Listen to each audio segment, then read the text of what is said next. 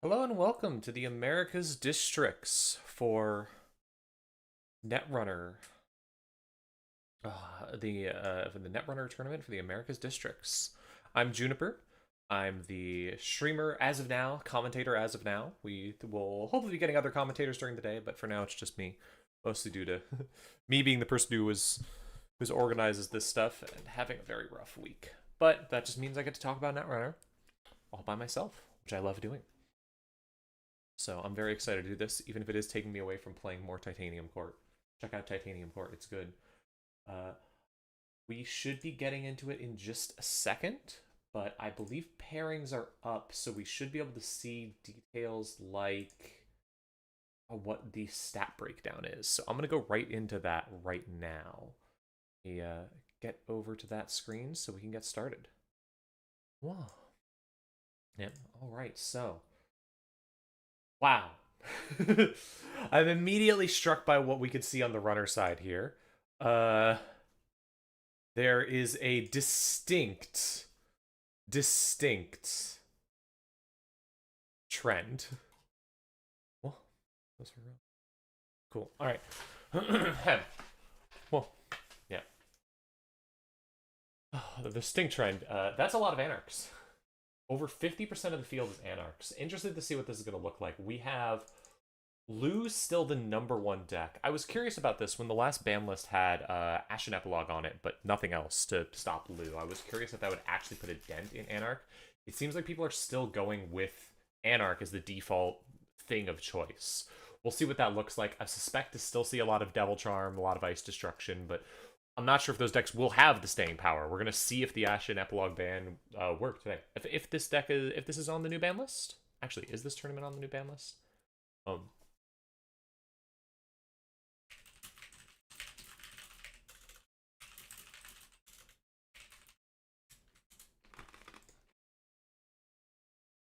Might not be on the new ban list. We will find out.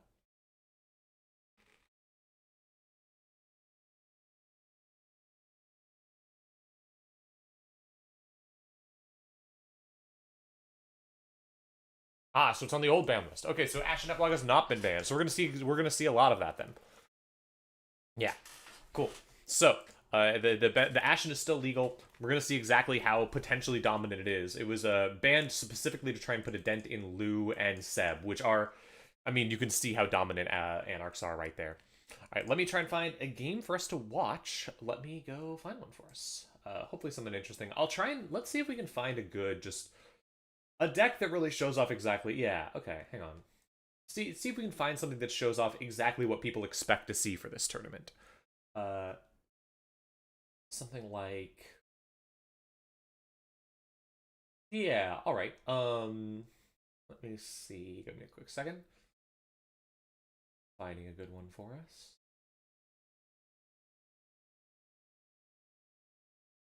Hmm. Um.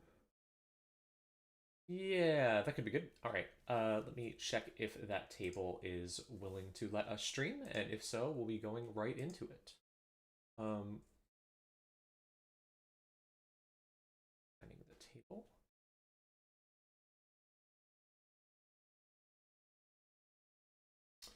Doesn't seem like that table is up yet. I think. Uh. And one person has made a tournament. One person has made their game in the wrong thing as usual. At least one person always ends up making a game in the tournaments tab. It's always a little bit funny to me. Right, yeah. Looking at table 12 right now, which is a matchup between Hasbard PD and Seb, which are two of the most dominant decks right now in my opinion. Let me double check if we can stream.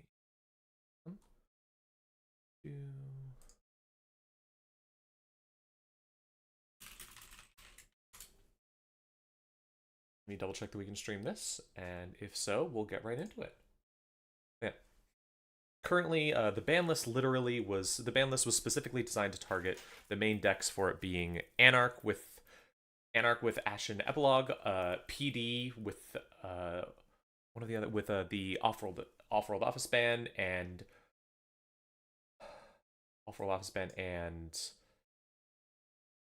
uh Ob with the Extract Band. So we can take a look at those 3 decks and see how they work. And today we'll be looking at Seb versus PD. Let's go right into it. Match between New Puldrix and Lucius. 2 players I don't really know much about. If anyone knows of them, I'll gladly get some info. But yeah, see how this goes. Should pause my music so I can enjoy the game.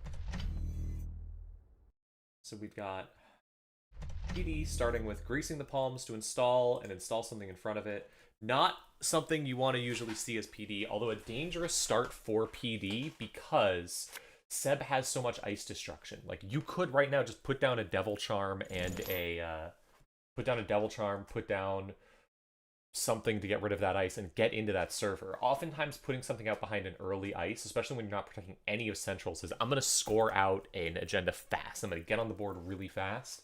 And that's really dangerous against Seb. Let's see, we have Crew. Crew really good here. Solidarity Badge. Manual Lattes to Manuel, and Pinhole Threading. All right, grabbing Solidarity Badge. Interesting choice above Crew. Solidarity Badge going to give you a lot of card draw over the course of the game. Definitely something that's looking for more of a long game here. Not a bad choice, although you do definitely need a way to start trashing things, and we'll see if we find one. There is the Friend of a Friend.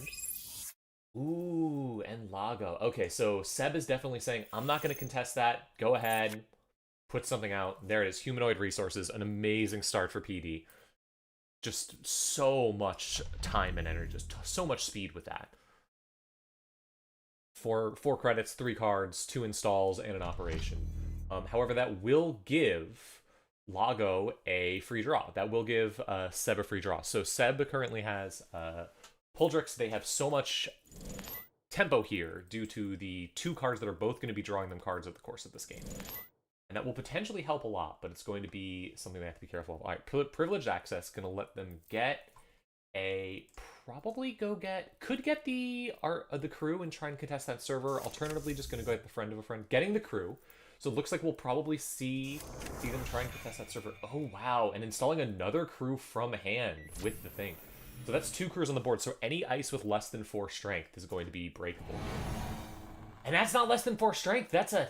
Oh, wow. That's an amazing ice here, especially against Seb, which doesn't usually run normal icebreakers. I mean, it can get Devil Charmed real easily, but that will keep the runner out. PD sees this and can now basically say, you have 1 card in hand. You have no way of contesting this until you get a Devil Charm or some way to reduce this strength. I can start scoring out of this server. I wouldn't be surprised if we see a score happen right now on this turn. Seamless launch. It's happening.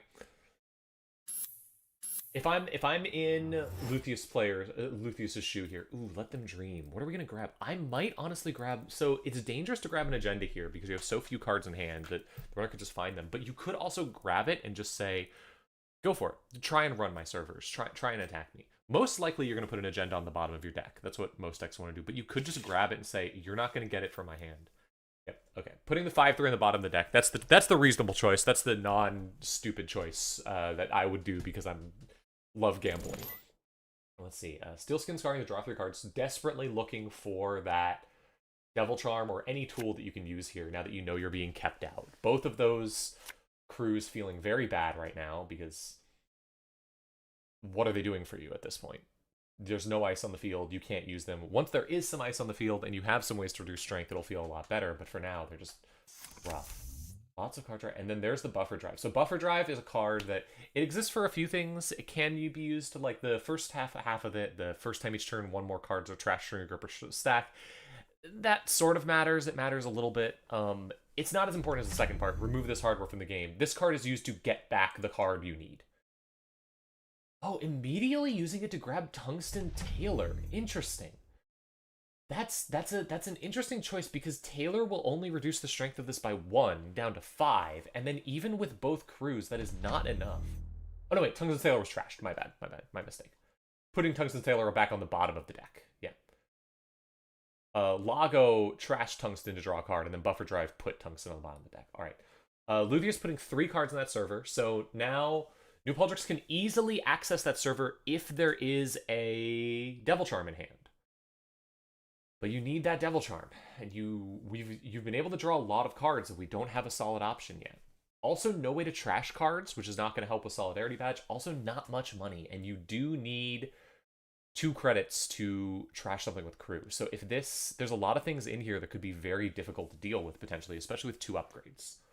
We'll see what Puldrix does in this scenario. But yeah, buffer drive for now, just shuffling things back in. Oh. Playing friend of a friend, just drawing up. Still no way to contest this server. Next turn can once again start doing things, but that's another humanoid. 10 credits gone through. The deck is down to 27 cards. That's so much of your deck you've gone through so fast. Just so much speed. I'm curious if this PD is on the the flood the market style with stuff like warm reception to res and derez things. But as of right now, it's looking like it's more of just a standard panic PD. Which is always good. You can't complain about standard panic PD.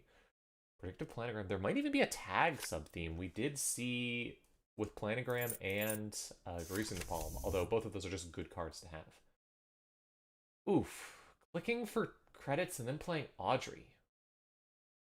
That will let you start cycling things like Strike Front from your hand, though, which is nice. So the nice thing about Buffer Drive is it puts the card back on the bottom of your deck, and Audrey lets you just trash cards from your hand for free. It basically just lets you discard for free if you want to, and that does help a lot.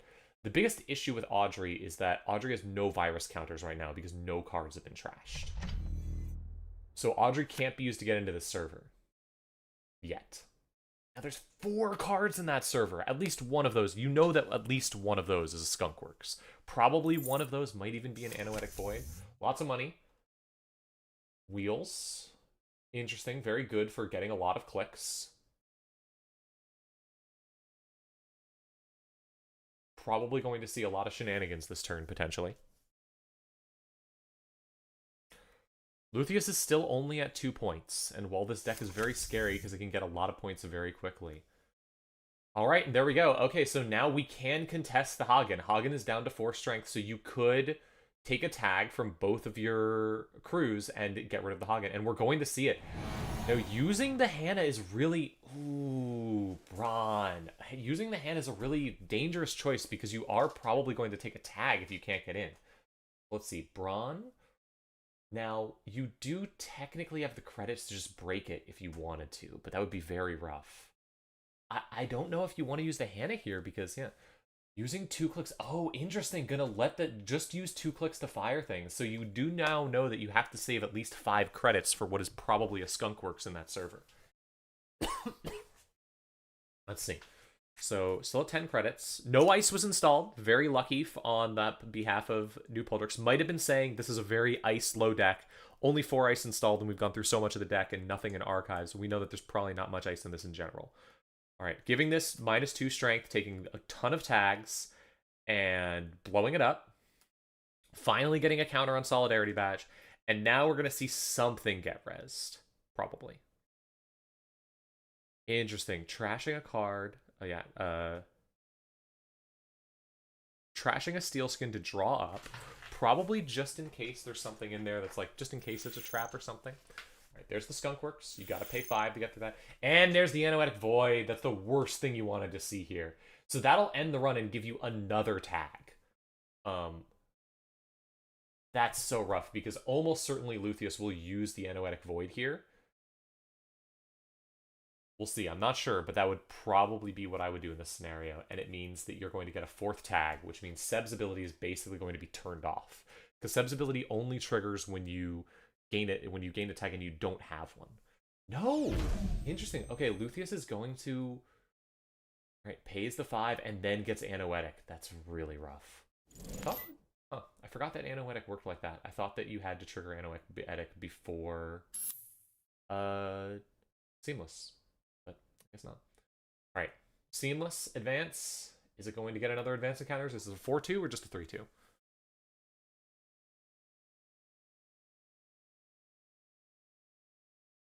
Let's see. Trying to decide what to do here.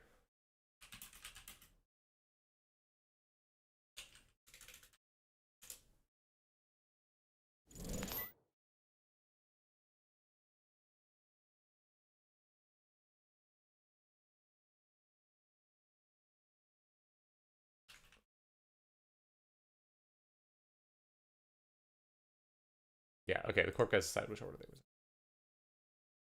in. Right. Advancing once, twice, and then planogramming. So you're not going to try and score this. So I guess... Oh, taking that back. You did just spend it for 3 credits, so that should be fine to... Oh, because the runner's tagged, so you can do both. Right, okay, yeah. Going to gain 3 credits and draw 3 cards. I assume because the corp wanted to advance this out, potentially even play the cards, and then realized, oh wait, I don't have the money to do this. I literally can't get in. Now, technically, Seb does have some options here. The corp only has 1 credit. It only has 3 credits, so you could potentially just run on HQ and R&D, and if you can get a trash, you can get in. Or you can just Devil Charm. That'll do it. Ooh, Devil Charm on this server, so now you can break this. You're going to take another tag with Hannah here. Yep. Because almost certainly Anoetic Void or Skunkworks is going to be used. We'll see. You can keep the corp paying a lot of money here, but you can't pay the money either. Like, you have to spend 2 clicks to deal with Skunkworks, and then you're still going to have to deal with the corp potentially just keeping you out again with Anoetic Void. And now there is the argument that, like, the corp can't keep doing that forever, but, like, if that's a 5-3, the corp can just credit advance next turn and just get the points. Now, it is a big setback, and there it is, yeah. Using Anoetic, and you take another tag with Hannah. Rough. But you do get a Solidarity Badge for trashing the ice, which is nice. And the corp is now on 1 credit and has put 4 cards in the bin. It's a rough place to be as the corp, but it's a much rougher place to be as the runner because that server, you have no credits. Like, I hope they have some way to make a lot of credits very quickly, because if not, this is a very difficult spot. There we go. Okay. Interesting. Okay. Oh no, Architect deployment test. Interesting. Okay, so if there's a big ice here, you could really hurt the runner. Let's see what we get. Oh, and that's a big ice. So you spent so much time trashing that Brawn last turn, and then it just immediately comes back because the runner gets this, because the corp gets to score this. One of the best possible things you could score out here, honestly. Now, the one upside you have here is that the runner, there is nothing protecting your HQ and R&D. So, uses it to get back a Seamless. That'll be good for scoring out the next thing. The runner has basically no options for... the corp has no options to res anything on HQ or R&D, so if you have something that can potentially apply pressure to those servers, you very much have a chance now to do something with them. But you need to find a way to apply pressure to those servers, and you have 0 credits to start that process off. Hannah can potentially remove a tag, but once again, removing a tag doesn't really do anything for you, because Seb only triggers if you have 0 tags, and you have 4 right now. It's a rough place for both players, but I'd definitely rather be the corp than the runner in this scenario. Finally getting rid of the Anoetic with the pinhole.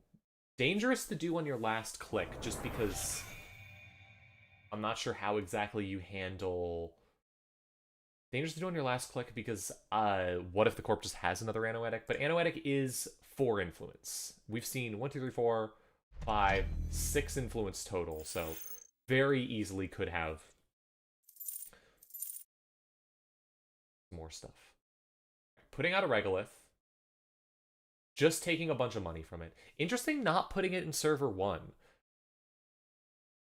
Could be that you're trying to save server 1 for something, but also could just be... It does mean that the runner can just run that server, trash it, and get a Solidarity Badge trigger and another Audrey trigger, which it looks like we're going to see happen here. Yep, and there's Hannah.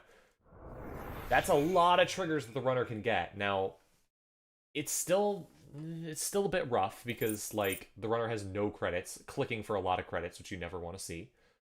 Discarding another Lago.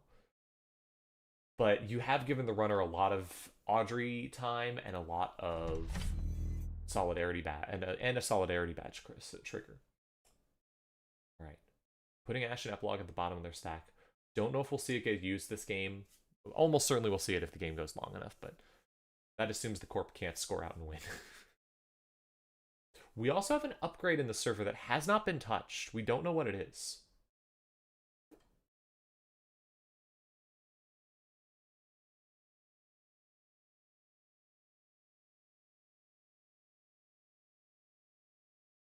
See where this goes. Heck, that other upgrade could be... Can you put 2 uniques in the same server and just not res them? I actually don't know that rule. Huh. Well, interesting thing. Alright, we're seeing... There's the... Oh, okay, here we go. So we have Augustus, which is the Seb's console, and also the thing that is going to start giving you a reason to start removing all those tags again. You can start drawing cards with it.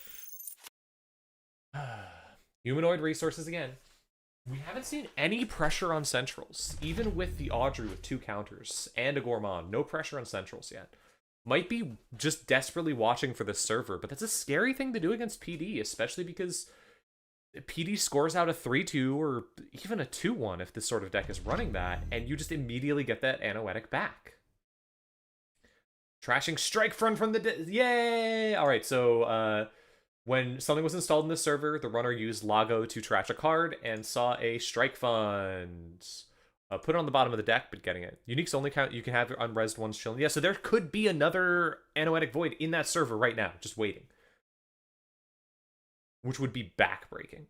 Alright, spends 1 Host Pounder. So, using Solidarity Badge to remove a tag, and then spending a power counter from Augustus to get rid of, to draw 2 cards. It's a lot of card draw, which is also going to power up Audrey a lot. Now, we still don't have any sort of multi-access options, so it's still really hard to actually see stuff in R&D. But you have the power to now break through this ice if you need to. Let's see, Boomerang? Boomerang on HQ, interesting. Oh, and Transfer of Wealth. All right. Okay, this is interesting. Resing a Sleipnir. Okay, that is not what you want to see as the runner, because the Corp is now down to 2 credits, so you're not getting nearly as much advantage out of this. However, it doesn't mean that the Corp is down to 2 credits, so you're going to be... the Corp is going to be broke after this either way, which is the other goal of Transfer of Wealth. Sure, it gets you money, but more importantly, it completely bankrupts the Corp. I have a feeling that the tags on Seb are just going to be used as fodder for drawing cards with Augustus at this point. That the only goal is just going to be to do that. All right, so seeing Seamless Launch, that's one of the best cards you can see, using Gourmand to trash it. There's a good chance that there was only 1 other Seamless Launch in hand. Like you want to keep 2 in hand if possible. And now that you've gotten rid of 1, that'll help you a lot for dealing with that final agenda, dealing with the final agenda, the 5-3 that you know is coming. All right, predictive planogram, gaining through credits, and drawing 3 cards. Scary thing to do here, but could be that Lucius just wants to push out the end of the game, just saying, sure you have the Devil Charm, sure you have these tools, but I can keep you out. I can keep you out, and I can score next turn with 2 Steel Skins. Bold play, but potentially worth it. Yep. So gaining 3 and drawing 3 with predictive planogram. We haven't seen a single Spin Doctor. No Spin Doctors on either side of the field yet. Well, on either side. They're only on the Corp side. No Spin Doctors in Archives or on the field. Removed from the game. Oh no, putting ice on Archives. That's a bad sign. That is saying to the runner, yeah, don't go in my Archives either. I don't have a Spin Doctor. With 7 cards left, I have to wonder where the Spin Doctors are at this point. Another transfer! Oh no! Oh, that's... What do you do here? This transfer gives the runner enough credits to get through the Managarm, and gives the runner enough credits to... And gives you not enough credits to res the ice, no matter what it is. Yep.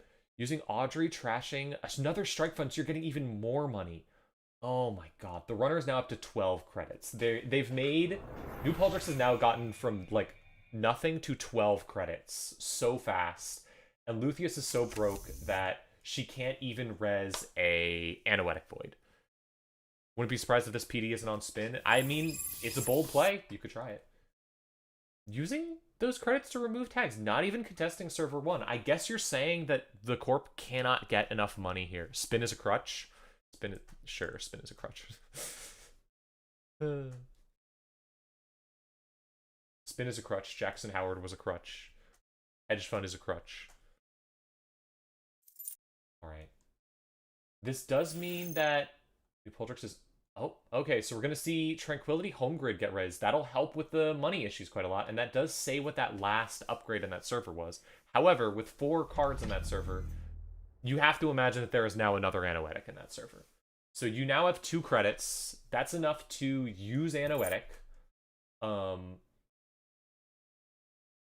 3 credits is enough to use Anoetic. But you just gave New Puldrix even more money with strike funds. And also, New Puldrix finally has no tags, so can start playing Privileged Access again. Oh. Oh, this is rough. 3 credits. You can't res this because you need the money for the Anoetic that you probably have in that server. But the runner is just going to use this to get back any card that they want, and then also get back a Gourmand and install something from hand. This is the danger of Seb. Seb can just run over you if you give Seb the slightest chance. Getting back 2 crews. All right, so yeah, this server is busted wide open. Even with the Anoetic, the runner can pay the credits twice. Whatever's in there is getting done. It's been an interesting. I've said that, like, I've been surprised that New Puldrix hasn't pushed on the Corp more, has, like, let the Corp play things out, but shows what I know, because that has made New Puldrix able to really consistently keep the Corp held down. Resing Virus. Interesting. That's not the choice I expected, but okay. It'll purge Audrey. However, if you access Mavirus first, then you do get... Yeah, you could just get the Mavirus stuff back from using Audrey. That's rough, because that you see that and you know that the runner wanted to do that earlier. Okay, Perfect Recall. Wait, Perfect Recall didn't get used. No, Perfect Recall did not get used. We did get in. We did see the mail listed. We did see that we can't steal it because we do not have the clicks. However, the Corp has 3 clicks and 0 credits. There's no way the Corp can possibly do this. Seb's game plan is never trying to win the game. Yeah, it's a thing that I'm not used to. The extreme prison Seb, but it works so well when you can make it work. You could just boost up to so many credits so fast from nothing with Seb, with Audrey, and all of these tools. It makes me sad because the tools that Seb is using are the tools I use out of Phoenix, and I use them for funny shenanigans, whereas Seb uses them to do horrible crimes. And then they get banned because Seb was using them for horrible crimes when I was just having fun with them. I kid. All right.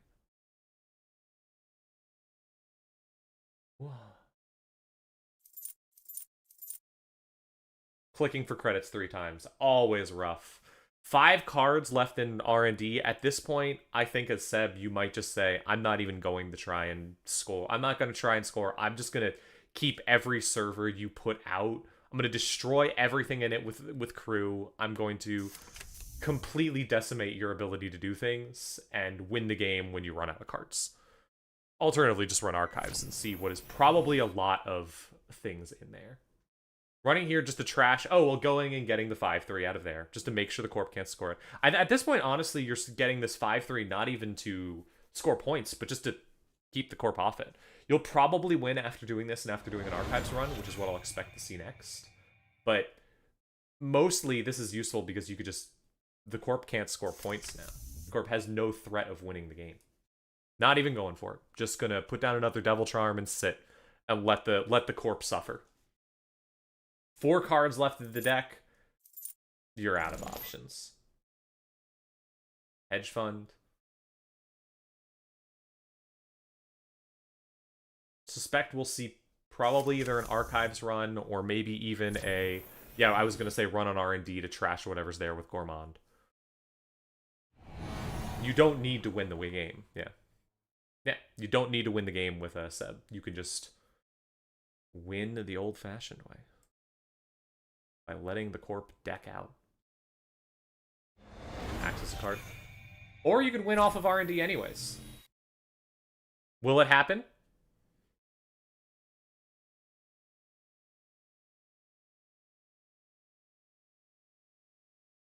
Trashing the drafter. Will this be the win? Nope. But trashing an Anoetic Void. 2 cards left in R&D. And we're pretty sure that one of them is a... Yep, that's 0 cards. There's the mill victory. That's game.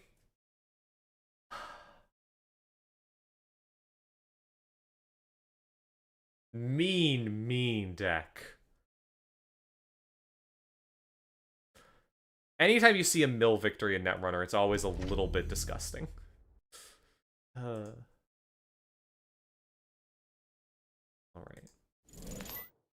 It means that the thing about a mill victory is it usually means that the runner was such a prison deck that they were able to lock down the corp completely. Putting a card in the server, playing Seamless Launch, which, you can't do that. Oops. Yeah. It is a deck, when you see that, it's a prison deck that has locked the corp down so completely that the threat of the corp scoring out is less than the threat of them making a mistake by trying to win. So you look at your options and you say, this corp is so locked in prison that I can kill them. Yeah, it's a good thing Ashen was banned. I mean, this deck, look at how well it used Ashen. Yeah. I don't agree. I don't like the Ashen ban personally, but we'll see. Maybe I will be wrong. That's game. GG. Well done. All right. That was exactly showing off how powerful Seb was, and we'll see what happens. We'll see if the Ashen ban can clamp down on that. But God, what a beautiful and disgusting performance by the runner. Now we should be. Let me check our timers and see how much longer we have. Looks like we have exactly in the round.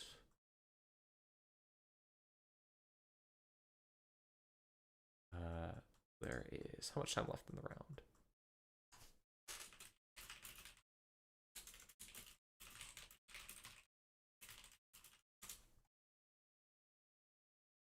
Let's see. Do we have enough for another game? I believe we do. That game seemed relatively fast. Where's the districts channel? Ah. Seems like there is how much time left? 9 minutes, so only a little bit of time. So with 9 minutes left, draw a lot of corp. Yeah, the corp did draw a lot. There was a lot of corp draw in a way that did scare me a bit, but yeah, amazingly played, but yuck is about my conclusion from that. It's something that can happen with this sort of deck when you can lock down like that. Without Ashen, it might have been struggled, especially against a bigger deck. But we'll see. All right, with only 9 minutes left, I think I'll probably just go on break for a bit until the next round. Well, I'm going to go over, but first I'm going to talk about the standings of the tournament again real quick. Let's talk about who's at this tournament. So, as I said, Anarch is dominant. Let me go back over this. Anarch is the most dominant by far. There is more than 50% Anarch decks, and of those, 13 of them are Lu. Lu is the #1 deck. This does not surprise me, although it makes me very sad not to see anyone even trying Phoenix. Lu is definitely the right choice. Scary deck. It's a lot of the same stuff you saw here, but just keeping the corp down as hard as possible. I don't know which is more powerful between Lu and Seb, but I know that Seb is much harder to play, which might explain the discrepancy here. 7 Aces, which I'm interested about. One of my good friends said that they thought that Asa was not playable in this meta, so very curious to see what's going on there. Is that just people going for it anyways, or is that something that I haven't seen yet? Because every time one of my friends is like, oh, well, this just isn't playable, then someone comes out with a deck that absolutely destroys with it, and I'm always excited about that. Then 7 Mushlihot. I mean, Mushlihot is always a solid option in my opinion. It's very hard to ban the cards that make Mushlihot good because it's every run event. Next ban list, desperate to keep down Seb, we've banned Transfer of Wealth, and now Mushlihot is also much worse. Now, we'll see. That's a joke. I don't think that'll happen. Breaking news, Netrunner players like a furry gay wolf. Yes, I wish that the furry gay wolf card was more... Well, I could use it more, but even in a deck that really wants it, my Phoenix deck, I've struggled with it. It does have a furry gay wolf on it. The only conclusion here is that we need people to draw more cards with furry gay wolves on it. Like, you could be putting your Fursona on every card in your deck if you go to a tournament locally. Consider that. Have you? You should. Then you have Arisana, 3 Arisanas. So at this point, all of the others, there's at least 3 at the most. Curious to see what any of these will do. I'm going to try and look at some of them if I can. Love a Baz. Only one Vic is interesting. Vic was very, very popular early in the meta, but at this point, there's only 1 left. I think that's just due to the complete dominance of Lu, and also, one other very important thing, what's the most popular deck on the other side? Oh, look! It's Melisu. Crim is not good into Melisu, in my opinion. Crim needs to run a lot, and the Melisu decks are usually running Prison Glacier strategy. It's where people took the old RH formula of just running stuff like Sisyphus and Huge Ice that makes the runner miserable and stacking it up, because now you can get all those cards back. You can keep getting back your Anoetics. You can keep getting back your other cards. There is also some versions of it that run FUT and keep getting that card back. I'd be really love to see an asset spam Melisu here. Curious what we'll see. Ob in second place. Ob has been interestingly dominant. I've heard a lot of people very worried about how good Ob is. We'll see if that continues today. We'll see how that turns out. And then beyond that, 5 PDs. PD is just always going to be good. If you don't see PD at least solidly in a tournament, that means either they've banned Seamless Launch or they've banned PD. We'll see if Offworld can keep PD down, but I genuinely don't think it does. I think it'll just always be there because it's always just a good identity. Nuvum, 4 Nuvums. Love to see it. Nuvum is what I play usually. I love Nuvum. I used to play NBN almost exclusively, but I've had a lot of trouble adapting to the recent NBN stuff. I want to go harder on asset spam, and Epiphany breaks my brain too much. 4 Nebulas. Curious what the current Nebula build is. I'm excited to see what those are. But overall, the number one thing is Ob, then Nuvum, Ziki, and BTL. It's interesting that there's so many Waylands, but the Waylands are much more spread out. Meanwhile, for Jinteki, 9 Melisu and then 2 Aukos, and that's it. And one thing I want to do real quick before I go to the next round, one more thing. I would like to try and see, can I find the... Do we have the Cobra links for the previous districts? Let's see. I know that they are kept up, but also I know that it is hard to access them. So let me try and find them so that we can look at them, because I'd like to see how they turned out. There's one, and there's the next. So let's go take a look. I have not been watching the previous districts because I've been very stressed out and very busy. So let's take a look at how those turned out and see exactly what the standings of those were. So, because that might tell us a little bit about what we're going to get to see here. All right, so for the EMEA district, there were how many players? There were 53 players, and of those, the top cut was a lot of Alco and a lot of Melisu, a lot of red. Lots of Jinteki here. One Leo, which is interesting, and 1 Nebula. But a lot of red. And then, on the other hand, there's 2 Lus and 1 Topan. Okay, Topan is very fun. I love to see Topan. We love to see it. But 2 Lus and a Seb is about what you expect. Number 1, though, is Mushlihot, which is very interesting. Now we expect, and then second place being Nebula and Mags. Wonder if it's as dominant as people think. That's the tournament overall, though, if I can see the stats for it. Yeah, so the stats for the runner factions. Much less Anarch dominated. Probably it was 2 weeks ago, so it was probably, or 1 week ago. When was this? Was this last week? This was last week, yeah. So much less Anarch dominated. A lot more blue. And 5 Azes. 5 Azes at EMEA. Fascinating. Beautiful, beautiful to see. Meanwhile, on the Jinteki side, you see the exact same thing. Melisu, the number 1 deck, and Alco, the number 2 deck. which is something because we didn't really see much pushing back on Melisu except for Offworld. However, any push on Offworld is going to hurt.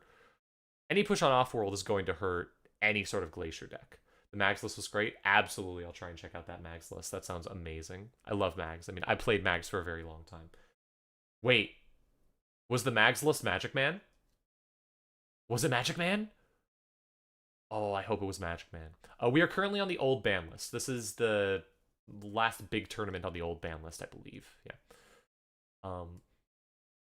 But yes, so a much less dominant by Anarch here.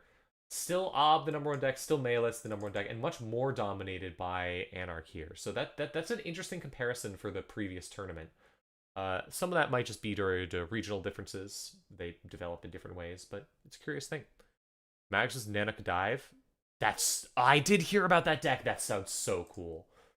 I was curious if we'll see... Oh, wait, hang on. I need to check one thing. Is anyone on Mags? There is one Mags. We might see... There might be one Magic Man deck in this tournament.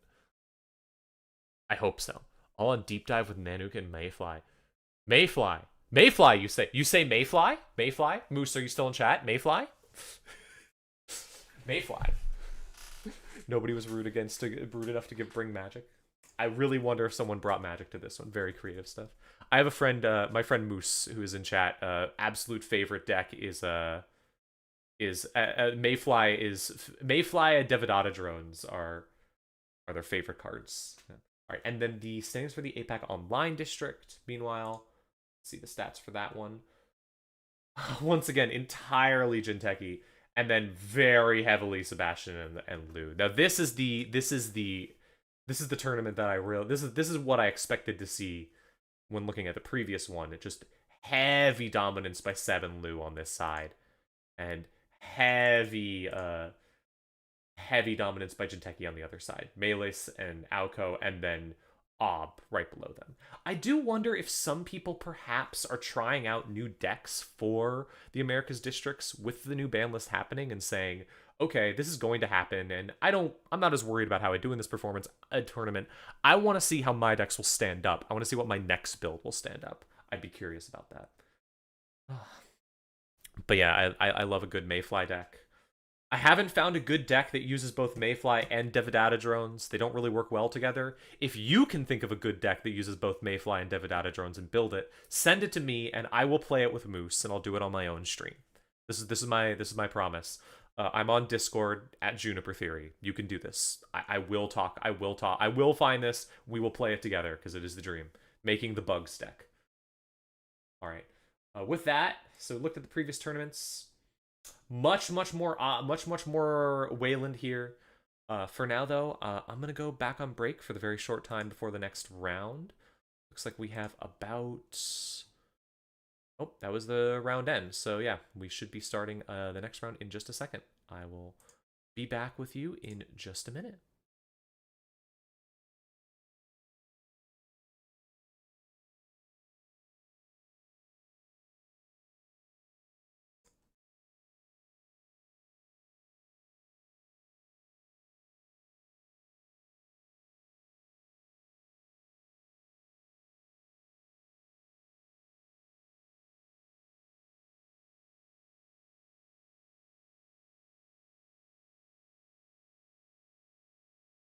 And we're already back because the round is already paired. All right, that was fast. Mr. Human Kirby, you have one of the worst usernames I've ever seen, but also, that's fantastic. I'm kidding. Beautiful username. Horrifying. Ugh. All right, let's see if we can find something interesting for the next round. See what we got. That's another PD, so maybe not that one. All right, how about potentially tables? Wait, no, we just saw that player. That one.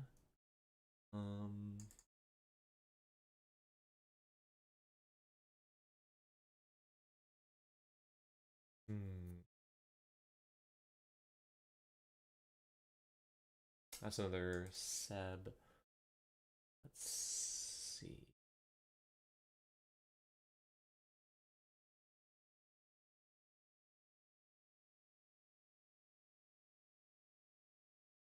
I have a problem here, of course.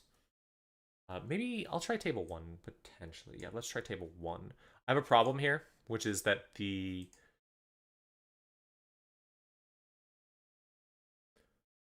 have a problem here. Yeah, I know. I haven't switched over yet. I'm still choosing a round. I'm choosing a game to play. I will switch over as soon as we have a game that we're playing. If you would like to look at the tournament yourself, however, here is the Cobra page if you'd like to see the different rounds and such. Hopefully that's sent to both chats. Yes, it did. Cool. But yeah, let me try table 1, see if that's doable. Personal thing I'm trying to do today.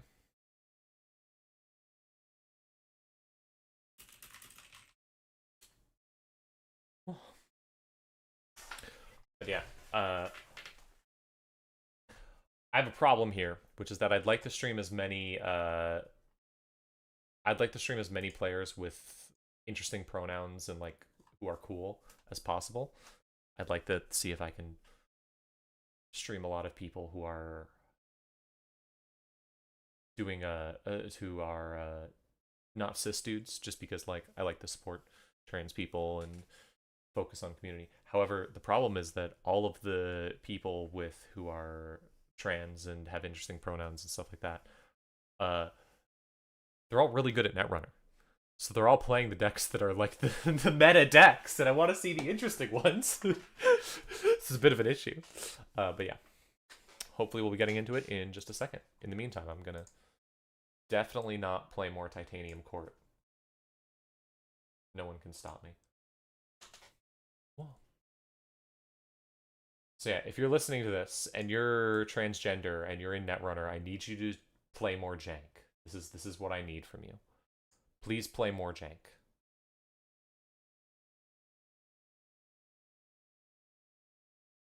Do it for me. Do it for the stream.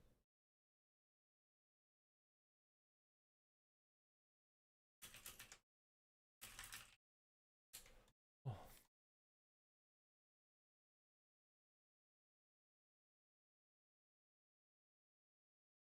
Right. Looks like we should be good in just a second. Just double checking that we can stream.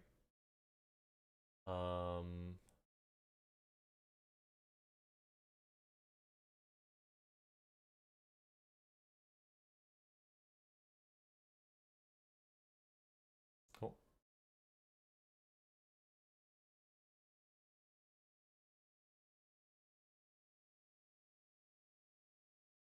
One thing I found really interesting about hang on, I'll just checking one more time.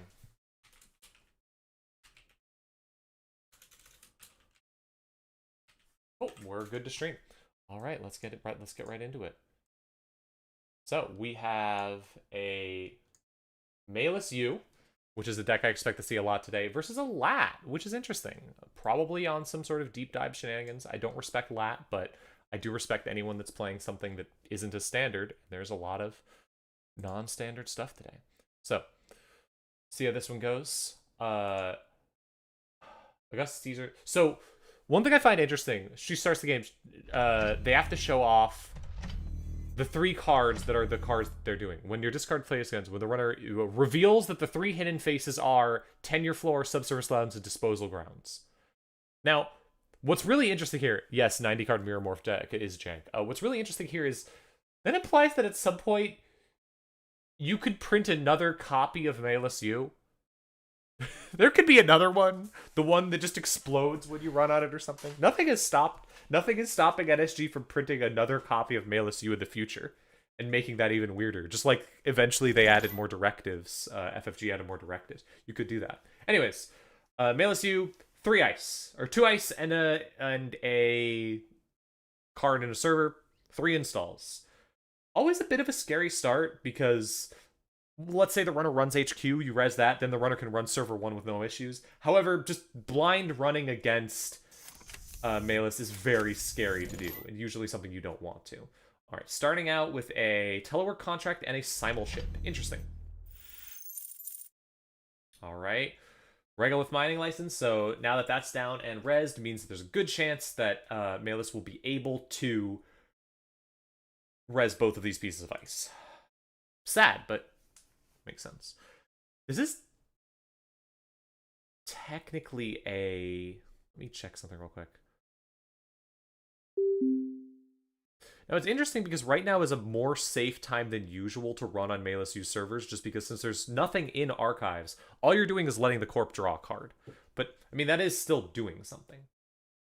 Right, so Shaper generally needs a lot of time to set up. We'll see how long this one takes to set up.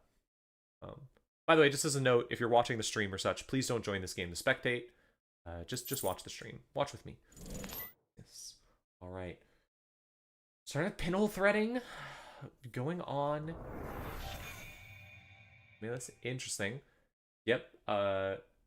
It was in fact R&D. So let me double check how this worked. The disposal grounds. Oh no, it was archives. So failed to hit the right one. Sadness. But did get to trash that regolith mining license before the corp could make any more money on it. Still got 9 credits off of it, but no more than that. Aside from that, drawing some cards. We played a strike fund for value. Never what you want to see, but something you can do. Interesting to see strike fund here. Not sure why that's in the deck. Well, hold on. Strike fund and steel skin. Okay. What's going on here? Hold up. Why is there a strike fund and a steel skin in a Shaper deck? Because that right there that's... Well, strike fund's only 1 influence, I guess, so it's not the worst thing to put in there. Then steel skin is 2 influence, though. They're good card draw, but why are those both in here? Is this an events deck? Like an Anacam style deck? Potentially. Alright, so we're putting a card in server 1, advancing it once. Now, the thing about Simulchip is it's very nice, but there are no cards in... There are no programs. Anacam Audrey. Anacam Audrey would be interesting. Catboy. Is there a Catboy deck right now? Do I need to go familiarize myself with Catboy? Is this the Audrey Lat? Ah, there is an Audrey Lat. Thank you. I love whenever there's a weird deck and someone in chat is like, oh, this is the Audrey Lat, or this is the this. And I'm like, oh, okay. So someone did something interesting. Cool. Catboy's Audrey Anacam Lat. A really interesting build. Oh no, ganked gaming. Yeah, there's an unresed upgrade in that server. What do you think it is? Good chance it's ganked. All right, let's see. Putting on a propeller, that'll help. It'll help with some barriers, but not with everything. However, it will give you something to trash Simulchip with to get cards back if you need them.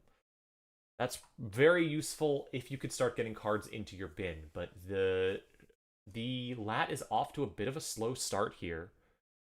Needs to find some more ways to get cards down on the table.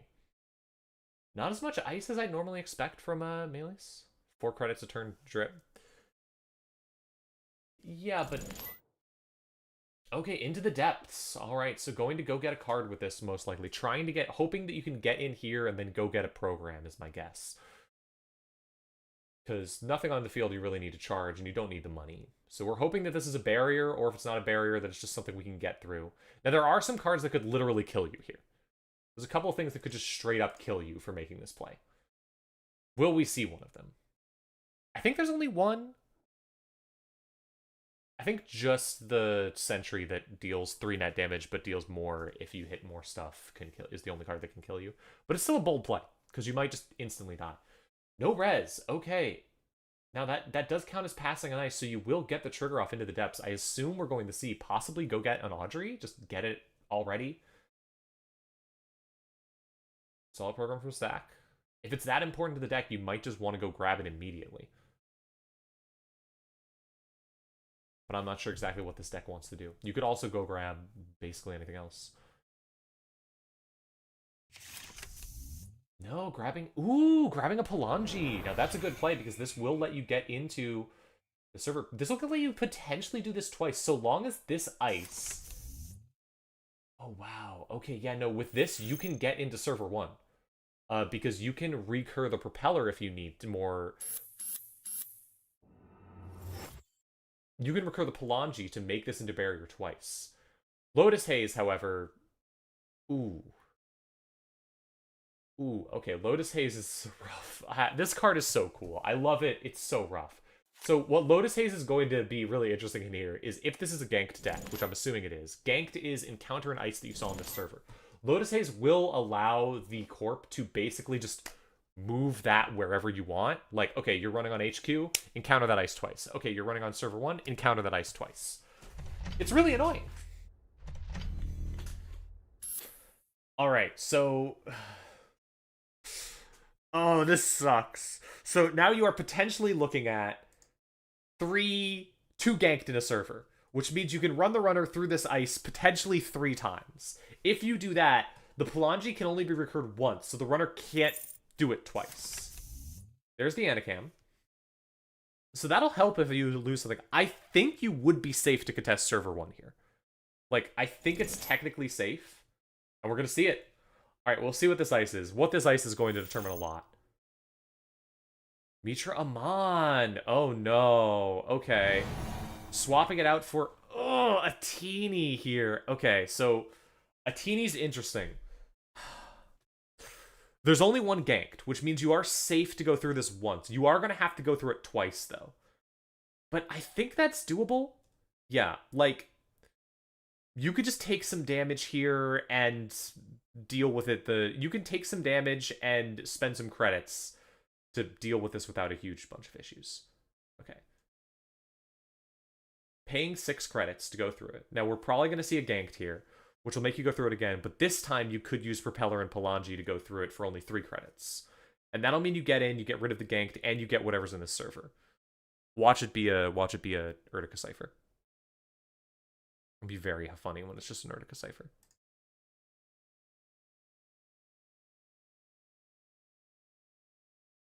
The teeny is pretty good to see. I was worried about it being seen because it's 5 strength, which means you can't get Propeller through it twice. But I forgot that there was the overclock. All right, let's see. It was a Charlotte. Okay, we see a Charlotte and we see Lacosta Grid. Okay. So that's a really good get. That's a really good get there because you didn't lose that much. The overclock let you pay through the Atini, no problem. It wasn't a ganked, and you got rid of the Charlotte so the Lacosta Grid can't start giving it. Because Charlotte is, when your turn begins, you can remove an advancement counter to gain 4 credits and draw a card. And Lacosta Grid is place 1 advancement token on a card installed in the server. So if those 2 can sit in a server with each other, that means you're going to be spending so much time just... It's just going to be slowly improving. That's like getting you 4 credits and a card every turn, which is so much money. And also, when it's not ganked, you don't have to worry about how many uses you have of Propeller and Palangi. This is a good place to be for the runner, even with that Lotus Haze scored, because you know you can get through this. You know you can get through it twice if need be because you have the credits spent. Alright.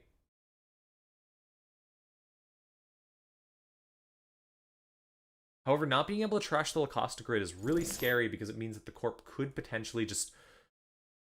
The Corp could throw something down that... Oh, okay. Getting the 3 credits. Playing Sure Gamble. Lots of money. Are we going to go back in?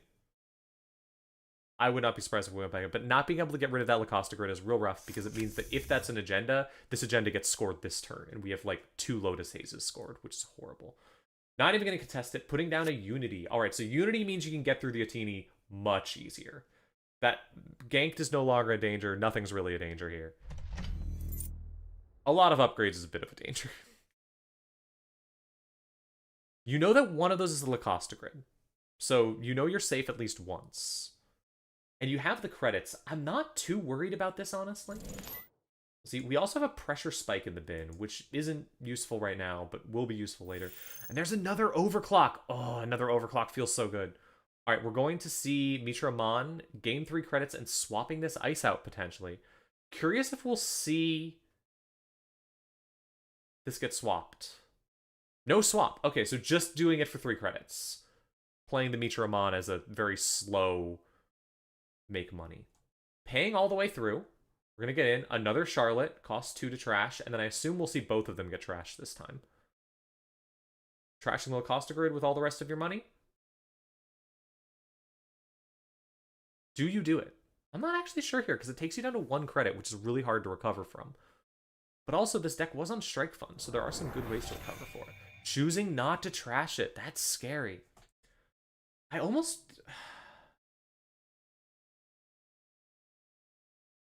wonder, like, do you just use Propeller and Palangi to get through that anyways? For cheaper so that you can trash it easier? Alright, next we're going to see a jailbreak. Alright, what are we going to see on HQ? So this will let you sweep the hand, which is real good. We see an Empiricist. Alright, and here's what you were saving that Palangi and that Propeller for. Because Empiricist is scary. It is a lot of subroutines that all suck, but only cost 3 credits with this. What are we going to see? A Fuji! Oh, wow. Okay, that's 3 points right there. Wait, that's two Fujis. That's 6 points. Holy cow.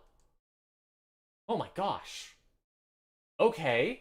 That's very scary. Losing Buffer Drive, Coalescence, Ritual and Spec Work. Okay, and the runner doesn't have the credits. So if we see a measured response here, that's an instant kill. I don't know if this deck is running measured response, but ooh, this gives Caesar potentially some chances just to instantly kill the runner here, but also means that Caesar is on game point. Any point here wins it for Torpedo. Draw.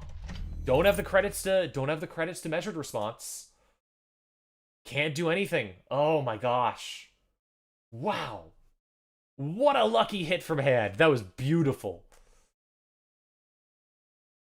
Sometimes you jailbreak and you immediately find 2 different you break out the clone facility. Yeah, that'll tilt you so hard. And immediately getting back up to money. Coalescence. Now you know there's that Lacoste grid in there, so this could score out the Corp another bunch of points very quickly. Nope, just another Charlotte. That's a lot of money. That helps, but not what you need because, or I guess at 2 credits you actually do need that. Never mind. That is what you need. But it's still a server that the runner can get in pretty quickly, especially with the amount of money that the runner has. And those simul-chips are still there on the board. You have to start worrying a little bit about how much money you have, about what you're doing with things. But the thing is, at this point, the nice thing about being on 6 points is if you see any agenda, you just win the game. You don't have to mess around and be like, oh, well, if I steal this, am I going to get punished? You just instantly win the game. At this point, as Lat, I think I'm just going, okay, what can I do to see more cards? Where's my jailbreaks? Where's my conduit? Where's my anything that lets me see more cards? Just win the game as fast as possible. But that might be because I'm bad at the game and I'm always focused on that. I mean, we saw how much I was focusing on that during the Seb game, and that was the wrong choice. I would not be surprised to see us start hitting R&D and HQ very hard, though. Especially because R&D will bankrupt the Corp again. Sure Gamble, great thing to have in your hand. Lots of money now.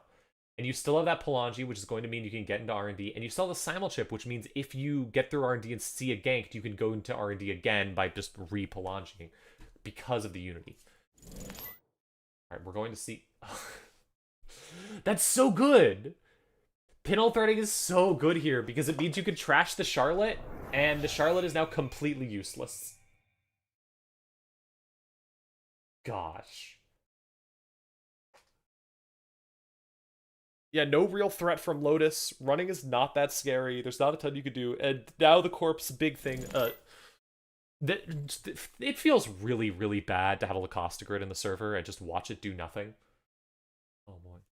I like Pinhole. I like that Pinhole exists. It keeps the game a certain amount of fair. Divinata Drone! Let's go! Let's go. That's another... Wait a minute. Oh, this deck isn't running Mayfly, though. But that's another Bugs! Let's go, Bugs. Love to see Bugs. Exactly what you want, though. Now you have a way to see more cards from R&D. You're going to see another ice go up on... Another ice go up on R&D.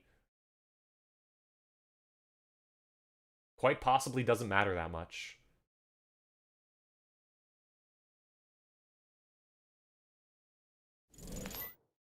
Agendas in hand because of the HQ call on Melisu. Possibly, yeah. We'll see about this. Okay, Tatubola. Honestly, fine to see it. You can get rid of it with Propeller very easily. This means that the next ice you can deal with using... Oh, it's just Natini. Okay, so that's even better because you could just use Unity to break that normally. Yeah. All right, here we go. This could be game. 4 from Overclock and 1 with the credit pool to break this, and we're in. Seeing we did hit R&D here. And that's game. That's game right there. Wow. Oh, that is a back-breaking jailbreak. One of my favorite things about talking about Netrunner is just how often you get to see a play that is just, okay, you instantly win because you saw the most devastating game possible. Someone just got as lucky as possible. So cool. All right. That was fun to watch. All right, let me see if I can find us another game to go check out, since that went relatively fast, I believe.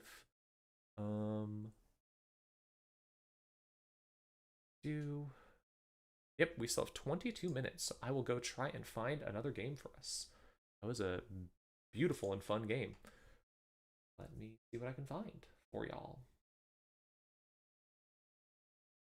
See who's finished their rounds. Most people have not. Let's check out. Let's see if table 3 is available.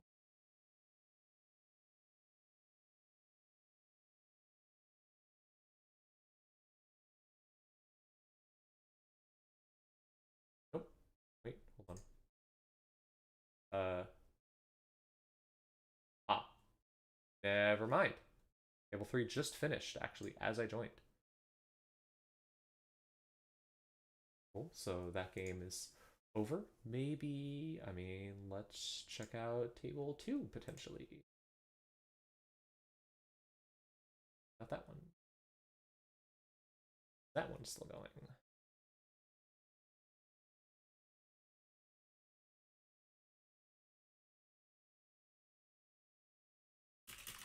Oh no. Oh no. Hang on. Me. Oh. Yep, that is on the no stream list.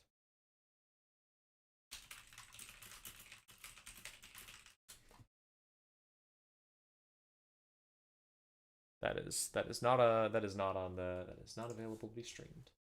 Let's find another one. I'll eventually find a game we can stream. How about potentially table... Maybe table 7, potentially? Still going?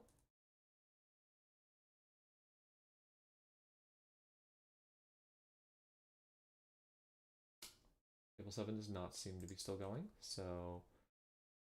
We'll... Table 9, perhaps. Let's see about that one.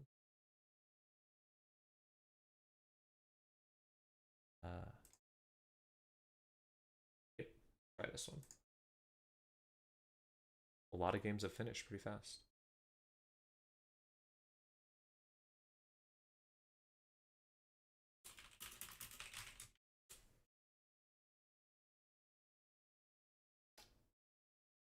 Cool. Something going on here. Hopefully this is a table we can potentially stream.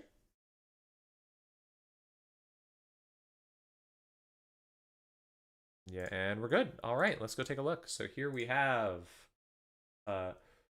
Mushlihot versus Nebula. Oh boy. All right, so the 2 events-based decks. Interesting. All right, and we've got 10 cards left in the deck for Nebula. That's not a ton of cards left in the deck for Nebula. And 10 cards left in the deck for Mushlihot. 2 Spin Doctors removed from the game so far. Along with a Moon Pool. Moon Pool, let's go. Love to see Moon Pool. And 2 points scored out on one side of the table, 4 points scored out for the Corp. There's definitely some sort of fast advanced Nebula. There is a Touchstone. All right. So Touchstone implies to me that this deck might be on like a Baker or something. If that's true, that would be really, really rough for the Corp. So that's 2 Piranhas. Ooh. How much is that going to cost to break? 3 bad publicity right now is very rough for the Corp. Still need a fair bit of stuff, so we're probably going to have to take some damage here. A lot of bad publicity is not... It's rough. And it's going to turn off Gemelang, which is going to mean you can't do it. 3 from Overclock. Look at archives to see if there are any Flood the Markets in there. Let's see. There is... No, but there's red level clearance, top-down solutions, your digital life, non-equivalent exchange. Not a ton of flood to market. I don't know what this Nebula is doing here. 4 credits. Reaches R&D, season on season card, and a Hermes. Ooh. Hermes isn't the worst card because potentially you don't have any thing to worry about, but you don't have many unresed cards on the field right now, but it's still rough. The nice thing about Piranhas is that it is 6 strength no matter what. So it's going to be hard to deal with no matter what. Now, potentially you could just outdraw the Nebula, but that's hard against Nebula. Nebula's a little bit threatening here. With only 4 credits, I'm not sure there are a lot of ways to score out. Predictive Planogram, gaining 3 credits. Not going to draw cards. Smart play, smart play. Choosing just to not draw any cards at all. Because you know that the runner has 3 tags, but if you draw, you're potentially decking yourself. That's a really important thing.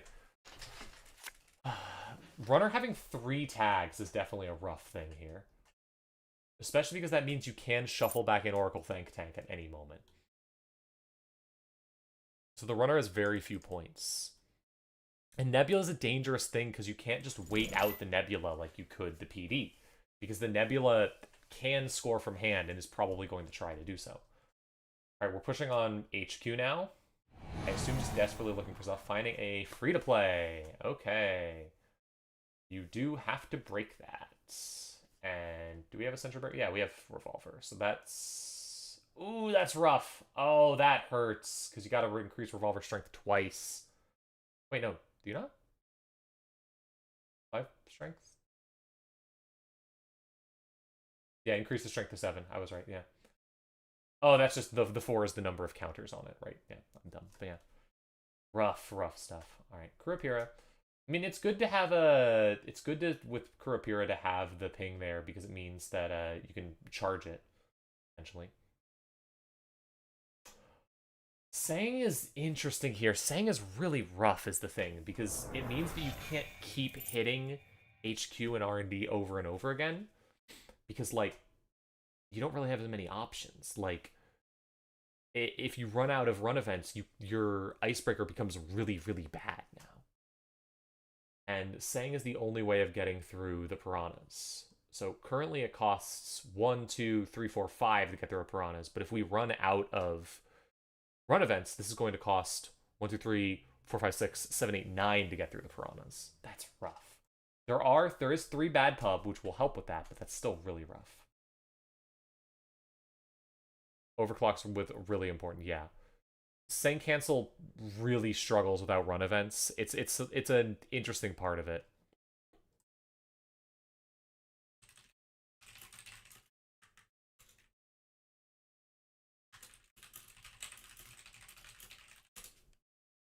Corp is thinking about options. The Corp did get flipped back over, so don't get the Nebula thing this time. You do have 10 turns left if you don't draw any cards.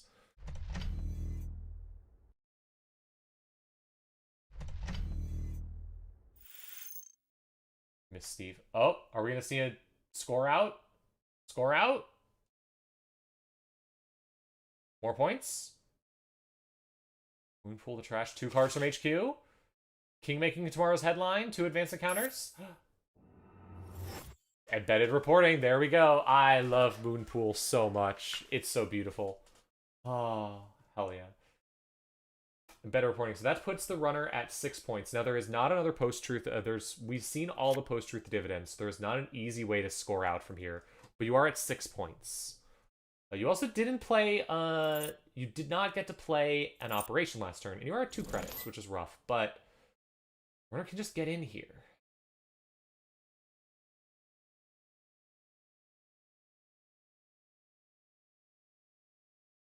Oh.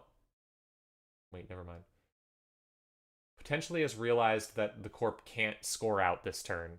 Don't have the Nebula trigger, don't have the credits, and don't have the potential post-truth dividend, so is saying, nah, I'd rather just not do that right now. I want to save it for when I have more options. We'll see. I'm not sure exactly what your plan is here as the runner, though. Getting a bunch of credits. What's in the heap right now? We've seen all 3 transfer of wealths, 2 jailbreaks, 3 clean getaways, 3 bravados, 3 carpe or 3 carpe diems. Almost all of your run events, it feels like, are in the bin right now. So many. They broke the last sub on an earlier run twice when it wouldn't have ended the run. That's a good point. Piranhas is, you have to be very careful with it like that. It's difficult.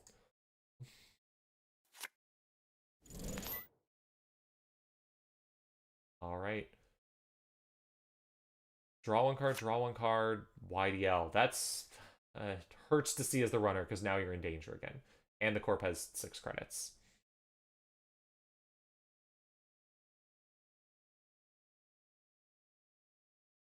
You can hit R&D, but you would need to see 5 points to win. And I don't think this deck is running a 5-3. It might be running next big thing, maybe, but like, it's not a ton of actions. There's twinning. Okay. So this will let you start seeing 2 cards per time from hand. It's a bit rough because you do have to fully break these. Or, well, you don't technically have to fully break. You can just break the last one. But, scary. Is there a third Spin Doctor in Archives? Let's check. Yes, there is. So all Spin Doctors are removed from the game at this point. Rough. Let's see. Okay. So now you only have 1 break here. So you can only break, or no, you have 2 things. So you just have to break the end the run and you break to do the net damage. All right. Interesting play. 1 counter on twinning. That'll let you see 1 card. Now, the thing about this, though, is even if you get points, the corp can just shuffle back in Oracle Think Tank. Like, you aren't really threatening to win. You are flipping over Nebula. That's, I mean, that is points. That puts you at 5 points. But I think the corp just, like, if I'm the corp, I might just play if you have an event, play event, shuffle, and that's it. Make the runner do it again. Or just win with a moon pool. Win with a moon pool. Let's go. I love to win with a moon pool. There we go. That's game. Moonpool is one of my favorite cards. I played with it for a very long time. I love seeing Moonpool not in Jinteki because it means someone's doing very funny stuff. For a while, I played Nuvum Pool. A beautiful deck. I recommend it completely. All right, and with that, I'll probably wrap up there for now. We're going to go on lunch break, I believe, after this. So let me double check that that's true. And if so, I will put y'all on break, and then we can come back later for the rest of the day. Got a long day of Netrunner ahead of us, and it will be, hopefully, very fun. Still have 10 minutes till the round ends, but most of the games, it seems, are finished. Yeah. All right, so next round is in 45 minutes, so let me set up a timer for that. Moonpool is cool, but I'm pretty much all in on Flood the Market. I mean, yeah, I think Flood the Market's objectively the better card. That is the correct choice. However, if I cared about correct choices, I wouldn't be playing Phoenix. All right, so let's get back to our break, and then I will see you all in about 45 minutes for the next round. Just let me get set up.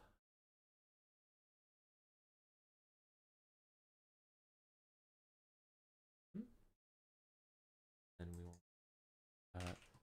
Thanks so much for tuning in to this tournament. It's been a couple of great games so far, and I'm very excited to see more of it today with y'all. We'll see what we get to see. Hopefully I can see some stuff that isn't what we expect in the top 8. That is my goal. In the meantime, I'm going to go probably play more Titanium Court. It's very good. Yeah. Let me see you around then. We will see you in about 45 minutes for the next 2 rounds. So long, folks.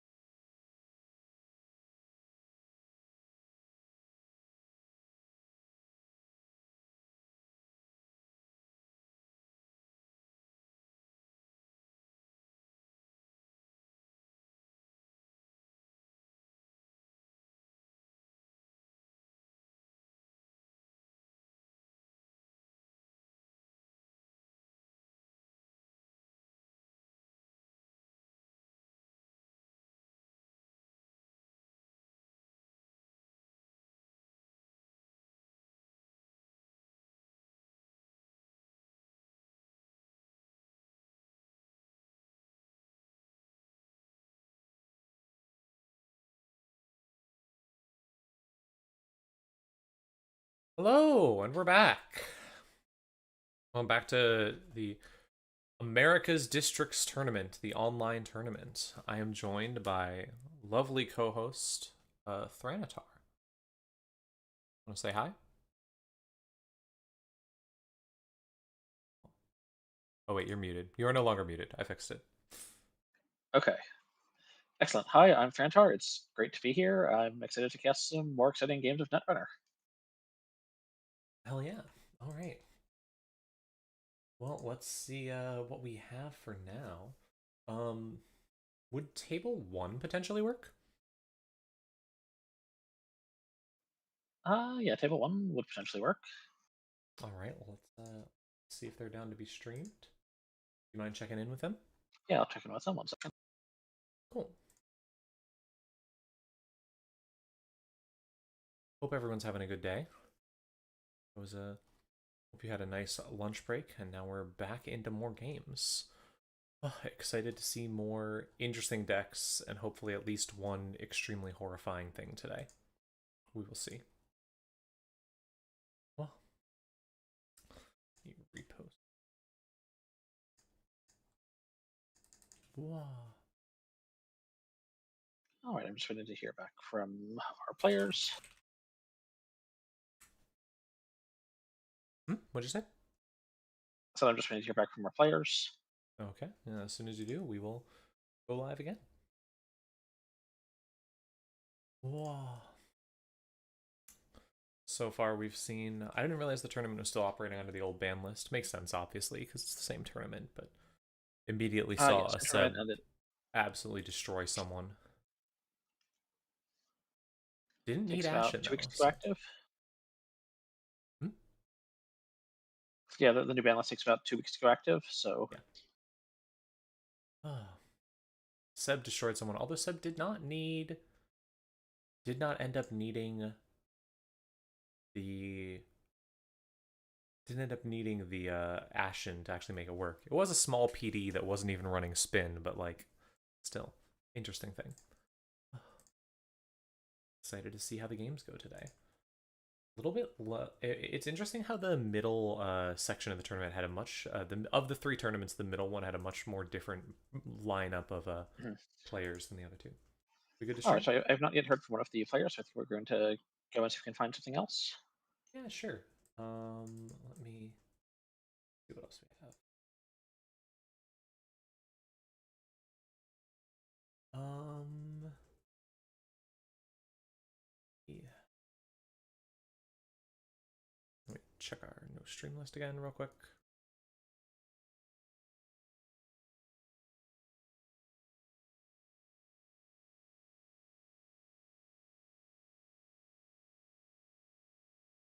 That one. Never mind.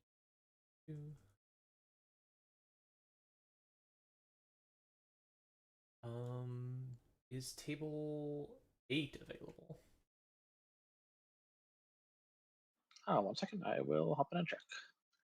Oh. And if not, maybe table 7. Table 8 or 7, either one.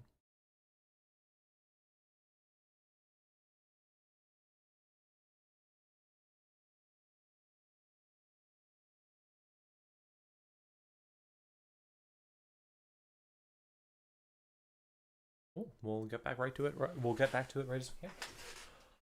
I hope everyone enjoyed the break. I enjoyed playing a couple more rounds of Titanium Court, finding horrifying revelations, getting myself a snack. All right, we are good to stream on table 8. This is Stupost versus Morocco. Yep, This is getting Epiphany ready. Analytica. Isa.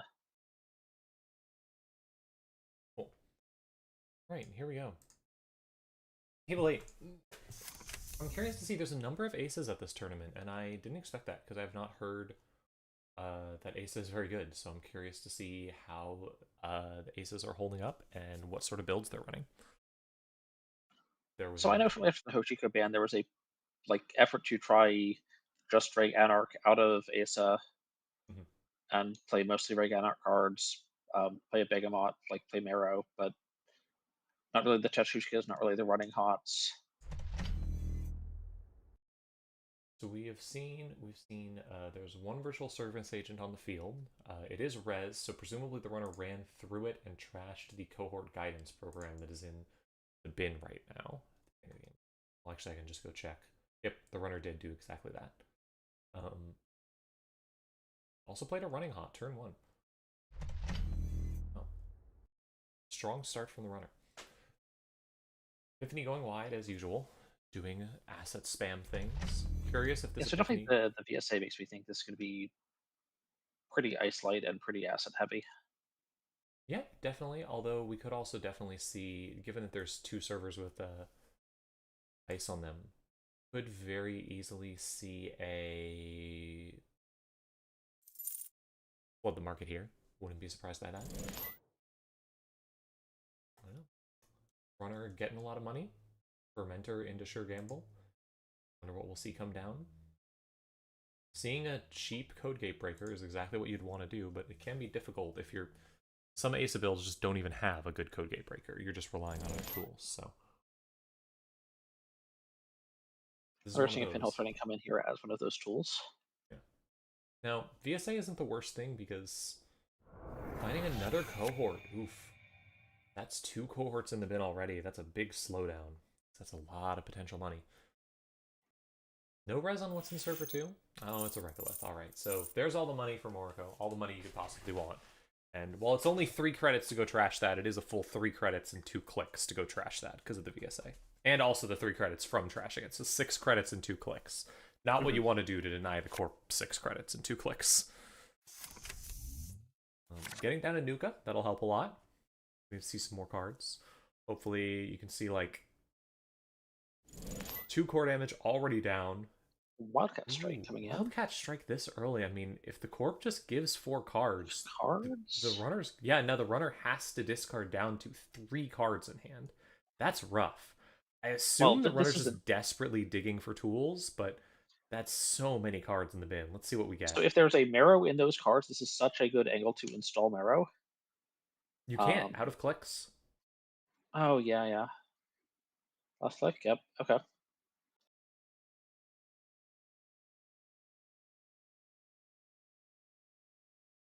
Wonder if the runner is regretting that decision, losing all of these cards. But could also just be, I want to find my breakers immediately, or I want to find my Azamat as soon as possible. I'm up against Epiphany. Who knows? All right, what did we lose? We lost Nuka. We lost a Carmen and a Buzzsaw. Interesting. Another Nuka, a Strike Fund, and a Steel Skin. That's a lot of cards. I would say that was actually the second Carmen. Yes, that's the second Carmen. So I'm basically completely certain at this point that there's probably an Ashen in the list. Oh yeah, 2 Ashens in discard. Last kit Wildcat is tough. Yeah, it's a different. If it's a difficult thing, 2 Carmens does imply this is trying to do a very reg build though, because 4 influence on just Sentry Breakers sounds like you're making a very normal Anarch build. Yeah, and Anarchs are suffering a little bit when it comes to killers.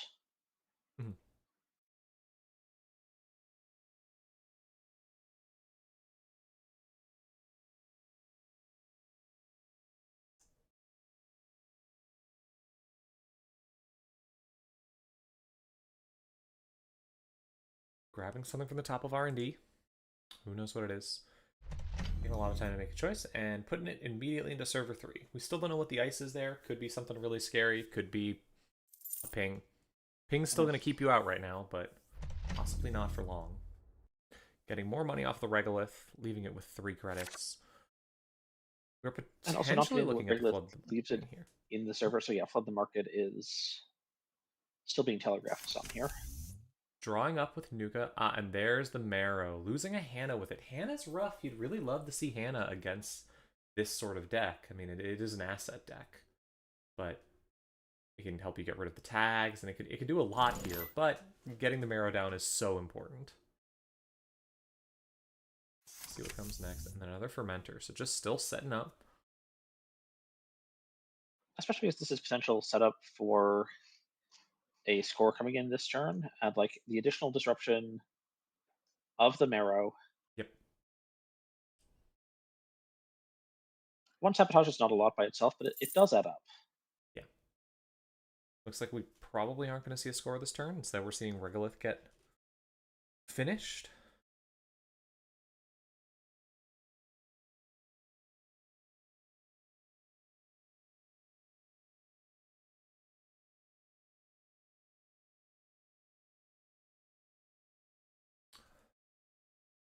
Figuring out what to do Yep. here.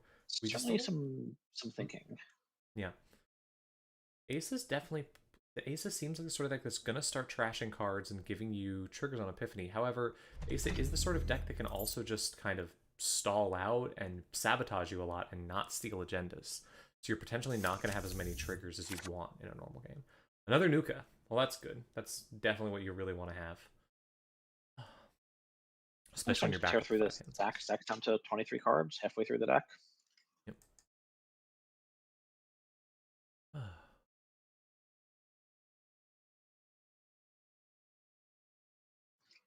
Quick influence count. There's been 2 Carmens. There's been 3 Nukas.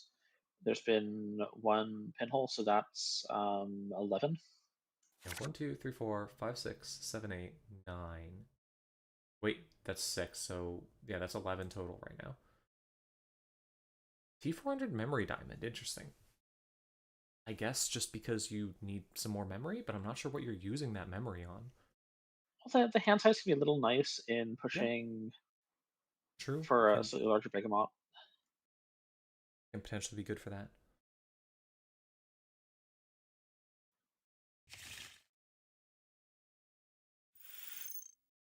Still drawing through the whole deck as fast as possible. Bring out a Spin Doctor. Epiphany also drawing a ton of cards here. More cards at the table. More cards. Just so many cards down.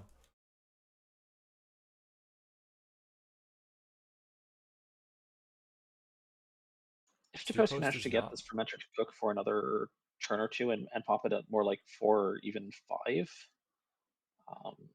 that could be really high leverage.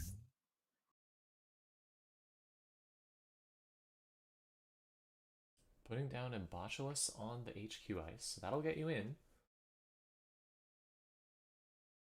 Potentially setting up to be run over by Mavirus. I always love seeing that. Always a chance.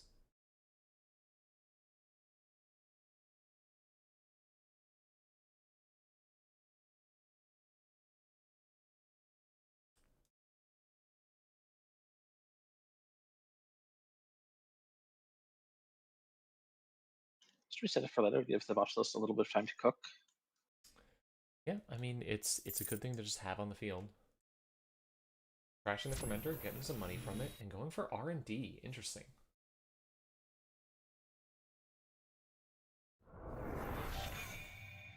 Crashing a federal fundraising.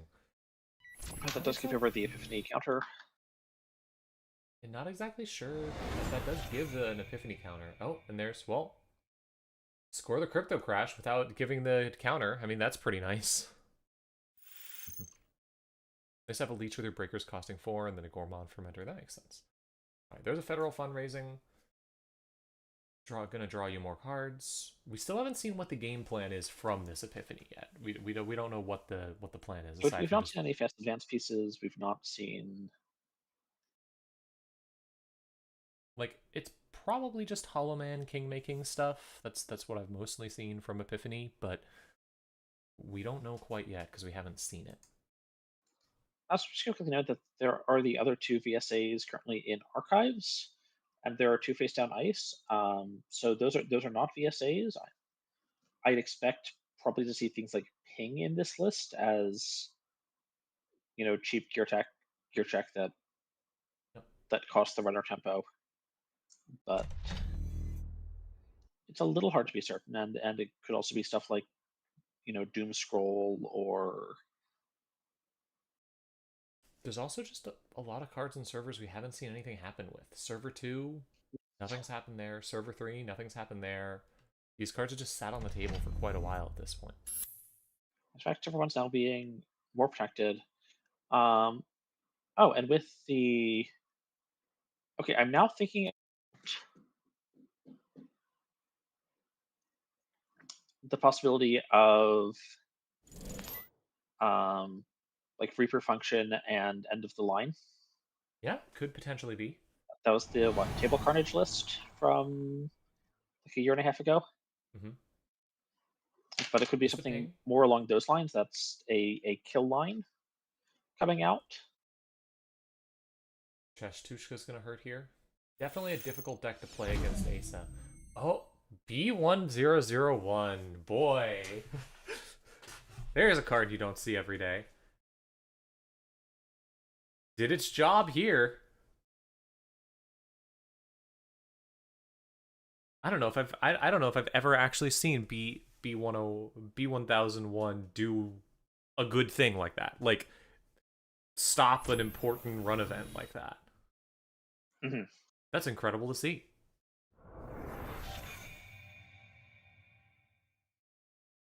And speaking of agendas, this could also be orbital superiority for kill lines. True, true. Possible reason to put a single advancement counter on it. So we're going back into HQ, just going to see what we can find there.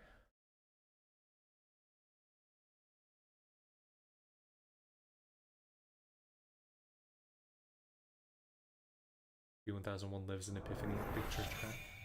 Trashing a Spin Doctor always hurts, but you have the Spin Doctor out on the field, so not the worst thing. You're not down to 0 credits, though. Like, you have the Ghost Tongue, which can help you a little bit, but very broke right now.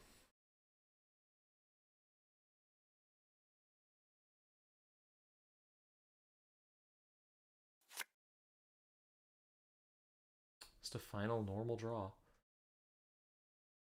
Runner is looking broke. Looking for money, perhaps. We'll see what happens with this card in Server 1. It could be a Vladisberg Grid. That would make a lot of sense as a card to have down there. Mm. I'm always scared whenever I see a really weird looking board that there's a kill line that I just haven't figured out yet. It's happened to me too many times when I'm just like, oh, right, that card can kill you. Right. I think the last one that happened to me was when I forgot that See How They Run gives you a tag and does damage, and then you can kill with end of the line after that. I forgot that that was the thing. Here's the around for a second. The Ghost Tongue does really help with rebound economy, since it opens up lines like Strike Fund into Sure Gamble, which is just something you can play with Ghost Tongue down. Yeah. No, it's very good.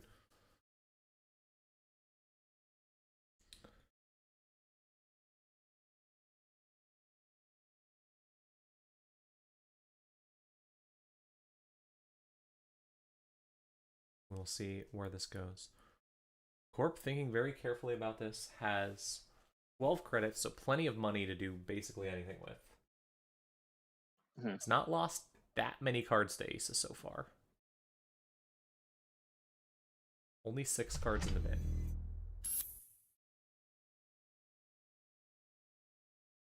New remote and a single advancement. Okay. I don't know what to make of that. I'm still saying this is set up for a kill line. Yeah, that I mean, I would not be surprised. Paying a click forward into the future. Yeah.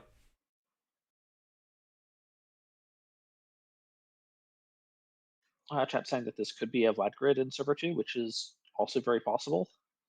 Vlad grid with 2 counters does advance a 4/2 from hand. Yep. Could be weirdly that the runner was just saying, interesting, raindrops on HQ. Interesting choice. I might have chosen to do it on a different server just for the card draw, but I mean, you do definitely get in here. Finding a Starlit Knight, not very useful, but you do get up 4 credits pretty fast. Still no breakers, no tools, just the T400, the... Nothing out on the field yet. Another Fermenter? Very slow turn for Asa. Not what you want to be doing when there's this much stuff on the field. And will we see some sort of kill line?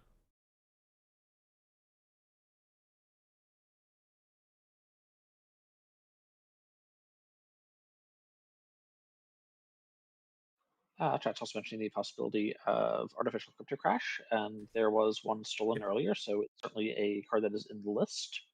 We do know it's there, and it could be that the oh shoot, sorry, lost the game. It could be that the corpse just slow rolling it to get the most value out of it. That would surprise me. I'd suspect that this deck is probably on our newest worst boy.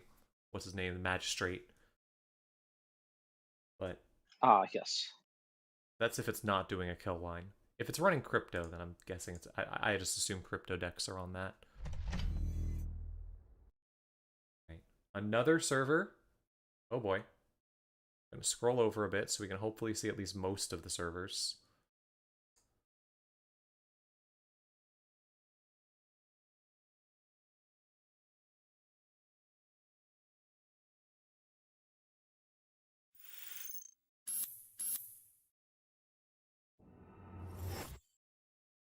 It's a There it very slow is. feed of information.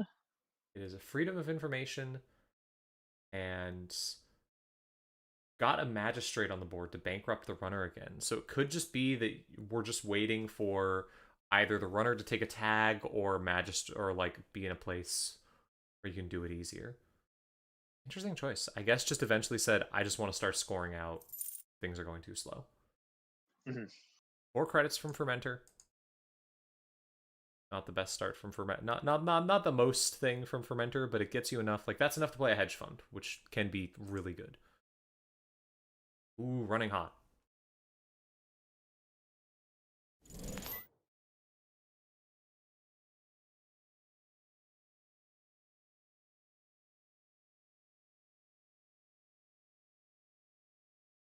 Lots of clicks. Can Not get into entirely HQ sure what once.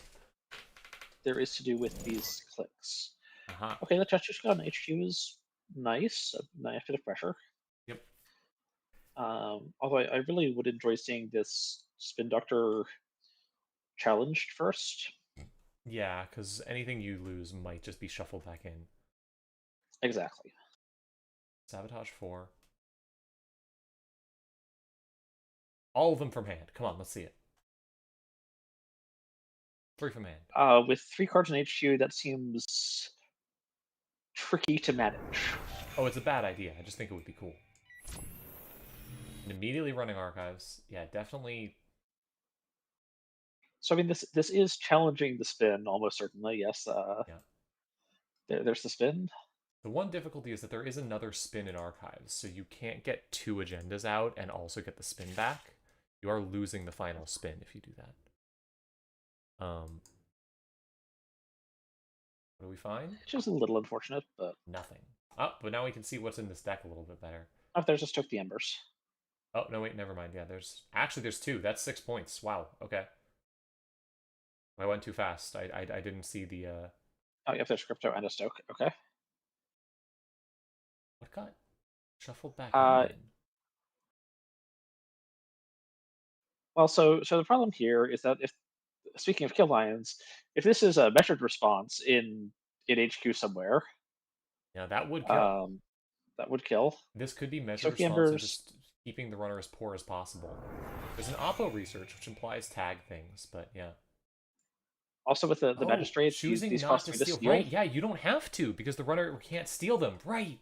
Oh my Correct, but god. also the runner can't steal them because the runner is broke. Going to go back and steal one thing. Dangerous in the face of possible measured, although we can see one... Only 2 influence, so definitely could be a measured somewhere.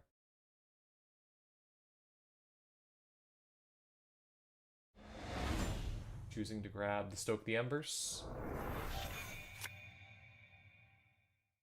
Drawing 1 card. Is that game?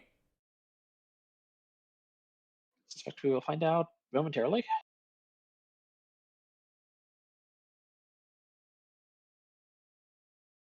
You don't have a way to get that other agenda out of archives, so this is dangerous because if you don't have the game winning right here, you're just you're giving the runner 6 points. Because I don't think there's any way for the Epiphany to get those agendas out of archives with the Spin Doctor already in archives. Drawing 2 Again, cards. there's a lot of influence not showing. There could be moon pools. There could be Yeah, we still don't really know what this Epiphany is doing. descents. There could be simulation reset. A lot of time. That's an install, so I assume that we don't have an instant kill. Oh, nope. There's the Oppo Is a research big instead. oppo. Small oppo is a small oppo. Small Oppo, but the runner doesn't really have a good way to get rid of it unless there's a strike fund or something in hand. Yeah. However, you can just draw up so you're not running into... Yeah. Credit, remove a tag, draw does save you from end of the line here. From double end of the line. Yes. It also saves you from single end of the line. Well, yeah, no, it saves you from single end of the line. Ooh, not gonna draw up? Was that a mistake? No, just taking the credit. Assuming the corp doesn't have a single end of the line in hand. Balanced coverage, getting credits. Federal fundraising rearranges. And we Are we will gonna see. see it? You know there's a B1001 in this deck, so you know that, like, you can't really run while you have a tag. I keep expecting the corp to just be like, okay, I'm gonna go fast now because I could just instantly kill you. But it's still slow rolling, so...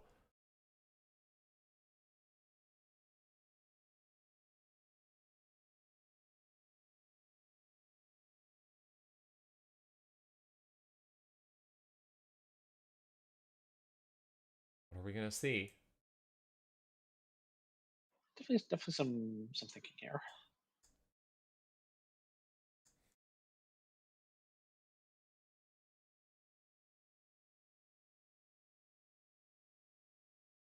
You can't oppo again because the runner doesn't have any agendas or anything. Did nothing. And on the also, last turn. even discounting the end of the line potential, Stupost going down to one tag does prevent freedom of information from being a 2/2 that can be scored from hand. True, true.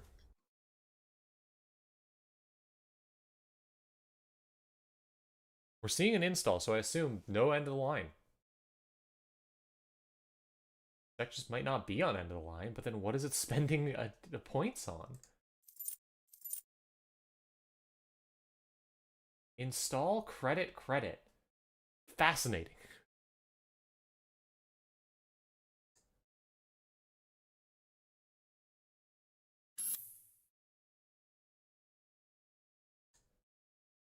Install credit advance, threatening the 4/2.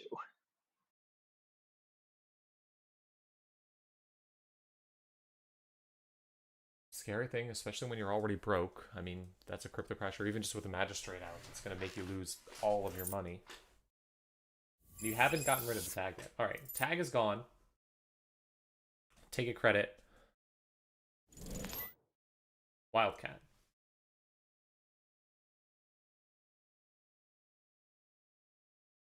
And Gain 6 tells me that this is almost certainly a crypto.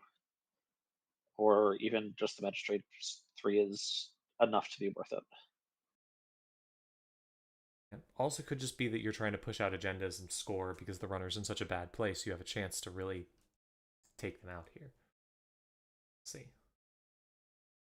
Not just suggesting the missing influence could be Oh, on right, one because yeah, you resumption or gave the prototype. Wildcat. Yeah. Alright, the Wildcat was credits given.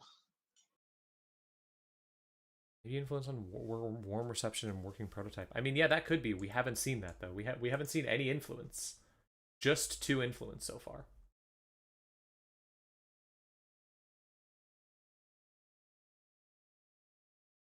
Or considering what to do. If that's a crypto crash, getting the runner back down to 0 credits does feel great. Not drawing a card with federal fundraising.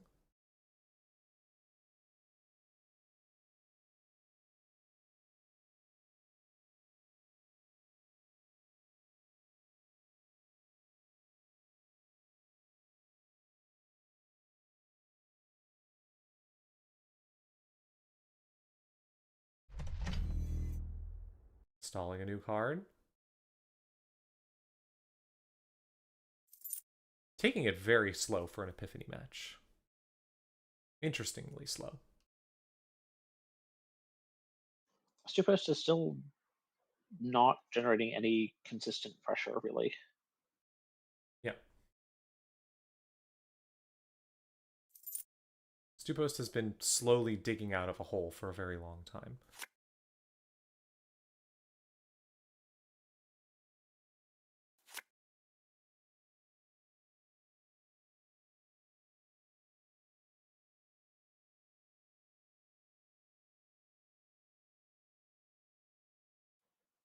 Twitter as Marco, do you ever just consider overinstalling this ping?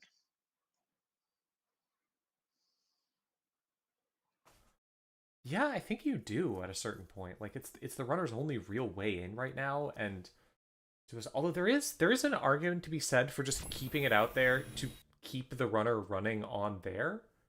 Like, Mhm. if you're not super worried, there's two Chastushkas in the bin. If you're not super worried about a third one, which I kind of am, and you're not worried about agendas in hand, you can just kind of keep tempting the runner into running your hand, so to speak. Yeah, the agendas will presumably just flow directly from R&D to server 2. Yeah, and like, if the runner isn't pushing on any other servers, not forcing you to res anything else, you can kind of like bait a runner into keeping hitting the same server over and over again, just because like, oh, here's a safe place for you to run. It's not the best strategy, but it is one I've done. Okay, so speaking of influence, we have finally seen a cohort guidance program. Was there a cohort at the beginning of the game? No. Or maybe that got shuffled back in. Yeah, we've seen a cohort, so I assume we will see the cohort get used to put another advancement counter on that thing. And probably score There were it. no face downs until the cohort pitched one. Okay. So we have seen an influence. We've seen 4 influence total so far.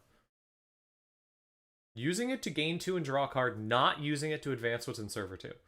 There were no face downs to turn up. No face downs turn up. Yeah. The face down archives came from the trash from HQ on cohort. Even more assets. There are so many cards on the field right now. You could tend to zoom out a little bit, maybe. Yeah, I need to, I think. Enjoy your extremely zoomed out game, everyone. Putting another advancement on server 2.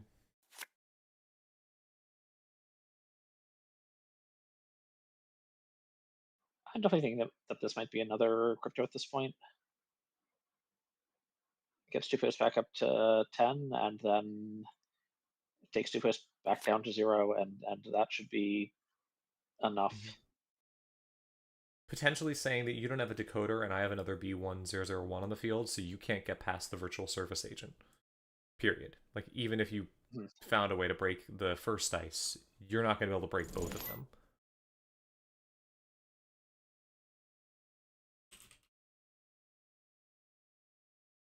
Right.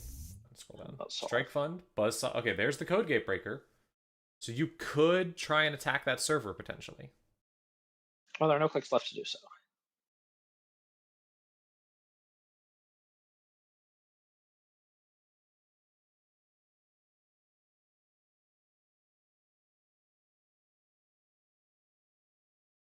Epiphany is down to 11 cards in R&D, which is not a ton all left. that many. And there is still that Artificial Crypto Crash just sitting in the bin. Yes. There's also going to be probably at least 2 more sabotage triggers on Marrow, plus however many sabotage triggers from additional core damage. There's presumably a Begamot to come down yet. There is potentially the 3rd Running Hot. Drawing a card with Cohort, that's scary. And using Federal Fundraising, you're now down to 9 cards. Oh. Vladisverse? Yep, there it is. Okay. Vladisverse to score out... Stoke the Embers. Stoke the Embers. Which was installed off Epiphany Analytica. Putting another counter back on the Vladisverse. and making the runner lose 3 credits. You do have to sabotage 1. You're on a bit of a clock, but you're in a good place. The runner's very slow right now. Could be a Blade of on Archives would make that super safe, potentially.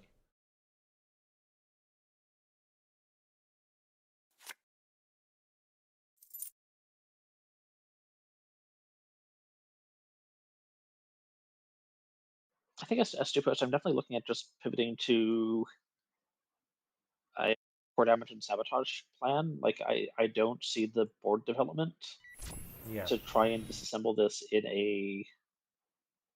Well, we If see this the is ablative. ablative res into nope, Starlit Night. Starlit Night. Okay. Okay. Just gonna give the runner 2 tags. Yep. And you are going to be able to steal the Artificial Crypto Crash, because you don't lose any credits. But then you don't have any money left, and you have 2 tags, so...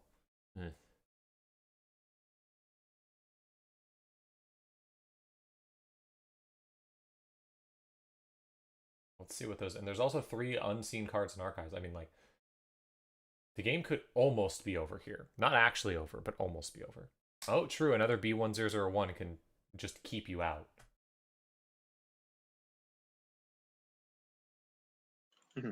Will we see it? I'd love to see it. Yes! And the run! Yes, the B1001.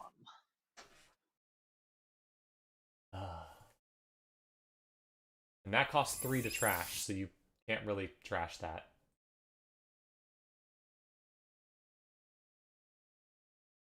Not even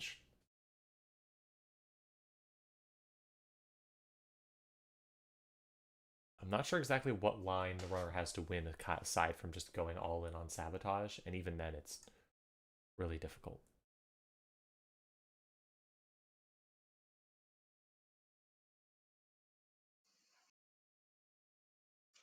Yeah, so this cohort setting up the Vlad City grid is going to be a lot of advanced threat. Now there It does are require you to actually 12 have the points currently agendas. outstanding. 2 of them are in archives, so there's still 10 points between HQ and R&D. So that's plausibly 5 agendas in these 13 cards. There are 2 cards we haven't seen. Oh, reveal off-world office. I mean, that's install and score, probably. Yep. That was install and score. Off-world office scored. Alright, you have 1 chance to potentially do something here. Maybe There's 1 no turn, credits. maybe 2 turns. There is no credits. The off-world drained 3 credits. Oh, never mind. I think that's game. I don't know how you could possibly recover from this. Like, Strike Fund, sure gamble if you had both of those, but, I mean... Yeah, there's there's 1 Strike Fund. left.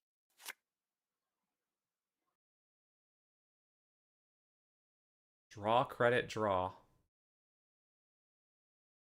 Not the actions of someone with a lot of options.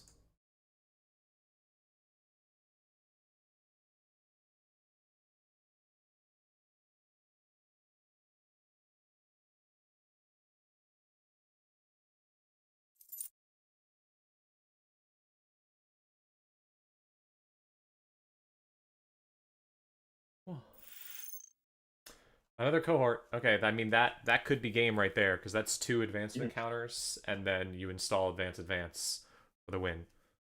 Will we see it? No epiphany counter, so you can't get something out of your thing, but you could just draw it with balanced coverage. Yep. 2 counters. Just with the 2 counters on light credits. Rearrange top 3 cards.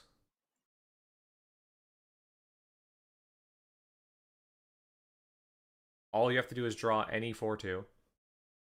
Choosing not to there are a draw lot of 4-2s, or even a 3-2. You could tomorrow's headline. Nope, tomorrow's headline. That's a 3-2. There it is. Yep. That's game. GG. Rough game. Rough game. Runner could not dig out of a hole for the whole game. Just ran into it, just couldn't get out. Well played by Morocco. Very cool deck. Love the CB1001. I always want to call him B101, but it's technically B1001.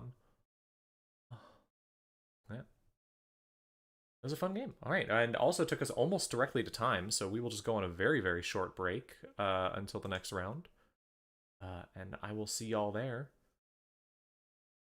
Well, for round 4.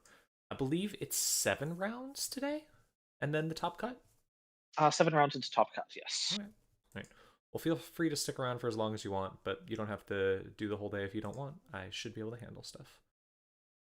All right, let's swap out.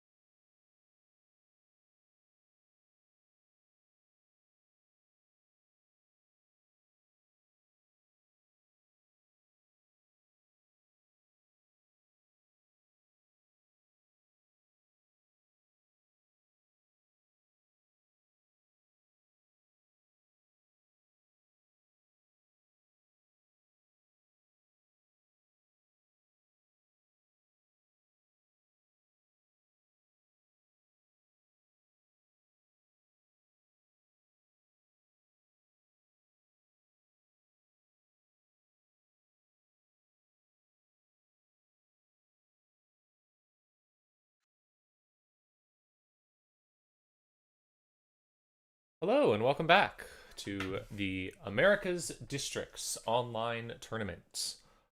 We are in round 4 of the tournament Four. out of 7, so we're almost halfway done with the single-sided Swiss. After that, there will be a top cut. Excited to see where that goes. Looking at the standings right now, we'll go take a look at how people are doing. Looks like the top of the standings, 3 obs, all at 9. Interesting stuff. Let me show that on screen. Yeah. Wait, wrong button. Wrong button. There we go. Yeah, 3 obs all at 9. Scary. A lot of obs. Also a couple of Nuvums up there. Hopefully the Nuvums continue to do well. I'd love to see a Nuvum. Nuvum and Lat, both from 2 people. Wonder if it's the same team. Here's hoping. All right. Well, I've been informed that there will be a repair. Oh, never mind. We will not be watching the game that we thought we were.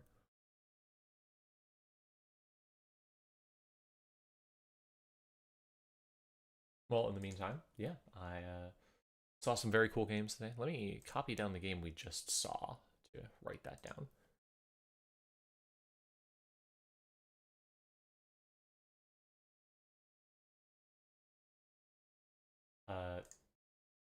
Possibly a second repair. Oh boy. The 3-pair. The 3-pair, the forbidden 3-pair. Being top of the meta. Listen. Well, luckily there's a fix underway. There is a fix underway. And when it fails to kill Ob, we'll have another fix, but we will never ban Ob. This is a joke, but I genuinely believe it. I love Ob. I hope it never gets banned. It's the coolest identity. I'm pretty sure the extract ban will do a number to that deck. Yeah, that makes sense. I'm honestly, the extract ban makes a lot of sense. I'm worried about the other 2 bans because while they're very powerful, while they might take the decks down a lot, they are also going to hurt a lot of other decks, in my opinion, that are like B tier jank stuff, and that's what I like, but we'll see. So I think actually one of the things that is completely murdering Ob about the extract ban is that I think where Ob would have gone for money with extract being banned was off. That makes sense. Yeah. Right.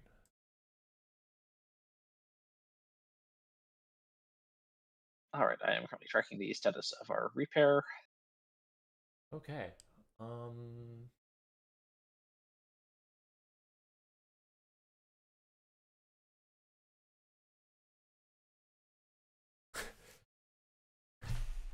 Fascinating question in the commentary thing. What happens if you have to do it? How many cards have to be burned at the pyre for Ob's sake to not be banned? All of them. We will burn every card to not do ban. This is what I believe. Don't ban Ob. It's too cool. It's too awesome. You'll ruin my cool alt art. Although I can't say that because they banned Hoshiko, and I literally have an altar for Hoshiko that is me. I'm taking suggestions for what my new identity should be. What identity I should. Fair. I have a really cool Ob alt art. I actually have a 3D model of the Ob boat. Mm-hmm.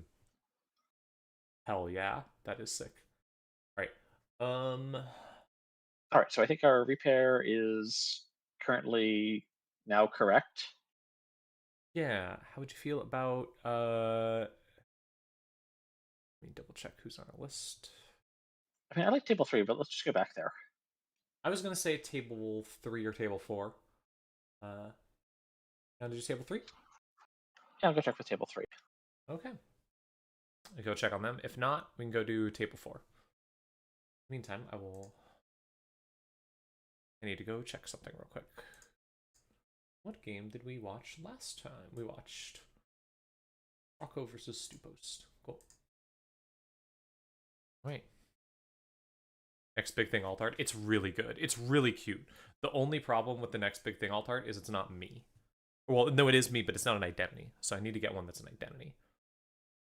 All right, we're going to stream on table 3, which is not labeled as table 3 on the tournament, list. It's labeled table as list. So good lava. luck. Yeah, it's called waiting for cold lava or something. All right, cool. Let's get it on the stream. So yeah, this is a game of Lu versus Built to Last. Very normal decks. Two starter decks. Maybe they'll all be starter cards. Maybe we'll get lucky. The easiest commentary ever. I don't think we'll see red team though. You don't think we'll see red team? But it's such a good card. No. I mean, it is a starter card. I do love red team. I wish it could get played more. I think it's fine. I think it's cool. I have brought red team to tournaments before. I then lost that tournament, but I brought it. I had a good time with the red team back when back in the days of, I think I was playing it out of World Tree Adam. Okay. Which was one of my favorite, maybe the best deck that I've ever like made in terms of being good. Unfortunately, both of those cards are gone now. But God, that was a beautiful deck. Did you ever play Adam? I did play Adam, yes. Did you play World Tree Adam? I did not play World Tree Adam. It was so beautiful. Although my fondest memory of a game involving Adam was playing into Adam with Banhar that had Always Be Running, and I had an Endless Eula. Oh, that's a beautiful thing. Beautiful thing. One of the funniest ways to kill. Gosh. Banhar into Endless Eula is so funny. Sad we don't see it anymore, although Banhar was so powerful. I love that though. Adam with World Tree was so much fun because you could find it with independent thinking or whatever the search was, and then just use it to blow up your own directives. Yeah. Like blow up your directives, get a daily cast, wait for the daily cast to be almost gone, blow it up, go get something else, get basically any card in your deck. So fun. All right, here we go.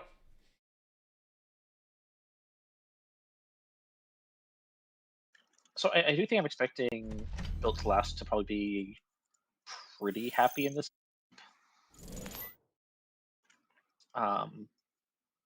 Just tends to build expensive servers to get through and doesn't usually leave cheap trashables around to touch. All right, early Solidarity Badge, hoping for a quick trashable. Seeing Realec. Okay. Okay. So Realec is interesting. Realec is really interesting, especially with Logjam. Yeah, no, I was about to say, given that we're on BTL, this has to be Logjam. Like, we're absolutely going to see Logjam, right? The one thing I would be worried about with BTL here is just, if you're playing as BTL, you usually on some sort of kill strategy, in my experience. Maybe not, but a lot of BTL is on some sort of kill. And if you are playing a sort of kill deck, against Adam, or against Lou, there's a chance that you could just get completely knocked down by a Gourmand. There's no way you're not running Gourmand here.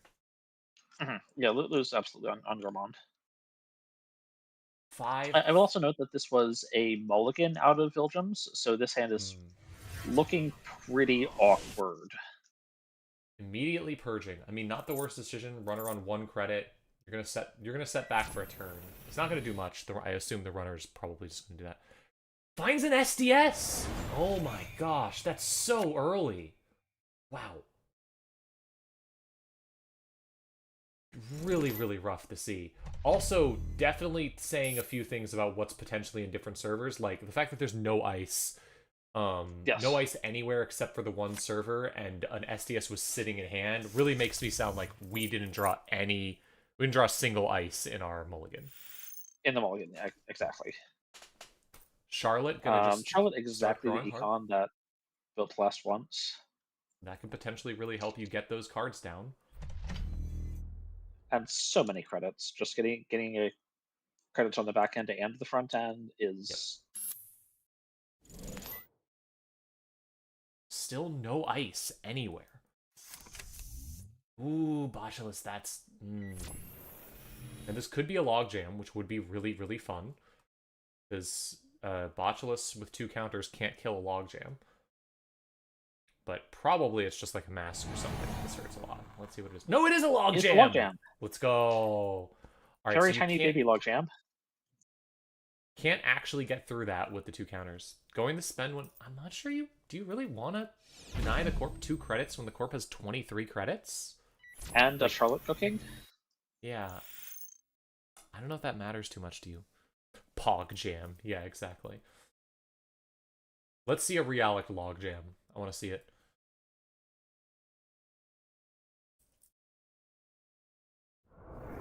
Letting the Spin Doctor get trashed is interesting with Lou. I mean, you don't lose the Spin Doctor, but it does hurt a bit. You give Lou the bonus there, and you give a Solidarity Badge trigger. A lot of triggers there. All right. Lots of card draw. Have we finally found more than one piece of ice? Yeah, seeing BTL struggle to find ice is certainly a bit strange. BTL is Yep. Business as usually usual not feels lacking pretty in good here. ice. Yeah, it's just a fast purge. It's always really funny when business as usual actually gets to be used to purge something. Love to see it.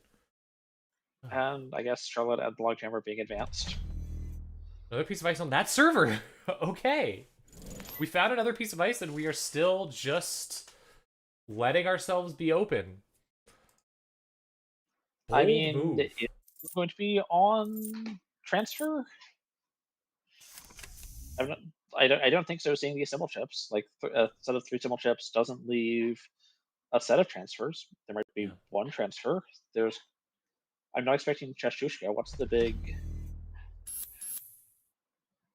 Trashing the Charlotte. I'm not HQ actually. pressure? I'm kind of surprised by trashing the Charlotte like that. Well, I guess it doesn't. Yeah, like you could have just let the Charlotte trigger and then over-installed it, which would have been extra credit in a card. I guess maybe you don't want to draw cards in case they're agendas, but huh. Oh well. You have 33 money. You're not really worried about anything. Are we just going to see... Let's see another agenda from hand. No, there's nice. There's Pharos. Not an easy one to get through. Logjam is now vulnerable. It does have 3 counters on it, but you could potentially just score this thing out. What is it? Maybe it's going to be the SDF. Yep. Will we see the... Yeah, the Fermenter is going to come right back out. Makes sense. Yeah, that's Sylvain chip. But yeah, this is looking to be something like posture check, the very, very program trashing sort of angle. Yeah.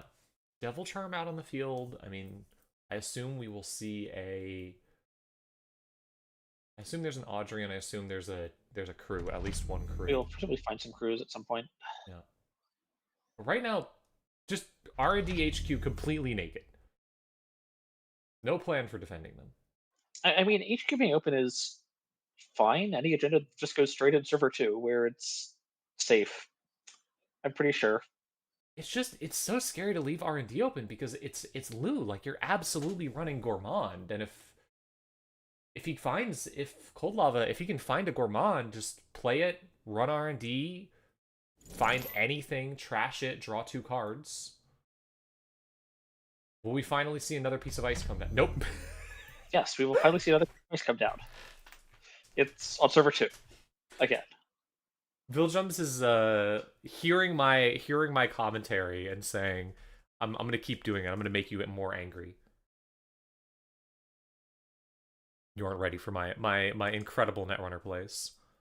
And like, if Lou starts trying to lock R&D here to prevent agendas from getting in, getting a click to turn to that is a pretty big commitment, honestly. Yeah. Let's see. Okay. So Chisel on this. You can kill that with Chisel Charm. I assume, yeah, just not going to res. Next dice, this is... We can move the Chisel, potentially, at least once. Yes, but there's a symbol ship access. Well, this is a Boomy. Trashing the Botulus on the Logjam, so this might have to force the... No, the symbol ship bringing that back doesn't... this is just a mess. Yeah, you can't even Yeah, no, there's no way in anymore. Ooh, that hurts. That's real rough. That's an awesome play. You Is there... could Oh yeah, simul thank you. chip Sorry. I the was zoomed way Botulus far out onto for the the asset spam Boomy, match. Thank you. so you could break these two subs without losing a click. You know what else? The Realic is still in hand. It could be the face down card in archives, I think. Well, it could be, yeah, but if the Realic is still in hand, then it's... Sure, why you just don't just... Huh. I guess you're worried about losing the programs, but... Huh. I really hope the Realic is still in hand, because if it is, we can immediately see both of these get de-rezzed, and that's so funny. I want to see it. I want to see the Boomy get de-rezzed. Yes! Nice. Let's go!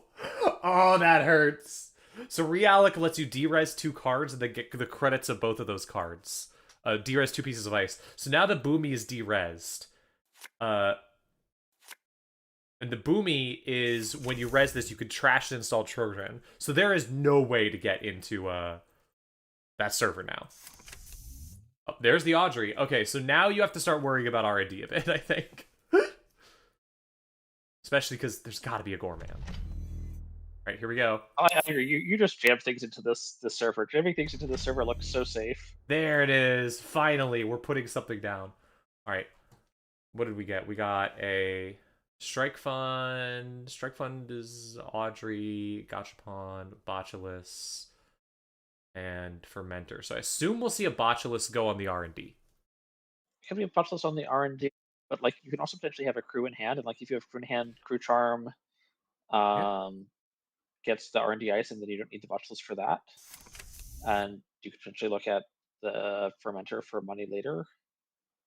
But So the problem is you can't Shizzle Charm the Logjam because there's a Boomy right in front of it, and that Boomy can trash whatever is there. Any card that you throw there, you might just immediately lose. Running HQ, finding Event Horizon, running R&D. God, and that thing on the outside is definitely a Pharaoh, so there's no way that Chisel is ever getting used. It's probably a Ferris, yeah. Oh, that hurts. Right. Unfortunately, you could just lose the game here. There it is! Like I said, I mean, this doesn't save you if the runner just gets points off R&D. Oh my god. But like the odds are not like these are singles. Trashing Charlotte. Getting those counters on Audrey that you're going to need later, most likely. And then installing a Gourmand. Or installing a Gachapon. With 2 counters on the Audrey, presuming that there isn't a Fly Swatter or a... my brain is shorted out. A Virus Purging card. You're probably going to be able to get into most places. Presuming that you don't run into one of those. That's the thing is, like, the runner got their entire build on that one server just completely dumpstered. But yes, the Corp is not threatening a win right now. Right, there's the Gachapon. There's the Gourmand that I've been mentioning. Along with... Kiko got you a console. Yeah, I don't think Propeller... Like, these barriers are just too big for Propeller to be anything. I presume just going to keep running on R&D and trying to use Audrey so that you don't have to spend any credits. No, going to run HQ. Not the worst thing. Seeing a petty cash, you definitely don't want to cash that. Running HQ again. Measured response. There it is. What you're worried about. Paying 3 to trash. So many cards. Yep, so many cards and so little money. 1 credit with Audrey, is... with Audrey, you don't really need the money. Simulchip and taking a credit. So we are in measured response territory, and we do know 1 is in the bin. However, there are 2 more. Presumably they aren't in hand, because we've seen a lot of cards in hand. Although 2 is not lethal. So... No, 2 is lethal, okay. Solid advance. You definitely don't you definitely can't threaten that. You can't even try and get in there. Your only hope right now is just see an agenda in R&D, I think. It's... Ooh, Ferris. Okay, Small that's Pharaohs. not the worst thing here. You have the Audrey, but really, really like to be able to trash that. So I just had a passing thought that with the Tungsten Tailor, Big Pharaohs only takes pitching 3 cards to Audrey, Yep. I love which Tungsten is Tailor. somehow a breakpoint that matters, A deck that's I running measured... guess. Most decks that are running measured response, you usually want to be running a Basalt, in my opinion. Basalt's just too good. It's too good with basically everything that you can do like that. Yeah, but Basalt is incredibly good with measured. Like it turns 1 measured into 2 measured, and it turns 2 measured into triple measured, and triple measured is just so hard to play around. That's really interesting. Akhet with 3 counters, so you have to let the other one fire. Mhm. Wait, hold on. No, that's botchless with 3 counters. Oh, the Akhet. Yeah, the Akhet did not have it. Well, it was botchless with 5 counters, and 2 of them were used breaking the Akhet. Paying 1 to trash an anthill. That's good because you didn't actually like you trashed with the anthill, so you can go again. It doesn't feel great to go Go because back. you're gonna have to spend even more stuff, but you can. Mhm. Finding another anthill, great. Trash that the old-fashioned way. Using Gourmand to trash it, interesting. I presume we'll see a run right here. Just to get rid of the Pharaohs. And running back into the Akhet. Breaking both of its subroutines. Mhm. Seeing nothing. So it's not so much a thing in this matchup, but actually the triple advanced Akhet has interesting text into Crim, Yeah. because Cure Repair triggers on fully breaks Yeah. for the power counter, and with 3 advancement counters, you cannot fully break Akhet. For a period, changes the math on a lot of things. I'm kind of surprised we didn't see the Gourmand get saved for R&D. But then again, you might just be trying to make the corp like see what they draw, and if it's not something you normally trash, you can just deal with it. But I'm kind of surprised because I would be trying to melt down R&D as fast as possible. A 2 measured does win the game here, but almost certainly there are not 2 measured in hand. We've seen a number of cards in hand. We know that at least 1 is an anthill, and I think we've seen enough cards to know there is not a measured. There's the Basalt. So you are now in danger. Any turn, like next turn, you will get measured twice if you run.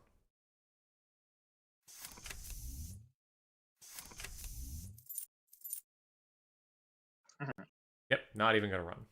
I presume what we will see is a run through the ice on R&D over and over again, using Gourmands to just trash as many cards as possible and try and find the winning agenda. Because at this point, unless you can get to 8 credits, you just lose after that. You lose after you start making runs.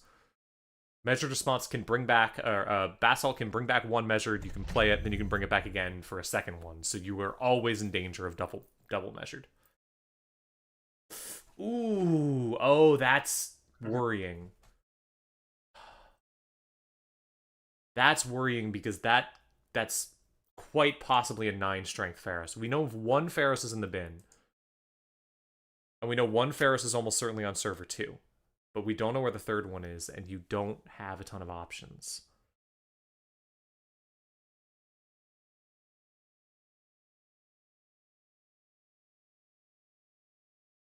You can't easily just like... Your Propeller is in the bin, which is your easy way to get through Akhet. Okay, twinning will help. Propeller does It not won't feel help. great into Akhet. Like, Propeller breaks each of these ice once, maybe. Yeah, but the thing is, it does break them. Like, that's the This is biggest thing true. right here, is this does break them. I presume, yeah, okay, so this is probably... Next turn will probably be when Cold Lava really pushes. However, every turn you don't push is a chance for the Corp to just put down another ice. And if 1 more ice gets put down, like that, every single ice can potentially be just deadly.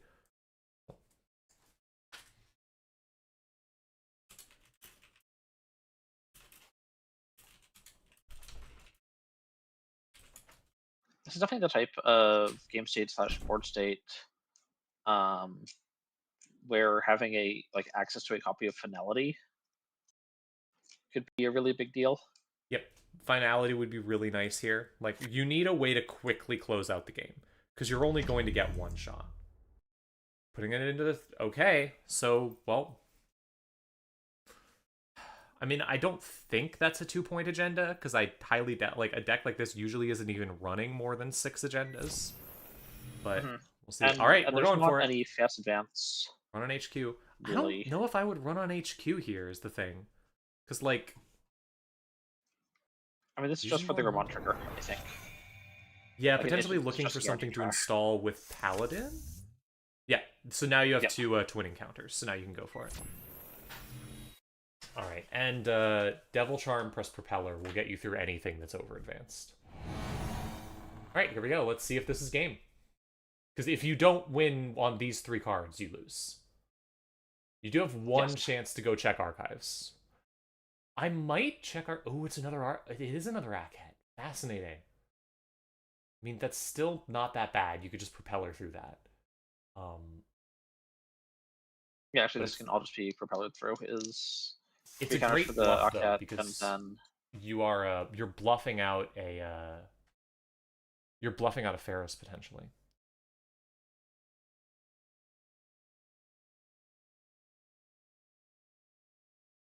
Alright, 3 cards. And twinning. Got it. Alright, 3 lift. now you run archives, hope it's there, and if not, that's game. Nope. GG. Wait, hold on. Hold on. It might not be game. There is 1 steel skin that has been removed from the game. If there are 2 steel skin in hand, and both of them get hit, that's not game. I think it might be we're just gonna get seamless instead. Never mind. That's the other way of doing it. GG. I love Basalt. I love it so much. It makes me happy. Whoa. Good game, good game. Alright, we still should have a little bit of time left in the round. Cold Lava asking if there's any agendas in HQ archives. I'm very curious. Nope. It's all in the deck. There's your only chance. Right. Which games are still running? We can go check that. See if there's any we want to look at.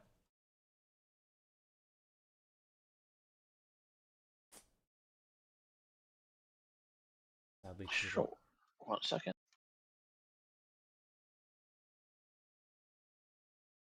But yeah, well done to Vilgems for pulling that off and locking the runner out like that. Incredibly bold plays that ended up paying off.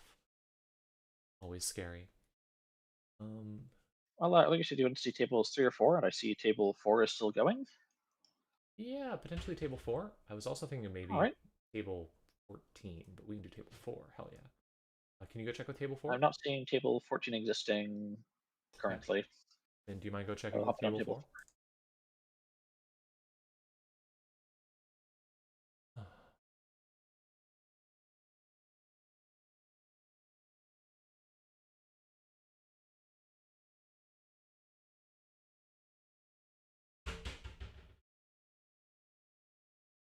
All right, we are good to stream on table 4. Okay, cool. We saw the advanced mechanic going on the logjam, that score server. That was the tell that the game was over. Yeah, that tracks. All right,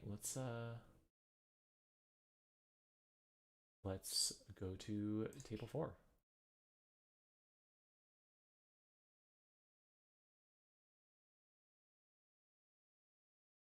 So we have Arisana. Always love to see an Arisana versus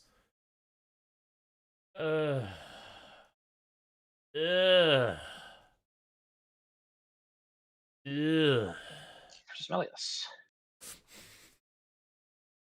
Versus out of this Arasana, there's a poison vial installed. Poison vial can potentially help. It's not gonna help if you don't have many ice though. Yeah, so I mean, And it's being paired with the Slap Vandals here. now the poison vial can help with the because it lets the revolver have quite a few more counters on it. But you do have to deal with there's an empiricist and a lion's mane there. That's a lot of stuff. And whatever's in the server is probably the game. There's 2 counters in there.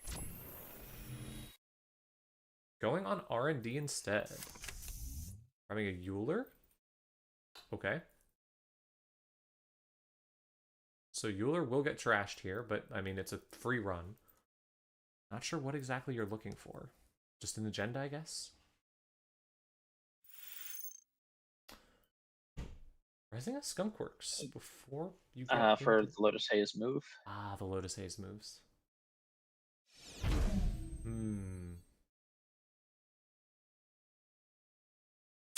Ah. Oof, that hurts.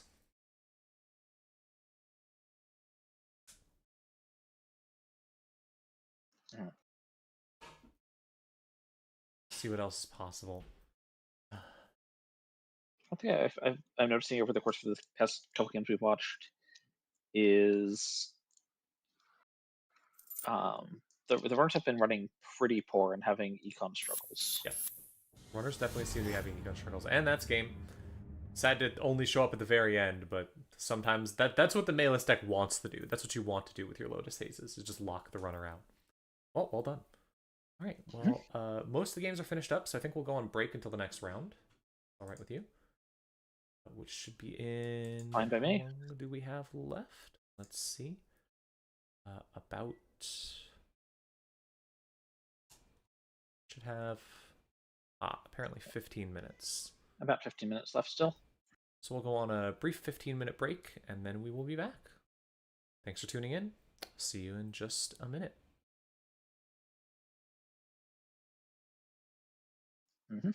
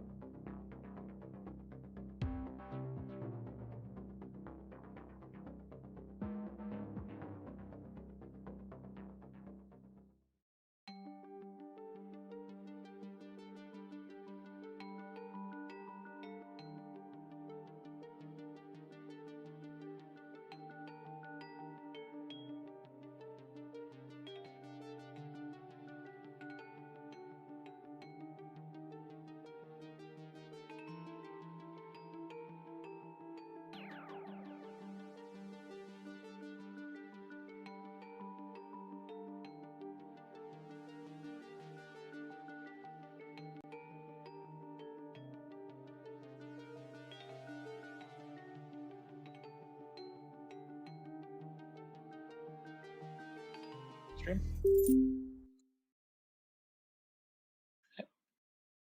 Hello and welcome back. It's time for round 5 of the Netrunner America's Districts tournament. Here once again with Theranetar, and got a rather entertaining match, I hope, which is Az versus Ziki. Two identities that, if you had asked me 6 months ago, I would have said were basically unplayable. Or not unplayable, but really mediocre, and better you should play other identities, but I'm here to be surprised. I have been seeing a lot of uptick recently as just sort of a good way to play Reg Crim that doesn't rely on having 30 red events in your deck. Makes sense. And What's more Reg especially Crim just the than introduction of Hermes? things like open market, etc., have helped Oh, generate the density of installables that are just regular Drippy Con and good. seems like the game started a little bit early. I was wondering about that. I thought we hadn't started time yet, so we'll give it a second while we wait. But yeah, no, I've seen a couple of Az builds be very popular, and I'm curious about how that. I'm curious what the status of them is right now. But I'm seeing much more like we're just going to install Nuka and open markets and like half a paladin or something. Yeah, with Baz, funny that we have Baz and Az. With Baz and Mushlihot, you have to do so many specific things, but here you can just kind of, with Az at least you can just have fun with it. Make a normal deck. Yeah, and I'm not really seeing the. I'm going to install 3 Chesva and then install things off Q loop using my masterwork to draw a card. Which does make me sad, because that's what I always like doing with Az. My favorite stuff.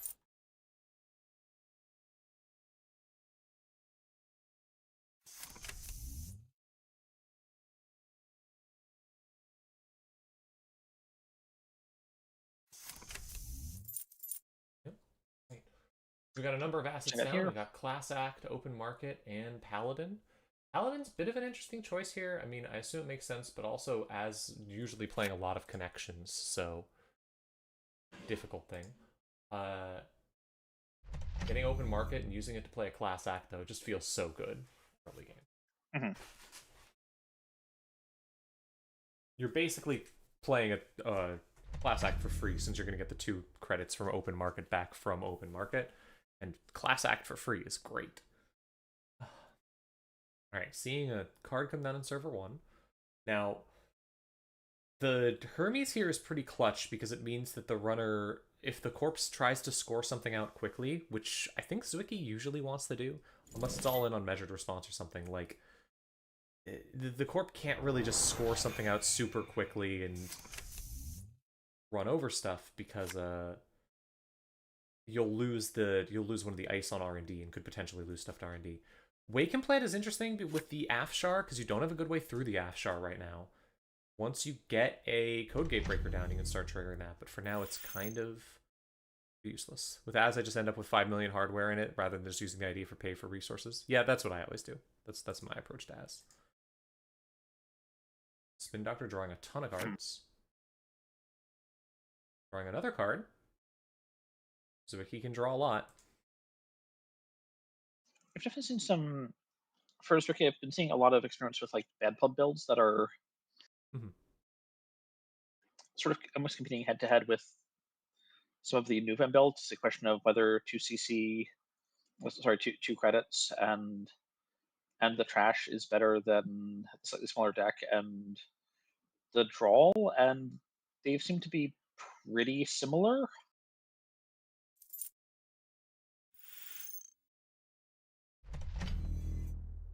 Yeah, curious where this is going to go. Mercia Ballard.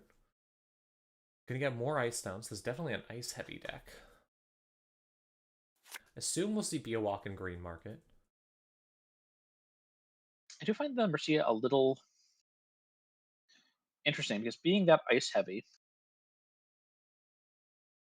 is going to cut into your density of agendas or operations that gain credits. Mhm.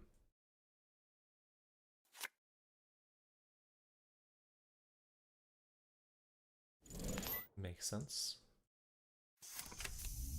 Let's see, just a daily casts. Daily casts using paladin money. Definitely would love to see a twinning so you can just start actually getting more stuff. Although I wonder if this deck is even playing twinning. Although if it's not playing twinning, I'm not sure why you're running paladin. I expect the twinning with the paladin down. Extract, soon to be gone forever. Using it to trash Spin Doctor, interesting. Guess you don't need it. Yeah, so I mean, crashing spin is one of the most credit positive ways of extracting, right? Because resing the spin did not cost anything. You got the value out of the res, and then got the value of the extract. There's our Code Gate Breaker. There's our Barrier Breaker. That will get you into that. That is threatening HQ now. You are now threatening HQ off of that a score in server 1. If server 1 is just like a seamless this turn to score out, you can now really threaten HQ and R&D. Still missing a Sentry Breaker though. Starting out with Petty Cash, great card. Love to see it in Ziki. So I'm not sure how many scary Sentry face checks I'm worried about. There's one scary Sentry face check, and it's what's it called? Stavka. That's the Stavka. only thing I'm scared of here. Which is fine, but Stavka in Ziki can't do the Stavka and Nob thing where you trash and go find half run and then blank the killer.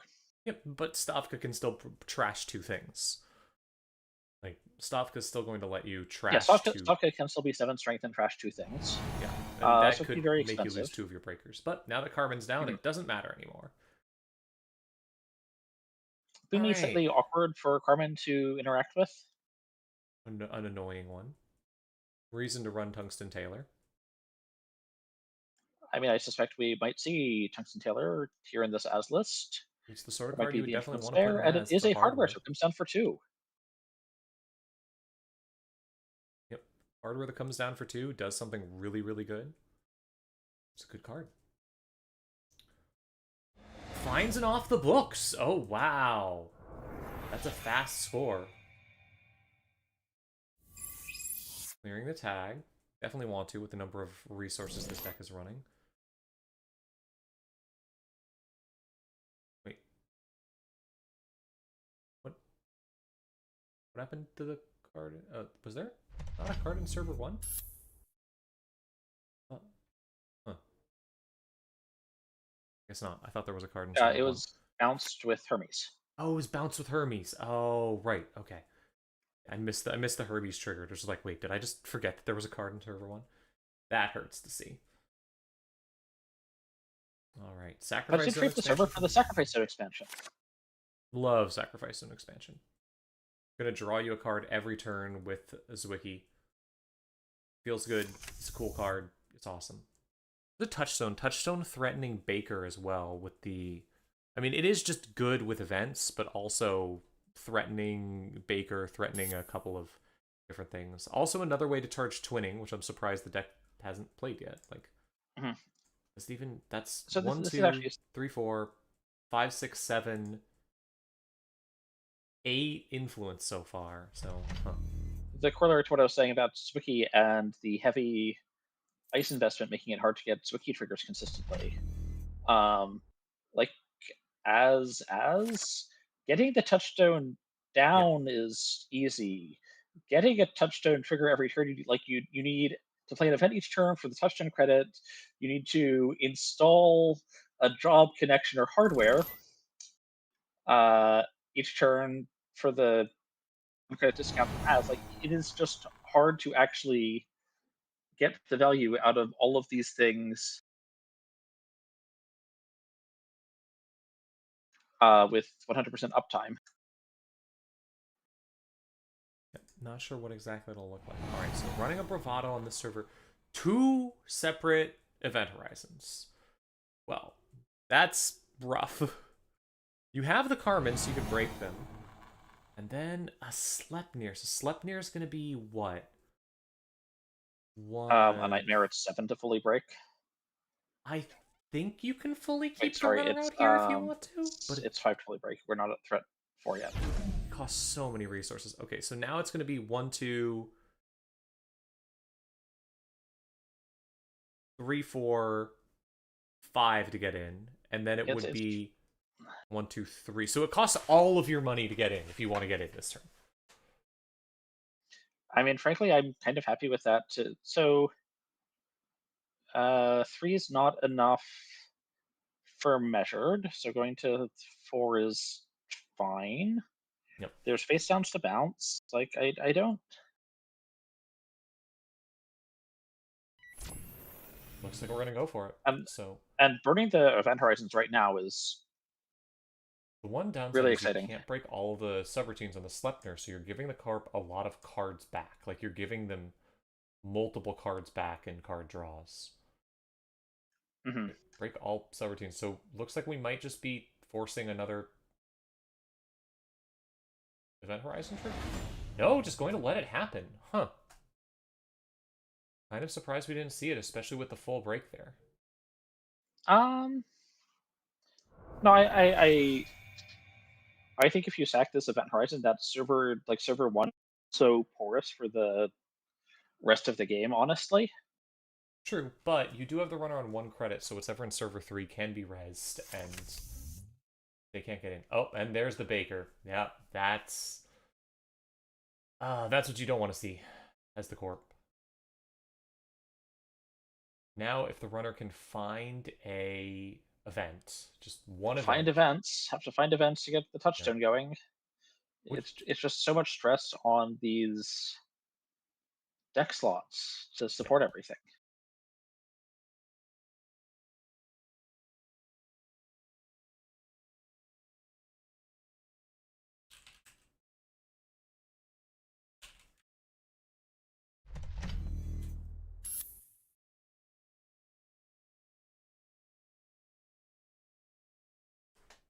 All right, let's see what we get. Another sacrifice zone, just doing it again. Yeah, and now there's no credits to come in and steal this in an obvious fashion. Right. Okay, although open market is gonna potentially 3 credits. So the runner can probably get in this turn. Question of, do you want to try and score out and advance this? Because, like, the runner is almost certainly with an open market down on the field. There's almost certainly something that the runner can do to get into that server. It's not that expensive. Well, no, wait, hold on. Shibboleth is now 1, so yeah. That's something I didn't consider, actually. If you let the runner steal, Shibboleth is now 1 strength, so it's much harder to get in. Costs 5 credits just to break the Sleipnirs, only the Sleipnirs and the run subroutine. yes. So that's now Let 7, alone all of that's the now other stuff 12 here. credits.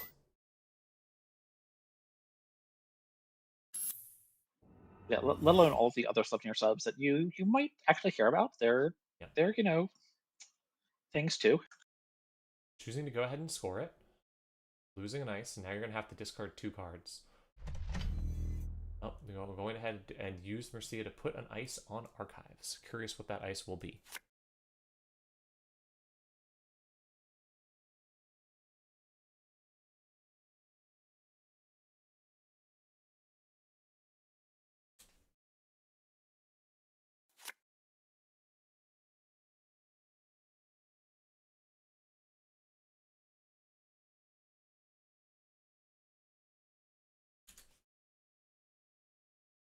Drawing up.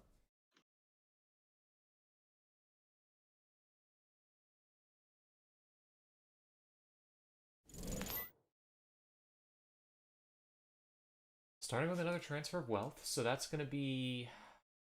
Boomy's very annoying here. It's 4 credits to break, and then 1 credit to break Ziki group, but you can potentially bankrupt the corp enough. I assume the goal here is to, wait, I don't have any credits left. Oh, I guess you can use the touchstone. Wait, no, but you can't use the touchstone credit because then you don't have the credit to go through archives. Huh. What? I guess you don't need to go through archives. You could just go through R&D. Assume the corp can't res that either.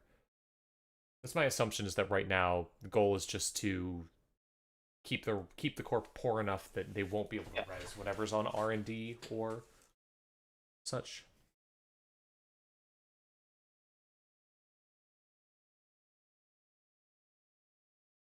Finding a slash and burn, that's not good. That puts you at 6 Okay. points.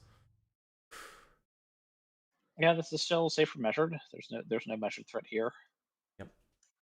You would need a double measured, and they're really not threatening that right now. I'm actually clearing this tag. Goes down to 4. Yeah, double measured's just not being threatened. Anthill's a little bit nice just to get some credits on the field, but this is not a great place to If be there's as a the corp. petty cache, double measured works. Is there a petty cache in archives? No. Okay. No, because petty cash still only gets you 2 credits here. Newfound can do funny shenanigans with petty cash, but nope. Yeah, but I mean, measured's only 5, right? Yes, but you need to get to 10 credits. Petty cash. No, yeah. Sorry, it would be petty cache from archives. Gamble. Oh, and gamble. Yeah, okay. Petty cash gamble measured does win it. Yeah. Is there a petty? There is. I don't know if there is a petty cache in archives. There's one face down. There is not currently a petty cache in archives. There's just one that face is down. A face up. I don't know if the face down is a petty cache. I presume that what we'll see. Okay, sure, gamble. Yeah. So I presume what we'll see now is probably just like use Baker to hit HQ and then hit R&D. Let whatever's in server 1 get scored. We're just going to try and win based on seeing 4 cards from R&D. Nope, just going to go straight for R&D. See, trashing a spin doctor, seeing 3 cards. Find nothing. Ooh, ouch.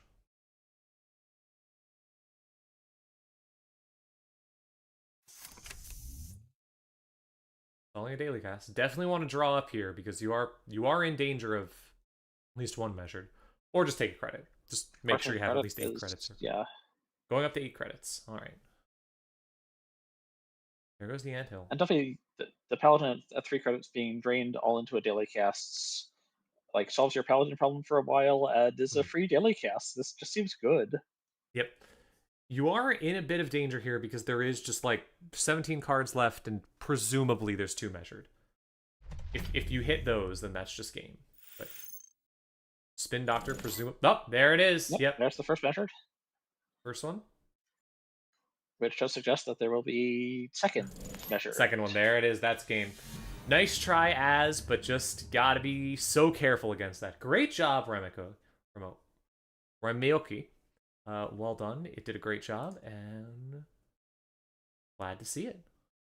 All right. It was a good game. We're pretty early in the round, I think. I don't think that took too long. Yeah, it's about 20 minutes. We should have about 25 minutes left. Yeah, 25 minutes, so we got plenty of time left. Do you want to potentially look at another game? We have out here. Yeah. We can find another game to watch. Most of them are still up. Maybe...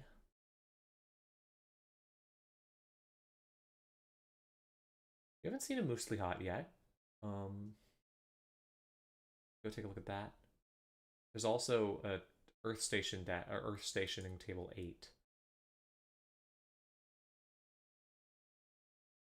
Maybe table 5 or table 8? Maybe table 8 sounds good. I'll check with table 8. Cool. All right. We'll go take a look at that game. Thanks for tuning in. This is the American Districts Championship, the online tournament for the America's District. All right, we are good to stream on table 8. Cool. Hope you've been checking out your local districts because those are more interesting than this, to be frank. This is very fun. I feel bad about. I'm not just talking this. Just saying, Netrunner locally is always going to be even more fun. All right, so here we have Seb versus Earth Station, and not all of the ice is gone, which was my fear. Still rough. Nothing on R&D right now. Looks like we're running into here 3 points and a basalt scored on the one side, and a sacrifice zone to let them dream. So no threaten of measured right now, but as soon as another point gets scored, you're in the realm of 2 measureds. Well, speaking of measureds, there are, however, 2 measureds in archives, which is a pretty good place to be, actually, if you have a basalt score, which we do. To some extent. It does mean you can easily play 2 of them. It makes it hard to play 3 of them, but you can easily play 2 of them. Resing a giant Pharaohs. Big Yeah, Pharaohs. Now no there is way a to deal Devil with that Charm right and a now. crew available, Even the crew and which the combined Devil get Charm to can't. 8. Well, you can. Oh no! Right, you're taking a tag, so you can install another crew. Mhm. Wow. I always forget how many tricks Seb can have. That's going to destroy. That's Yes. so much value lost. Finding it above the law. Now you're in measured zone, but you can't even measured because the corp only has 3 credits. That was such a turnaround play because I know that the corp was just feeling like, okay, I look at what you have on the board right now, and you do not have the resources to get through my pharaohs. Like, you can't do it. And then you watch the Seb do it anyways, and you feel so bad. Yep. Crew in hand, it dies. It sure did. Ah. Now you got to figure out how to build yourself back up. You do have the one advantage, which is that the corp, which is that you do the one advantage, which is that the you do have that basalt scored, but like with the Gormon scored at this point, I feel like you're just going to have the Seb is just going to start running over you as much as you can, just kind of lock you out of the game, not even try and score. Just take as many, just start getting as many credits as possible, so you can always be at 16 credits or something. Now there is the option here, um, depending on the corpse hand. But to even do something, it's certainly painful and it's crew dependent. But even a line like um, credit trash shelter trash crew could be a form of investment in the future. Yep. I mean, there are 2 crews in the bin, but also there's nothing defending archives, so presumably, I mean, you know that you're going to get hit by just like, okay, I'll get my stuff back with the Prirec, the card that gets stuff back. I don't remember. But the Privilege access. privilege access. Prirec is something else. Praxis. Prirec is the old bad agenda. Yeah, Praxis is the one. But Drawing there up, is already one hoping privilege for something. access in the heap. Yep.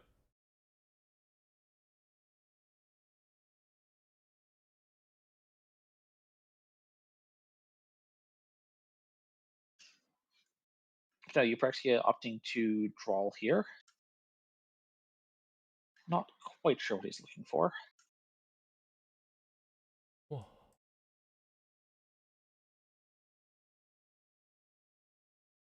Potentially just looking for a way to make some money. Money is Taking 2 credits. Oof. You can't spend those basalt spire counters because you need them for your potential way out of double measured, but I don't think the Seb's going to end a turn with less than 8 credits and 4 cards in hand from this point on. And I don't think it's that hard for the Seb to not end a turn with 8 credits and 4 cards in hand. mm-hmm. I think that's definitely a goal that the Seb can just do from now on. Not end a turn when you is run. the last Devil Charm coming down. Oh, but The instead third we're Devil just going to Charm go for is it. in the heap. Trashing hedge fund. Prawn just being cashed in for the counter. Yep. Now, still don't have a way to make the money that you need to get to 10 credits. If you get to 10 credits, then you have at least a little bit of safety, because or even just a few more credits. Having a sure gamble here would be so good. It's the one thing that you desperately need.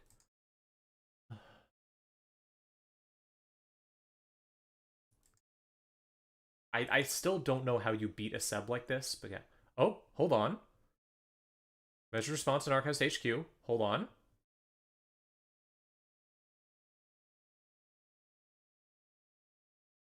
This could just be a value measured for 4 cards, although with the buffer drive already installed, that seems more perilous than usual. Yeah, that's not sure what exactly the plan is here. How many steel skins have we seen? Yeah, just playing a value measured.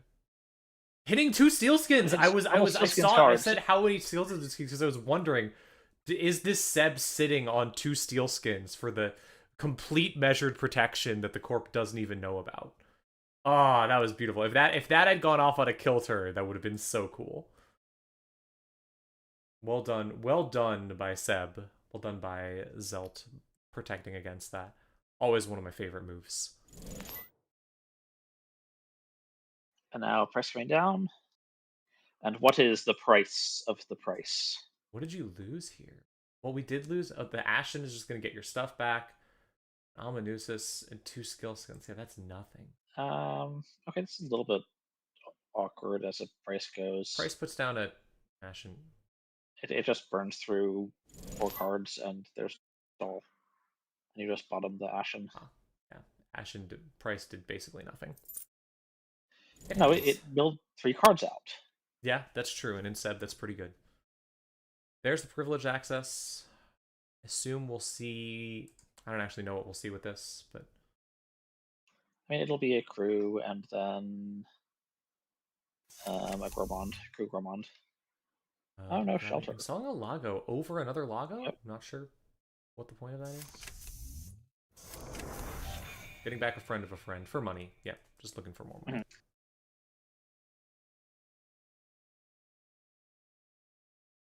Not sure why you install a Lago over another Lago. Is there a line there that I'm missing?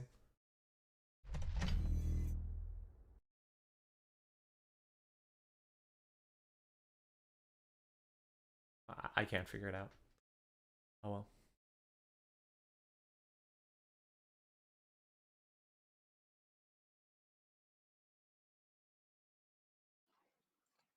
Interestingly, the Audrey was bottomed here on the buffer drive. Trashing the friend of a friend and getting a lot of money. More stuff. Yep, and transfer. Oof. That hurts. Not much you can do about that. Even if you can't res the ice, so you're going to go down to 1 credit. Yeah, I mean, potentially whatever's in server 1 could be res to, like, it's the same. You can't lose credits you don't have, and then the runner gains fewer. Yeah, but you're still going to be... That's just going to get trashed then, potentially. Well, it can be trashed regardless. Now this server 1 is, like, ice is unresable. Yep, gonna run it anyways.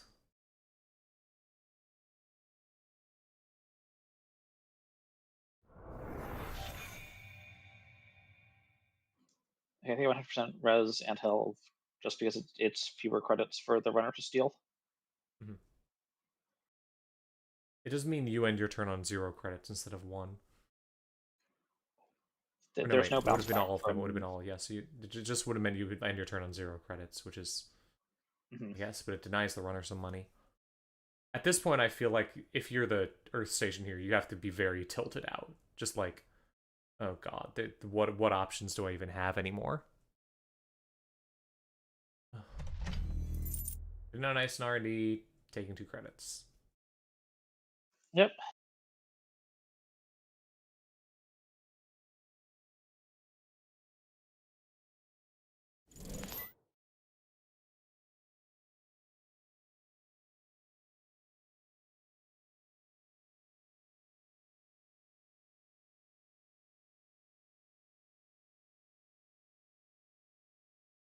And this fly swatter is just getting completely oppressed by this virus.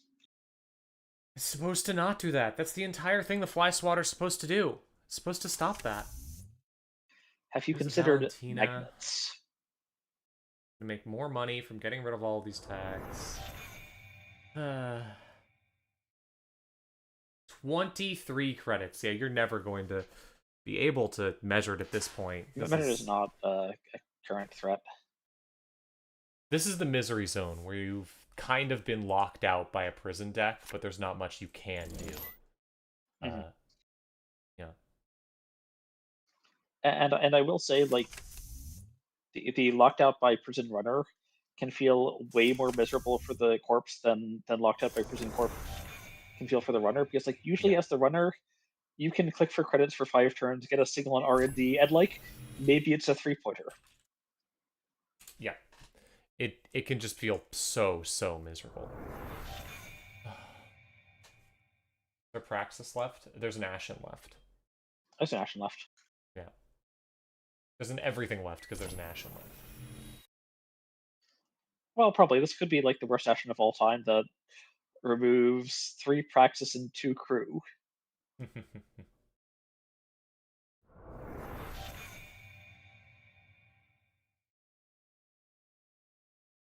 Once again, at 0 credits.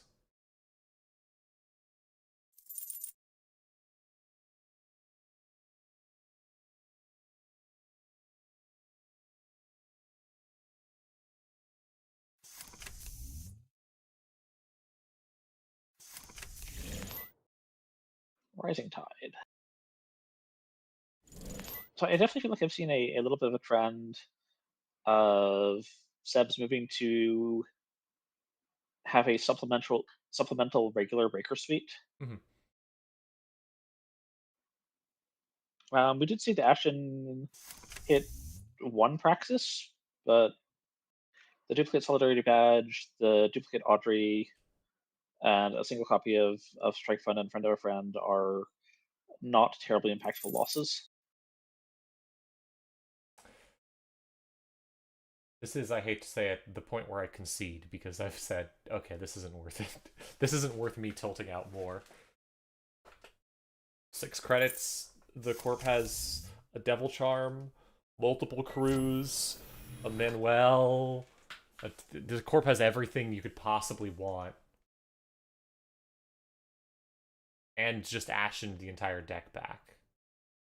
Mhm. Finds and Trash is a flagship. Like, your hope here, I think, is just that you can somehow catch the runner off guard and be like, oh, you forgot that I have the ability to play Measured a bunch, but just don't think it's happening. So with 15 credits and 3 cards in hand, like this is as good as the angle for that can ever look, really.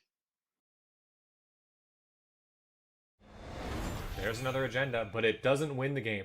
The downside of Let Them Dream, it also can't get you out of a hellish situation when you desperately need to lose the game.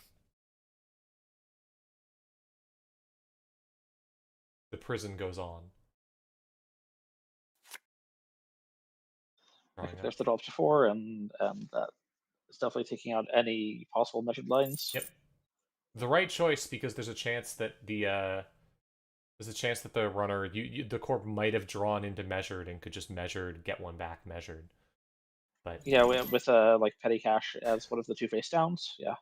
and there's another transfer.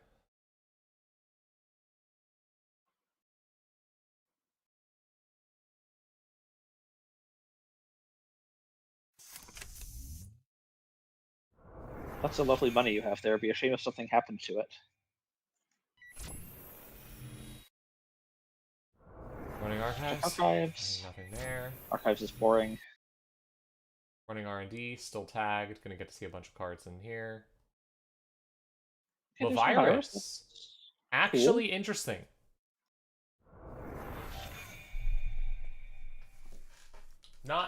Doesn't really save you, but it is interesting.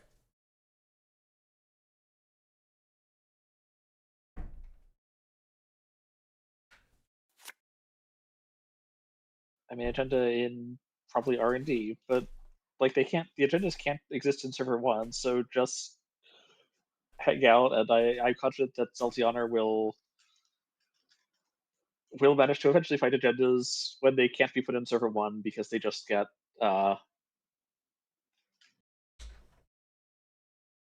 taken. Yeah. Like, I genuinely don't know how you potentially win here. Hedge fund? Play hedge fund? Government subsidy? Big deal? Do you have a big deal in your deck? 1, 2, 3, 4, 5, 6, 7, 8, 9. Probably not. Yeah, I don't expect a big deal.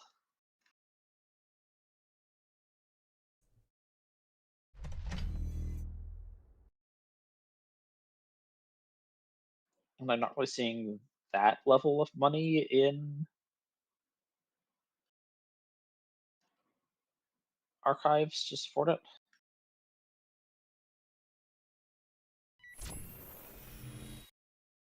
You're trying to rebuild, but you're rebuilding against a deck that has 3 crews on the table. Like, I don't know if you can. Okay, but what's the alternative? Concede. Like, I think you could definitely go for a line. I genuinely can't find the line out. Maybe there is one. If there is, I will be shocked. And I will say, oh my gosh, I completely missed this. You have 16 credits. That's enough to do some stuff.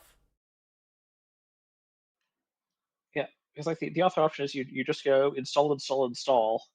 I'd go, you can't check them all except there's wheels, and also the runner has 4 clicks and 0 fear of anything you can do. So actually,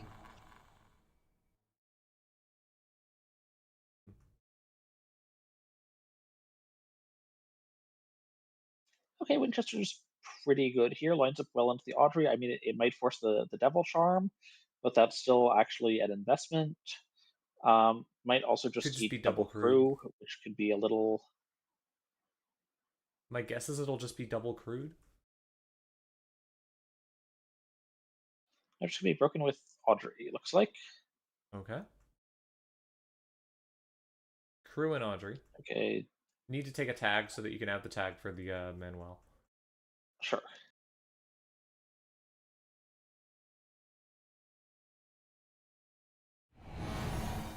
Sent. Um, That's just might gonna have get to be crude crude. There are instantly. no Audrey counters. Yeah. Yep. And 3 more cards. Nothing. Well, you've gotten rid of 1 crew. Yep. So like I really do feel like depending on what's in HQ, like this might be a time when you can just go trash crew, trash crew. Well, the problem is you have to trash 2 cards from HQ for each one, because there's a Manuel and your identity ability. Okay, you trash Manuel crew crew for 4 cards. Also, no, Manuel is only just to trash Manuel. Right. I'll be Manuel right does back. not I have to trash your handle crews. something. Right back. I have to handle something real quick. Hmm?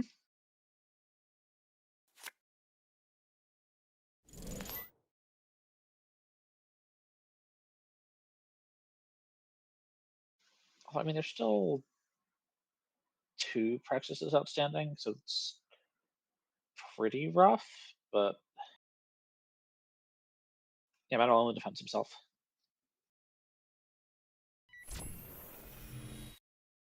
Like, there's still 2 practices outstanding to bring back crews, so I'm not quite sure how much is possible to actually leverage that.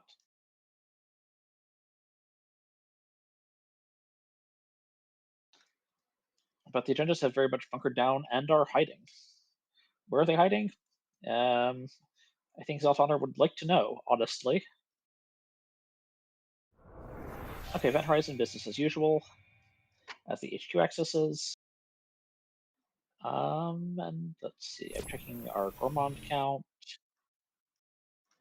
Okay, there are still 3 Gourmands somewhere in stack, I believe.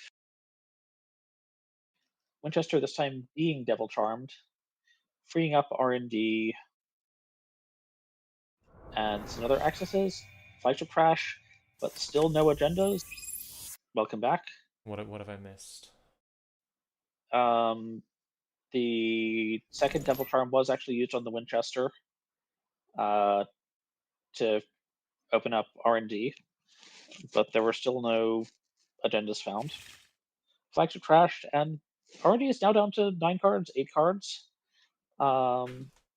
So there's some. I I don't know what you do here.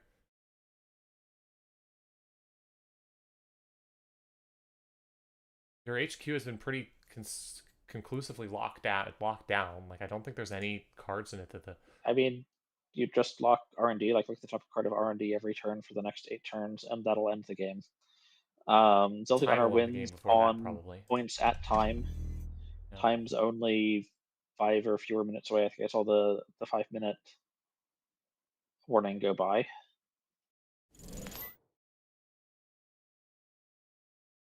Like 3 minutes ago. So yeah, there's only 2 minutes left till time. Just lock everything. Yep. Maybe mill some cards off R&D with Gourmands. There's a Gourmand. Go trash this R&D ice. Go trash the top card of R&D. There's an Event Horizon. I mean, that's... Yeah, but you just break it with Audrey. Do we have all 3 measured in the trash at this point? Just 2, but... Well, there are no Gourmand counters, if nothing else. There are 2 measures in archives. There are 0 basalt counters. And there's the game. We're free! And there's the Liquid Dream. GG. Valiant job trying to get out of that by Eupraxia. Horrible prison lock by Zeld. Well done, but I'm horrified. Alright, we'll see you for the next round in just a second. So long.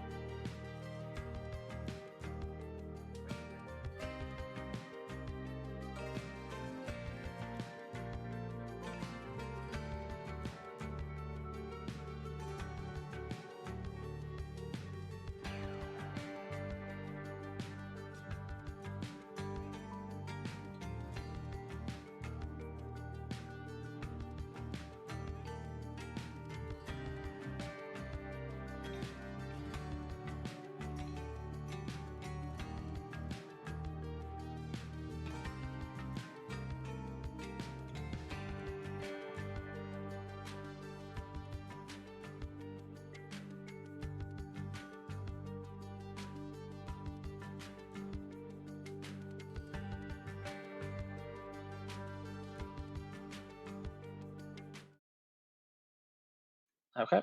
Oh, hello! Welcome back to round 6. 6 out of 7 of the tournament. We have The one penultimate player round. at 15 points and 8 players at 12.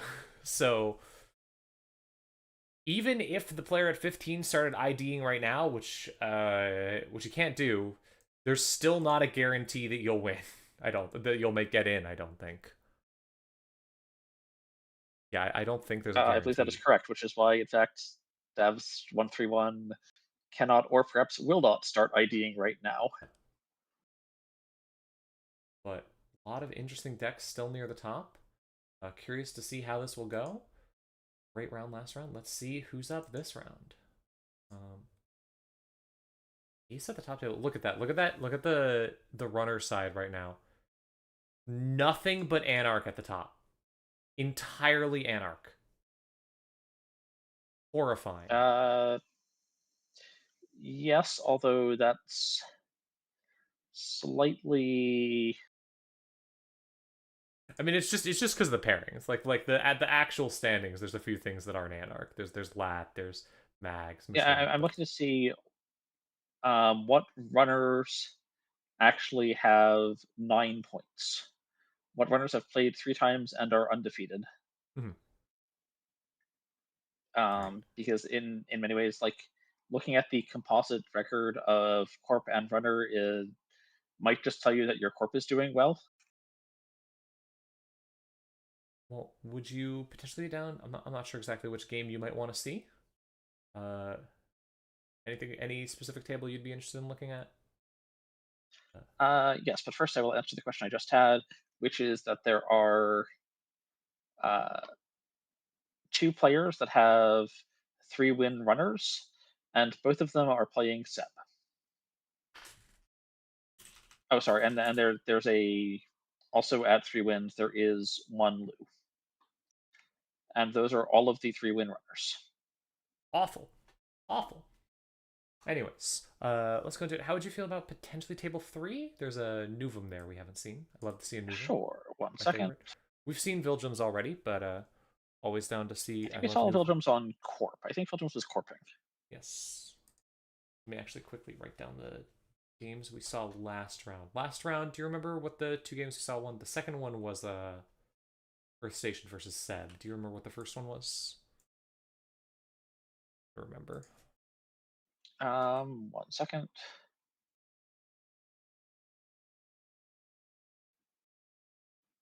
Uh,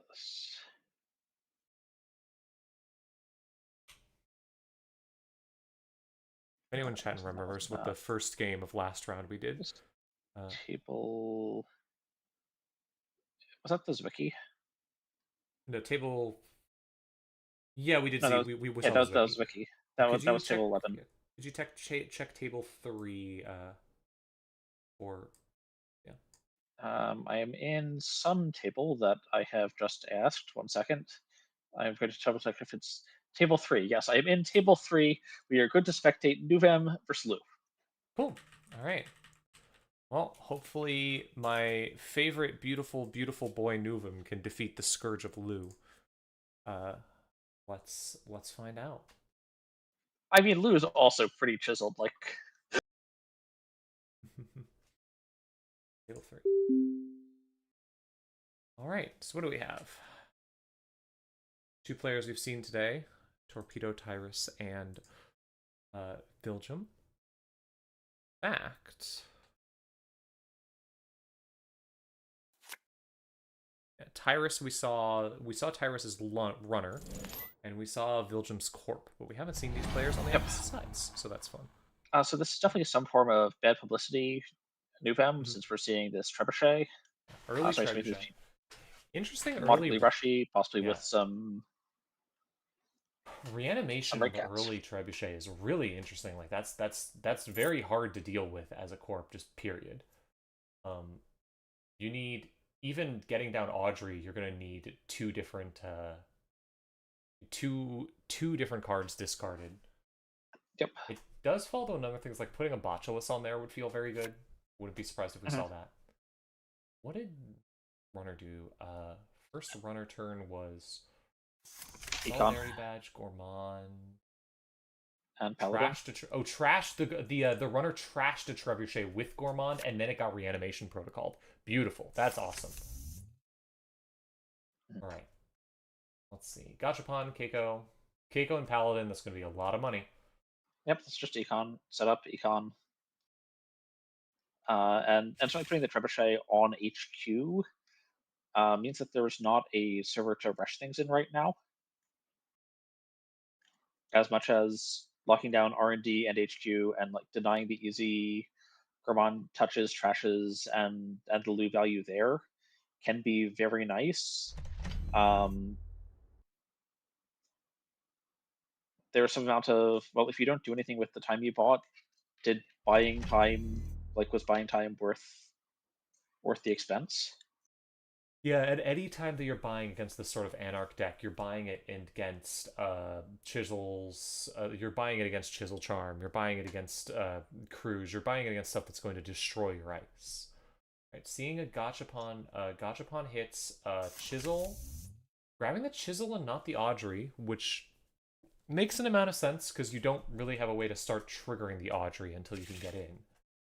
Removing an Audrey from the game. Now that implies to me that there's an Audrey in hand. Just fully removing it from the game. That implies to me I want the Chisel more than the Audrey because the Chisel I can play and the Audrey I'll find time to play later. Well, good. This is a good setup for defending against. Good setup for defending against Lu though. It's not relying a lot of the like Lu value trashes because it's so hard to get in and touch things. Yeah. Lu wants that value, and the deck wants that value with the Gourmands and everything. So just icing up Centrals and keeping Lu out is potentially a solid strategy. But again, that potentially buys time for a really big fermenter cook. For cook fermenter up to 6 counters, 5 counters. Like that's a lot of money to Shuffling actually back in just get into Descent, the servers with. Regulatory Capture, and Basalt Spire. Using a hedge fund, will we mill the card? Choosing not to mill the card. Interesting. Scary.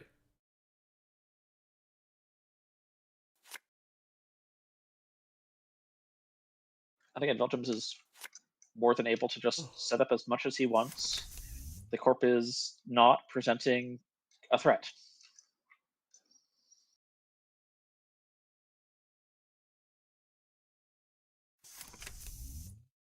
There's the Audrey, like I said, from hand. Ooh, and the cookbook is going to make that so much better because now you can break something. Like the Audrey can currently be used to break the Trebuchet. Devil Trump, like you can now potentially get into HQ. Put down a Gourmand, run HQ, start the train going. Extract the ice with the Chisel on it. That feels good. Put down a new ice. Put a new ice without a Chisel on it. Yep. That's exactly what you want to do. Both players playing really well against each other, knowing what you might be up against and what you need to push against. Wow.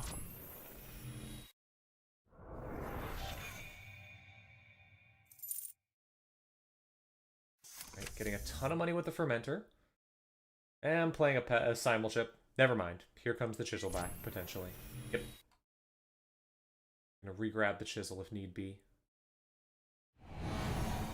Another trebuchet! Wow. Okay, yeah. So going to re-grab chisel. Put it there. We'll see this get chisel charmed away, and the second one get broken with Audrey.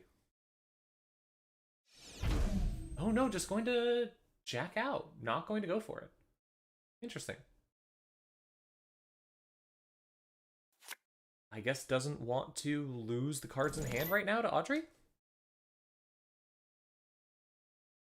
No Gourmand on the table means you don't have a way to guarantee a trash, so you don't have a way to guarantee getting another credit from another counter on Audrey also, which is important. So long as you have the Gourmand, you can make sure that keeps happening no matter what.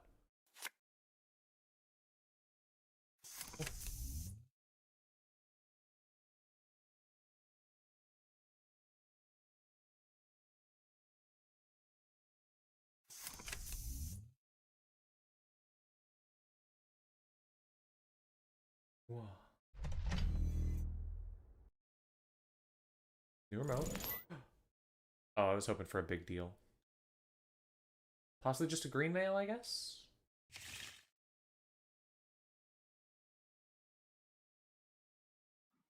Or we could actually see big deal. Show me a big deal. Let's go! Big deal! Big deal for a Basalt Spire with 2 counters. That's what I like to see.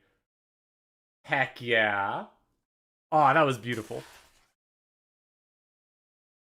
Oh, I loved that. I love seeing big deal. And now you're threatening doing that again at any time with the Basalt counter because you could just get the big deal back. That's so cool. Oh no, wait, the big deal was removed from the game. Never mind. But maybe there's another one. You never know.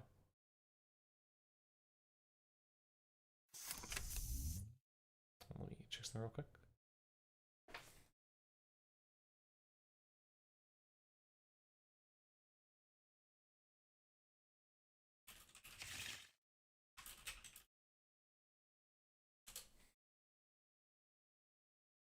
Yeah, too bad it's removed from the game, so you can't really do shenanigans with it. Alright, let's see. What happened while I wasn't looking? Putting down... Putting a Botulus onto the Trebuchet. Makes sense. Reasonable, reasonable. Immediately running again. Finding a regulatory capture. Oh, that's rough. That's exactly the sort of card you really want to have in hand, because like one more bad pub makes the regulatory capture scoreable from hand.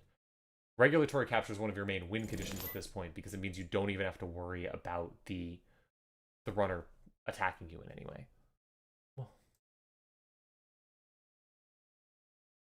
Alright, Petty Cash. Always the card you want to see. If this is a reg capture, you can put it into archives, return it to hand, and then immediately play it and score it. I assume we're going to try and draw into probably another piece of ice, or potentially another agenda. Interesting, sort of the development of the classic Shaper U, where you ice R&D really heavily and don't ice HQ much, and you just put things in their mode as soon as you find them. Yeah. And once there is one more bad publicity for Torpedo Tyrus, and the rate caps are 2/2s and can be scored from hand, that's a very reasonable threat. Yeah, no, it's a very good threat. I'm curious what other threats the deck has, though, because if you lose all the regulatory captures, you don't have any good way to fast advance stuff. I know sometimes there's like a copy of Slash and Burn Yep, floating copy of around the Slash and list. Burn can do it. Potentially another big deal if you really want to have fun. Oh, there's the Slash and Burn. Advance. Off the books. There we go. One regulatory capture wins the game. Oh, that's so cool. Also, Look at this Nuvum. Another potential off the books ends the game. Like this Slash and Burn is recoverable with Assault. Yeah.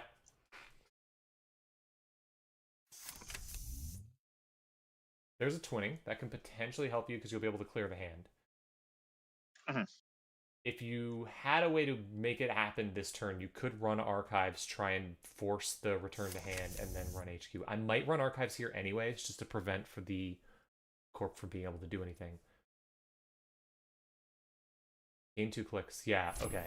Yep, there it is. So I assume we'll see run Archives, and then we'll get the Slash and Burn return to hand, and then we'll see a run on HQ to try and steal the Slash and Burn. Run HQ to try and find the Slash and Burn. Yeah, that's my guess. Although it could be that the game is in Archives right now. Like, there are 4 face-down cards, and...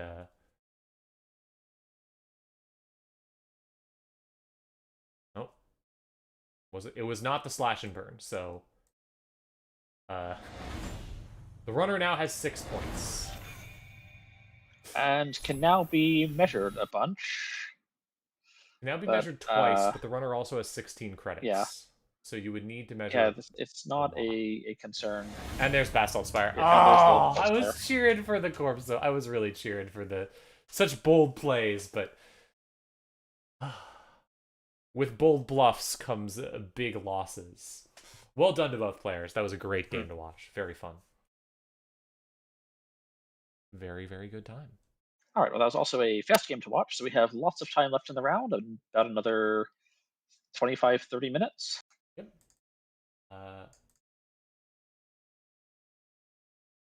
You want to... Are any of these appealing to you'd you? like to see? We could maybe take a look at... we've seen today.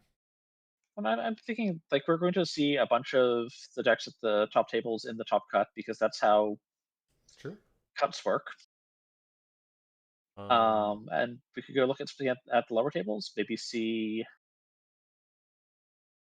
Yeah, I'm down to go take a look at that. Anything you'd be interested in taking a look at? I was possibly looking at table 16. Is table 16 still going? Sounds good to me.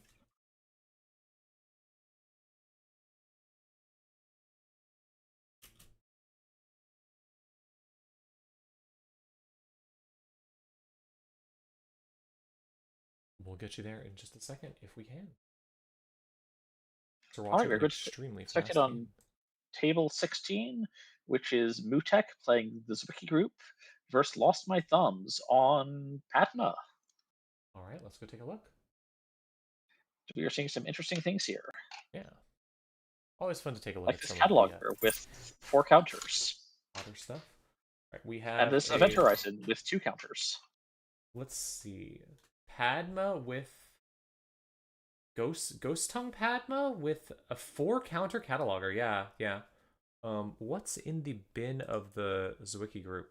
1 measured and a basalt scored, and we are at 4 points. So Yes. are threatening the basalt win here. R&D has a single event horizon on it, so that's not going to keep you out for long. I mean, it is going to keep you out. Wait, yeah, no, Well, there's no sentry it's breaker. expensive. There's Like, no sentry breaker right now. yeah. Now there is a cataloger, so getting into R&D is pretty good. I'm just going to take a moment to rave again about the design of Lucius, because It's so cool. it's actually a breaker that was really interestingly supported in different ways by 3 different Shaper IDs on release. Yeah, it's so cool. Because Padma, of course, goes, hey, this is limited by charge counters. What if I just, like, put some charge counters on? All right, so if one of these is an agenda, you do now have the ability to. If one of these is a 5 or 3, you do now have the ability to just instantly win. So now you should pause and say, Oh, right, yeah. potentially action here, because actually the corp can mill 1 with Basalt to change what the top card of R&D is. Yep.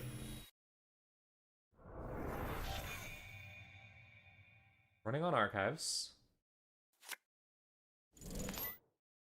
And CCOM with the Ghost Tongue with the Anacom, yeah, that's I've maybe just fed 0 to gain 5 and draw a card. Sounds great. Ooh, reanimation Pharos on here. If we see a tree line or something, this could be really nasty.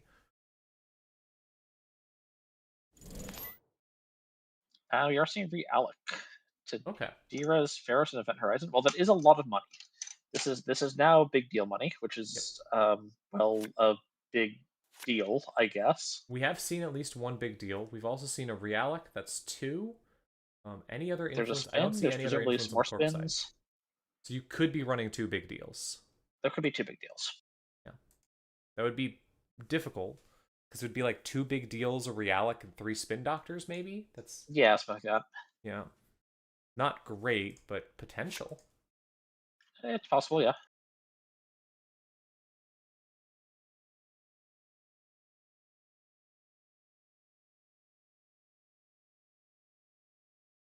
Yeah, I do think this cataloger is as big as it needs to get, and it is now time to maybe charge the werewolf. I'm not sure. I mean, I don't know how much you're going to be breaking with Lobizamin. The big problem right now is honestly the event horizon, because you don't have a way to break that without spending a ton of money. Yes, but charging cataloger does not fix that.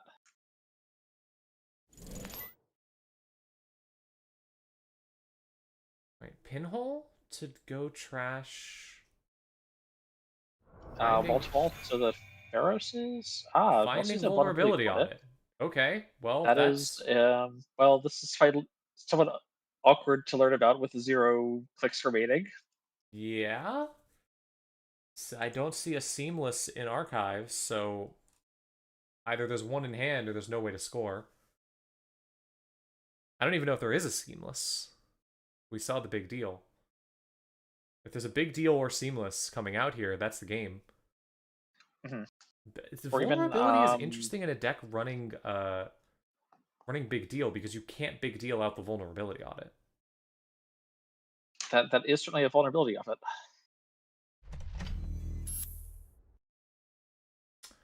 Okay, putting down 1 more piece of ice. So you're threatening game This there. 4 gamble with 3 credits on Mystic Mamie and the Anacam draw and the Touchstone credit. Wait, but no, if one of these is... Why did you click for a credit? If one of these is a Event Horizon, you One of just these is Event lose. Horizon, yeah. Oh no. Oh no. I hope we'll see. Is it Okay, Trebuchet, though? Trebuchet. That's how much is that to break? That's That's two. 4. That's That's four. 4 to That's break. four. Yeah. Orc is awesome. Or if this is Event Horizon, that's game. If this is not Event Horizon, that is also That's game. also game. It's not Event Horizon. That's game. Oh. Wow. Cool game. Cool game to get to see the end of. Very, very cool game to get to see the very end of. Yeah, so I'm actually wondering if this is um yeah, this is Sparkless. This is Spark of Inspiration, Whale Wolf. Big fan of Spark. Love that card. I played Spark for a while. Back when Kit was still around. Oh yeah, yeah. Yeah. Kit also was a great piece of support, but for Libisum, but so was um Tau. Just if your program is countered by positional ice being positioned wrong, it's fine. Just reposition the ice and it starts working again. It was beautiful. Oh. All right. Where to next? Probably we can potentially do one more game. Probably. Yeah, I think we can get one more in. Very short. Although we're running out of tables. Yeah, most of the tables are actually finished. We might want to wrap it up. Hmm. That's another table down. So 7 or 10. How do you feel about those? 7 or 10? Yeah. 10 perhaps, if that's of it. Let me check the no stream All right. list. Yeah, 10 should be We, alright. we've streamed both of those people before, so Yeah. Have we streamed those exact decks? We might have. I think we've possibly streamed these decks, but not this matchup. I think we've streamed everyone who is still available right now, so. Yeah. Okay, we are good to join. Although this game is looking like it is on its last turn, Oh, well, let's go see it. because I am seeing a remote with presumably 3 upgrades in agenda. Oh, yeah, this is Um, the end of the game. Oh, no, I saw and that. Oh, no, I'm so sorry. well, it's fine 4 points somewhere that aren't server 2, because I don't know how you're getting through this automatic void. I mean, maybe there's a pinhole that does something useful. I don't know And how this you're is a doing lot of anything. cards. This, So any net wait, damage sub Dungeon Mixer can this isn't. probably just walk through and go, yes, I will just take 2 damage, 4 damage, 6 damage. It's fine. I can take 6 damage and steal a Fuji. That's only all the cards in my hand, but that's only all the cards in my hand and not one more. You, yeah, you can't, unfortunately, you can't just walk through a Bodo right like that. Correct. But Um, like Lion's Mane, you could walk through Lion's Mane. you could grab 2 Slap Vandals for the Bodo and just walk through it over and over again. If you had, you could potentially go for a very weird line where you run archives, run. Oh shoot, I didn't switch to the game. I'm so sorry. Thank you. Yeah, no, here's the game. Very weird line here where you run archives, see if you can get through it just by tanking it. Do the same for Atini and the Bodo, and just try and use Slap Vandals and 1 extra Pikachu to get enough. But wait, but then there's no way you would get to keep the. You're gonna lose the deep dive that way. Like, if you lose all your cards, you're not gonna get deep dive. Poison Vial. Okay, well, Poison Vial I mean, you can get a definitely Slap is Vandal here. good support for Slap Vandal. Although like the credit issue is still, It gets you into well, there's one Simmel server. chips. You Simmel chip. Um, Are we gonna see Slap Vandal? yeah, there's 3 Slap Vandals in, so this would Yep, be a Slap there's the Vandal. slap. So you can get in here with 1 credit. Yeah. And I don't know how you steal 2 agendas with this actually. Well, you've got the Pisha Shao. Okay, okay. There's the Pisha Shao. So And you see a it's Cloud Eater. yeah. That's not. That is probably the game. That is the game. The line had to be steal an agenda, click for a credit, run back, steal an agenda. Well, I mean, we never know. It could be like a Charlotte in that server, I Oh, guess. this could be a Charlotte. I guess this could be a Charlotte. But like, oh, even that doesn't work because there's a Lotus Haze and an Anoetic. So if the game could actually end like that, it can't because Anoetic will just take a vacation to HQ and shut it down. Yeah.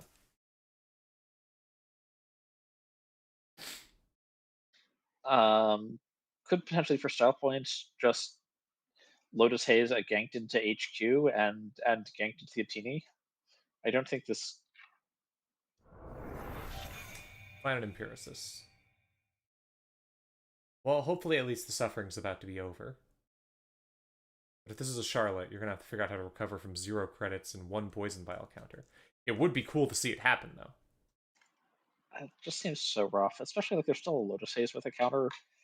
And I know these lists are on ganked, so it just becomes a nightmare to interact with any server because it just suddenly develops a ganked and you encountered a big piece of ice again.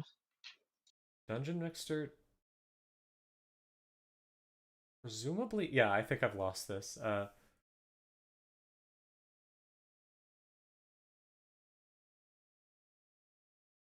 Presumably, or okay, we're just gonna see a run on HQ just to presumably just tank all the damage.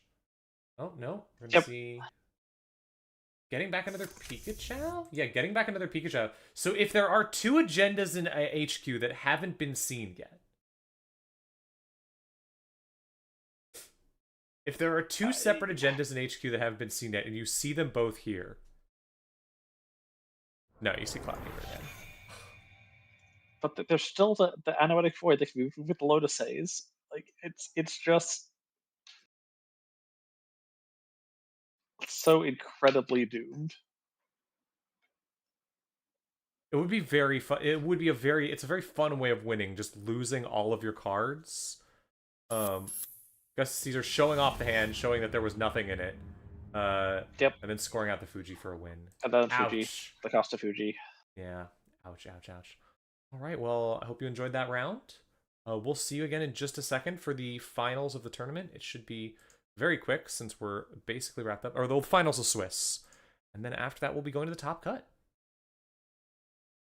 Yeah. So long. See you in just a second.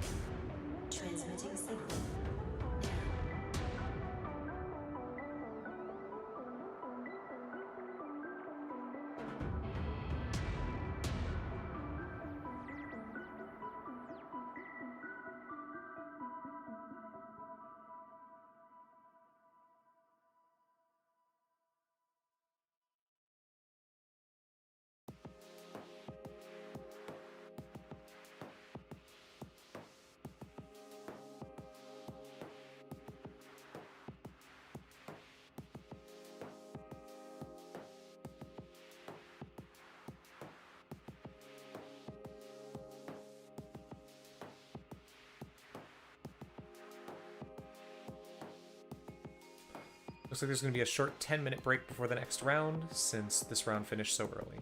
So we will see you then.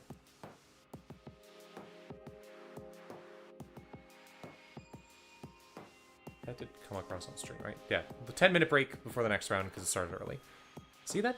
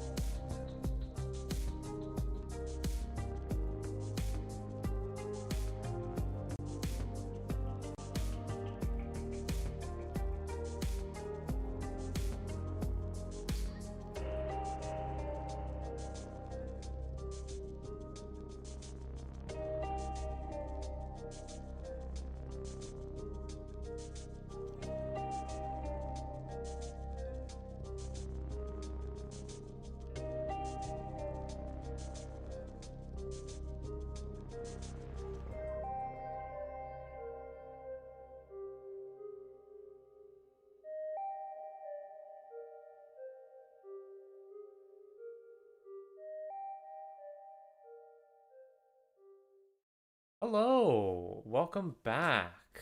It is almost time for the final round of the Swiss tournament of the America's Online Districts. But while we're still waiting for the round to start, I figured now was a pretty good time to talk briefly about the standings and how people are doing. So we have four guaranteed players making in the top cut: Hotel Foxtrot, Dav131, Vilgems, and Athletici. All of them got a 15, an ID that they can potentially do. So all of them will be at 16 points, at least. Dav's the only person at 18 points, completely undefeated today through 6 rounds. Incredible, incredible stuff. Really well done on Alco, which is interesting. Not the new Jinteki identity, but good old-fashioned Alco. And of course, on Seb, which, yeah. Then Cold Lava, actually the game that we're probably going to try and watch, because Cold Lava is in the game that Cold Lava is the game that Cold Lava is the one that cannot ID, because Cold Lava got paired against Traton, so that'll be an interesting game. But Vilgems also in the top cut, no way to get out. On Built to Last and Lou, interesting combination. I'm not sure. We saw both of those, I believe, today. Both are very cool. Yes, we saw both of those. Very interesting. Hotel Foxtrot asked not to be streamed, so we might see that in the top cut. Not to be streamed is only during the tournament. On Super Heavy Logistics and Magdalene, and there's one big Magdalene deck recently. Well, there's two. There's the two big Shaper decks that I've seen. There's a few big Shaper decks, but the only big Magdalene deck I've seen. Wait, no, there were two. There was the combo deck from last tournament, and then there was Magic Man. So we'll see what's up Magic with that. Man and Deep Dive combo are both being paid out of Magdalene. Yeah, those. So it's either Deep Dive combo or it is Magic Man, and one of the two. Conduit one combo. Hmm? So it's either Deep Dive combo or Conduit combo. But are we getting started? All right, we are getting started. So let's go over the game. Cool. All right, so we have Traton on Alco versus Cold Lava on Lou. Lou is really good against Alco. This is not the matchup you want to see. Immediately finding a moon pool and trashing it, getting some money back from that. Not the matchup you want to see as Alco, because you're probably doing asset spam. Oh wait, let me switch over. Shoot, I never switched over. Someone should have warned me.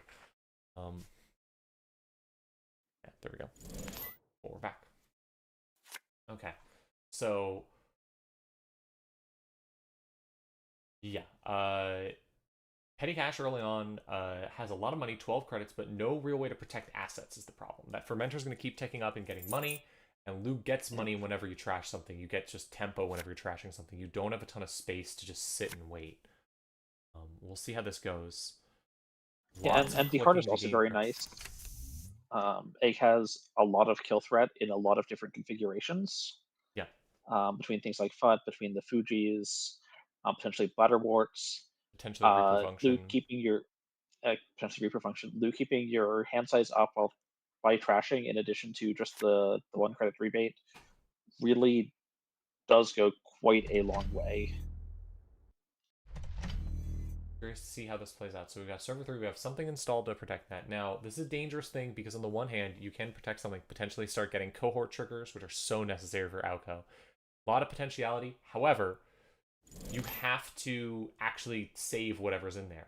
Ooh, and there's a lot of ways to not be able to do it. For example, pinhole threading. It's not. It's an agenda. Oh, wow. That's bold, but that's a complete waste of a pinhole, which is a pretty huge deal in this matchup, in my opinion. Immediately finding the boomerang, so probably going to be able to steal it, which does hurt, but... Well, there are lines like Samaximon is not great for boomerang. 14 credits. Also 14 credits, you can res almost anything. This could be something big and scary.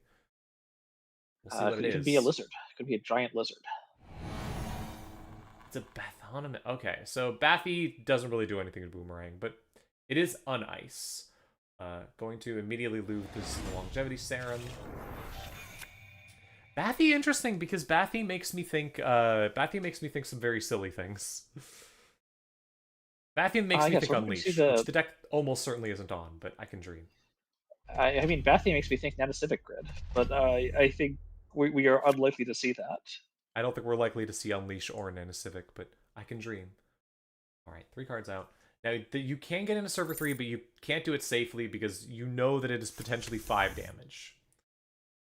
Audrey down? Yes, Oh, but with this an is bad. Audrey counter.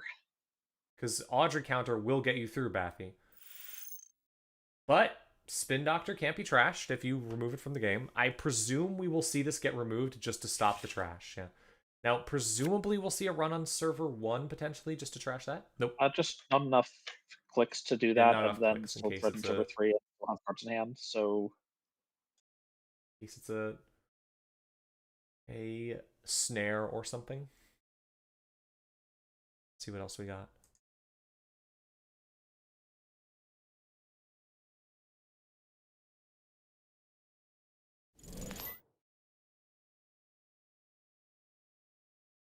All right. petty cash coming in. Another petty cash. Well, Probably 2 of Unleash. course. Looks like Traton's list from the last time we played Egg in an online tourney. Interesting. Okay, 2 Unleash is exciting. Love to see something fun from that. Cold Lava. Trashing Steel Skin with Audrey to just instantly start the turn by drawing cards. Just get some draw. And putting it back on the bottom of your deck with Buffer Drive. Exactly. Paladin Fencer coming down. Fencer, well? additional asset hate here. Yep. Fencer's great asset hate. Going to be useful, but you still don't have a way into servers. You have to trash at least one thing first. Yeah, although hopefully server 1 will hang out and be there. Yeah. And new install. Morocco probably has enough trashables that the odds of finding something in HQ or RD, I mean, they're not 1, but like they're reasonable. You can find trashables in centrals. It's an asset spam list. You'll probably find something. I mean, you're giving the Alco some strength when you do that, but you'll probably find something. Running on server 6, resing a moon pool. Okay, putting 2 counters on it. Is this going to be 4 damage? That's 4 damage. Let's go. 4 damage. Urtica Cipher. Getting rid of 2 Botulises that could have been gotten through stuff. Oh, that's beautiful. Killing a boomerang. Wait. Yeah, putting the boomerang back on the bottom of the stack and getting rid of that. However, you do finally get the counter onto Audrey. And you manage to trash... What got trashed there? Wait. Oh, it was the Urtica. Right, yeah. The Urtica was what was it? That was, yeah, the Urtica got trashed. Yeah. Trashing the Urtica is... The Watchlist and Devil Charm. Trashing the Urtica is a bit scary because the Urtica is... you could potentially leave it on the field. Like, you're giving an Alco counter to the Alco player. And I'm always scared to do that.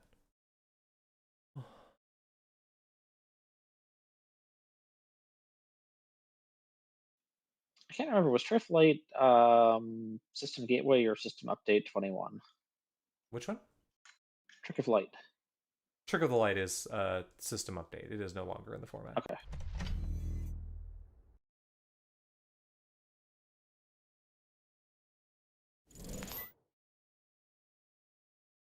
Review, getting that counter. Yeah, this is 54 cards. Traton has set up to crack the egg. We have an Audrey counter. We can get into most places, but scary to do so on a list like this. Let's see. Solidarity Badge, that'll help with the card draw, which you do very much need here. Ooh! Oh! I didn't see the Audrey counters. There go the Audrey counters. We haven't seen anything with what's in server 1, so at this point I'm assuming that what was in server 1 is is a bite or a trap of some sort. Finding a Regenesis in Archives? That's... And learning that there are definitely unleashes, and that's a good thing to know about, potentially. Yep. We also haven't seen any influence from the Corp right now. Well, we've seen a Spin Doctor, but that's expected. I'm so curious what the Alco is trying to do. It's always so scary going up against Alco, because, like, what sort of kill line is this doing? Like, 5 different ones, and I don't know what it could potentially be. So, egg is cracked.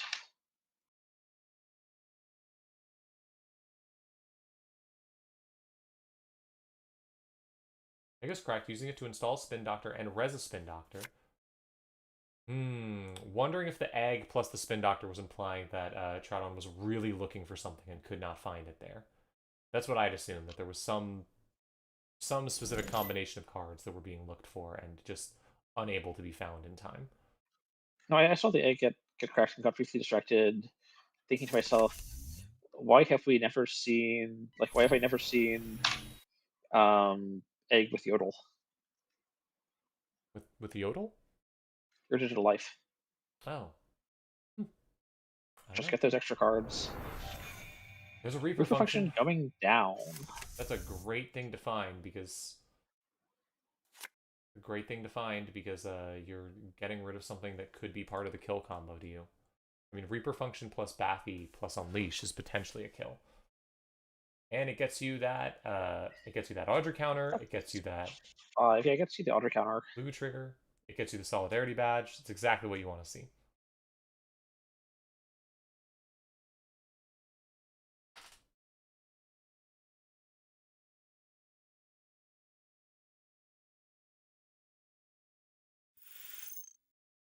And it's a second Reaper function. Okay. And measured? No, we're not at threat 4. What is happening? Putting Botchless on the bottom of the deck. Mindscaping doesn't do anything. We have the money for a public trail. Public trail end of the line? Could just be trying to do damage for Alco? I don't know, with buffer drive, sure you can get auto counters, but you can't snipe pieces because whatever's most important will just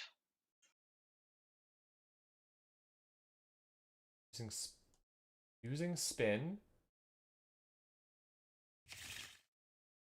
Shuffle, Reaper function, and Reaper functions. Yeah, I guess it was just a value Reaper function, I think. Installing spin, resing spin. What is going on? That's all 3 spins on the table now. Out of Alco. We've gone through half of our deck.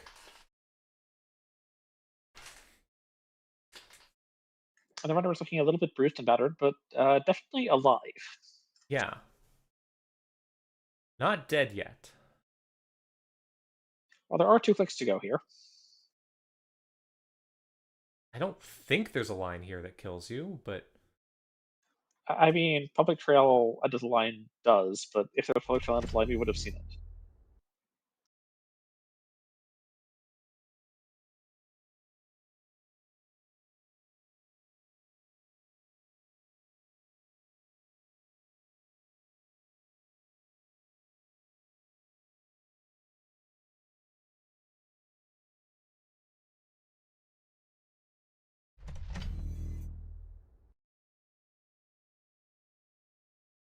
Drawing for the kill combo, but I don't know what the kill combo is there. Like, on 3 cards, is it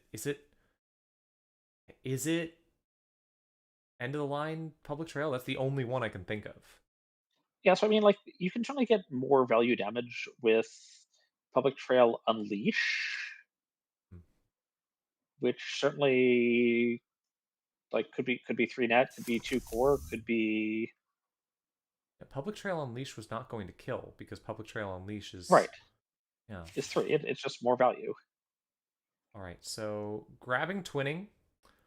That's interesting. It's going to mean seeing a lot of cards from R&D, and you are already on 3 points, so you don't need to see that many to win the game.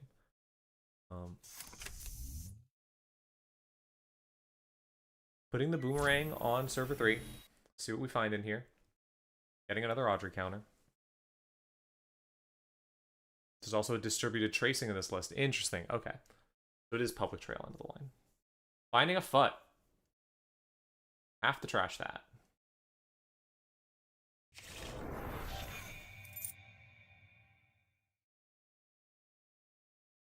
Five cards definitely feeling much safer than 3. Yep.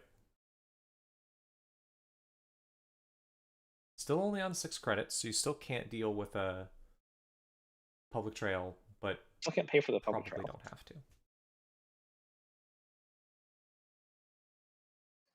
Although, I mean, like, is public trail trash twitting ever, like, public trail trash twitting unleash Yeah, I ever a don't thing you think think about? you do anything like that. I just, when I see a weird Alco deck, I'm like, what are all possible options? Is there some way this could happen that I don't expect? Right. Throwing down something. If that's what you'd really want that to be, I think here is a Samak. Samak really helps out here. 2 advanced encounters on it.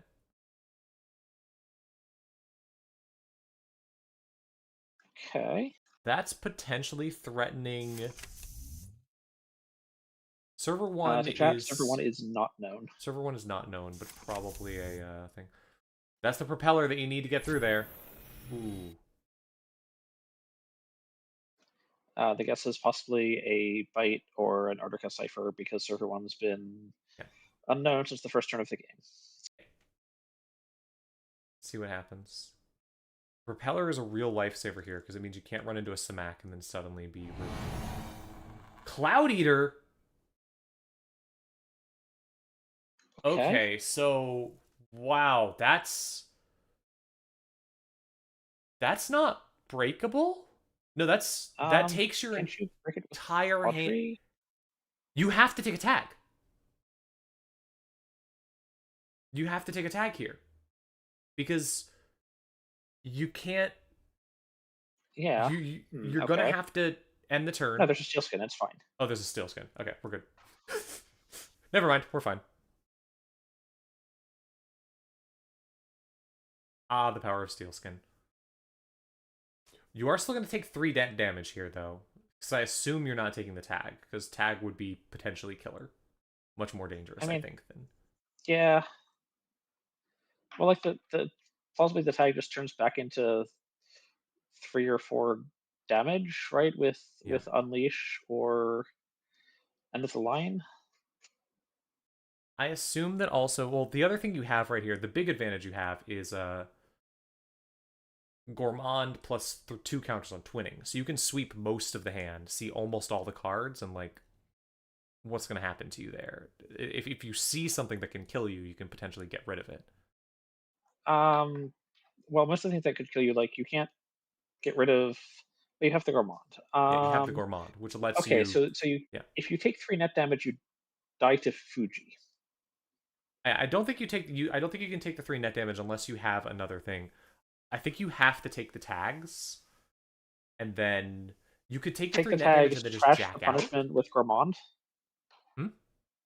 So take the tags, trash the punishment with Gourmand. Yeah, but the problem is that Fuji as a punishment kills you, so I think you have to... Fuji doesn't kill you if you take the tags. Oh, letting them trash a card. Yeah, I didn't even consider that as an option, but yeah. Bite? Uh-oh. On-site review, Moonpool. Oh, wow. Okay. That's certainly a change in pace here.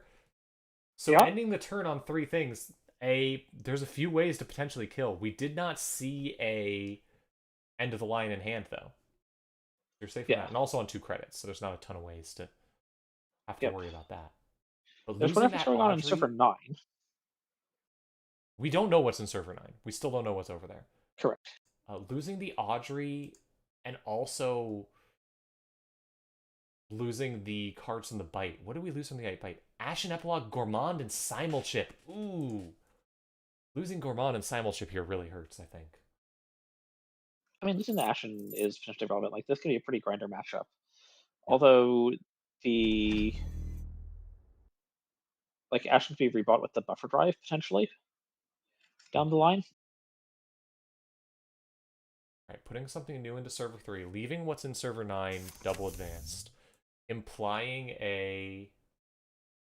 in server 3 is just going to get checked. Doesn't feel good. Implying that server 9 is just another... Maybe another Urtica? The cohort. Ooh. Easy trash. Feels good. Easy trash feels good, yeah, absolutely. Sucks to see also just an easy draw. taking some money. Yeah, but again, we are seeing the economy of the runner on a complete knife's edge. Mm-hmm. You have a ton of potential good options. You have the you have the both you have two different companions, you have the solidarity badge, you have a lot of ways to see more, but get more cards and more money potentially, but it's all so you have to be so careful because you don't know what sorts Hmm. of things this deck could throw at you at any moment. Okay. Credit, Hansai. Alright. Corp is now on 10 credits. Not Which is threatening enough for anything. another big snake. On 10 credits.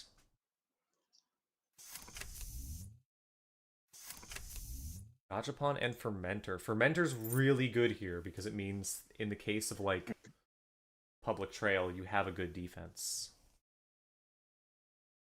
Alco That's an gets investment in the used. future, and I think there's a bit of time right now. It's used. Any cash? It's Oh, gonna be a see how they scoring. See run. how they run. Okay. That's game right there. Um. Yeah, that's game. Yeah, that's game. Because see how they run is a tag, and then I assume end the line was just drawn. And I assume end of the line. Wow. Yeah, no, I said at the beginning of the game. So There's so also there could the be see how they actually run and the is there line. a steel skin left? If it had hit and No. it's steel skin, but it did not. Because now presumably we see the yep, Yeah, there it yeah. is, end the line. Yep. Oh, that was awesome. That was so cool to see. What a cool game. Oh, so tense on both sides. Thank you for joining us for that incredibly fun game. Wow. All right, let's. All right, but I think you said Traton needed to win that, and I have good news. Yep. So Toron won that. So Toron has a chance. It's not confirmed that Toron will, or not, Traton will make it to the, make it in the top cut, but definitely now has a chance to be in the top cut. No idea if like it'll happen, but has a chance. While Cold Lava now has a chance to not make it into the top cut. So rough on both sides. That could have knocked both of them out potentially. We'll see. Let's see if It there's looks any. like tables 8 and tables 10 are the only tables outstanding. Does one of those sound interesting to you? We can go take a look at table 8, perhaps. Okay. Go check with them. No, table 8 is done. I'm seeing only one player in the lobby Nope. now. All right. Well, we might be going into the finals sooner than expected. Wow. Wow. If you want to check with table 10, you can. Although I'll check with table 10. I don't know how long that game will last either.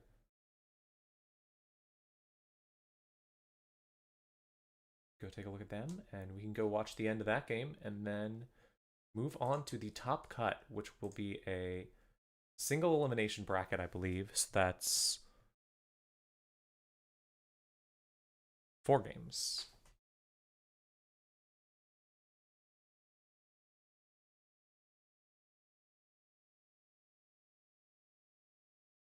All right, we are good to spectate on table 10, Morocco versus TP.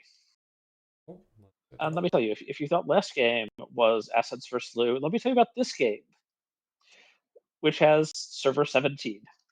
oh no. All right, you all ready to zoom? You're all ready to zoom out cuz oh. Oh my gosh. You can't see anything on the screen anymore to show all this as servers. Wait, sorry, it Wow. now has server 18. It's now This 18 is Epiphany servers. versus Lou. I'm sorry for everyone who wanted to actually be able to understand what's going on screen. I had to keep it zoomed out like this just for the sheer effect of it, just so we could see what's going on. I'll zoom back in a second. I just enjoy showing this off. Let's see, what are the points right now? So 4 points on the runner side, 2 points on the corp side, 1 off world. I do wonder how well Epiphany will be able to fare without off world. Zoom back in a bit. Not too far, so we can still see all these servers. There are 1, 2, 3, 4, 5, 6, 7 servers with things in them that are not revealed. Aside from that, we have on the table a cohort, a B1000, a spin doctor. none of which are being contested. We are at 4 points, so you are threatening like an Oppo or something like that. Let's see what's in the archives right now. There is an Oppo, or no, that's a balanced coverage. Wage Yep. workers is in the bin. Warm reception was just rezzed. That's right. Uh-oh. Oh no. Oh boy. All right, worm reception. What are we going to do with that? Could Probably derez a install something ping. and then score. I assume it's going to get used to derez a. Cohort is turning bigger picture upright, so that's putting a counter on the card in server 14. So I presume we'll see that scored out this turn. Will warm reception be used to derez anything?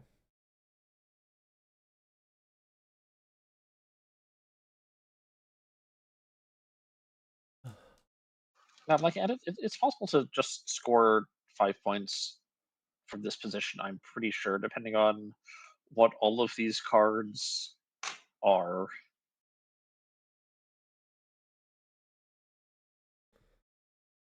Yeah, I'm not sure you score 5 points this turn. I'm not sure you even want to score 5 points this turn.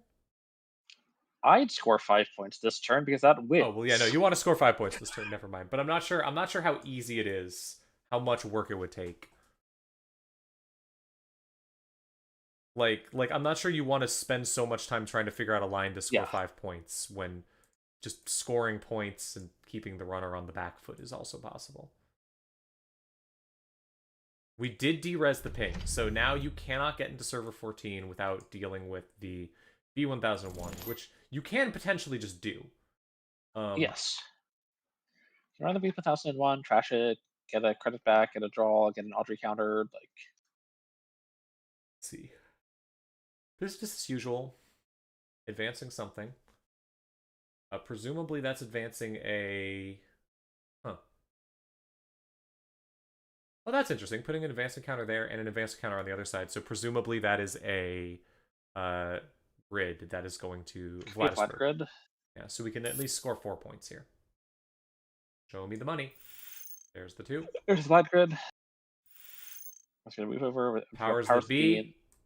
Anything else you want to res before doing this? Crypto crash. Okay. Runner loses all the credits. Runner has no money.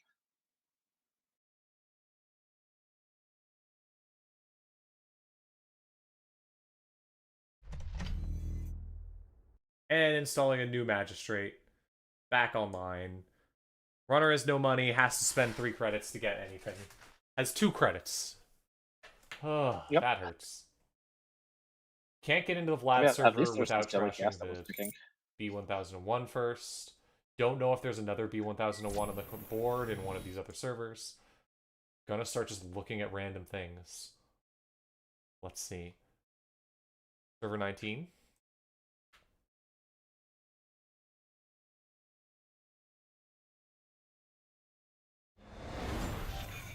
Finding a random crypto crash that got thrown on the board. Why wouldn't you res the magistrate? Not sure. Maybe there's some math here I didn't realize. There's the magistrate.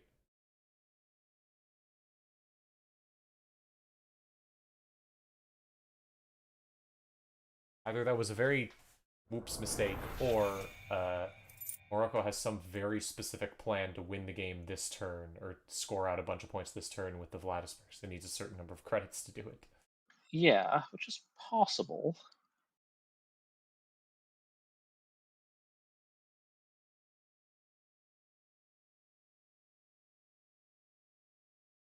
Alright, here we go. Let's zoom out so we can see everything this turn. All the servers. Okay, there's the warm reception res. There's another warm reception. There's another federal fundraising. So you can now draw half of your deck and install all of it in one turn.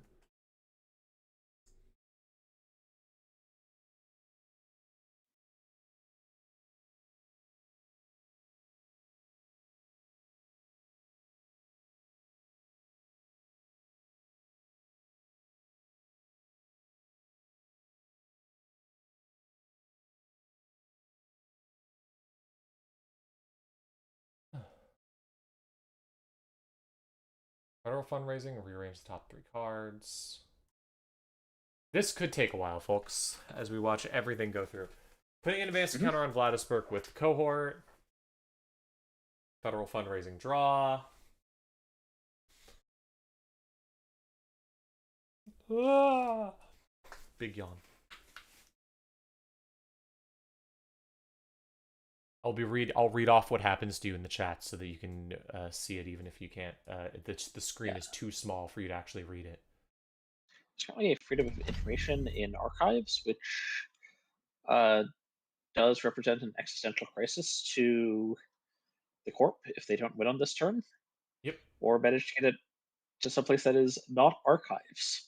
There are a bunch of servers that have not been rezzed, and there is one spin doctor remaining. It's not an archive, so presumably you could get it out with that. Federal fundraising, rearrange the top 3 cards of R&D.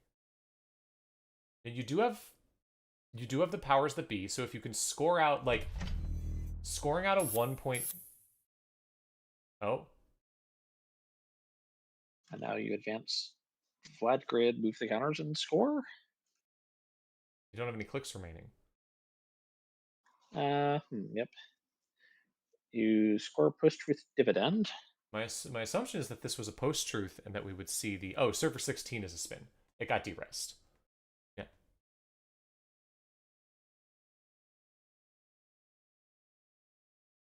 Oh, forgot that it didn't have 2 on the Vladisburg. Oh, no, that might be it.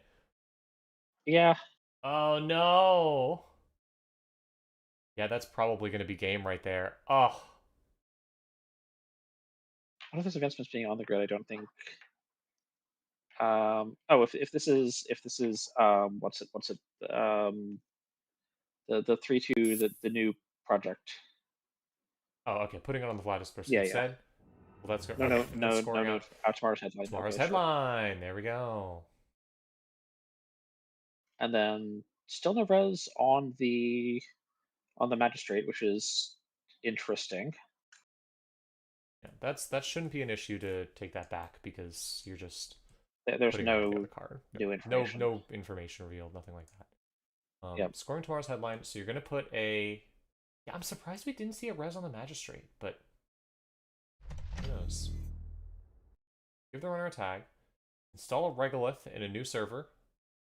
Okay. In the turn. Yeah. But how is this not just There's run archives?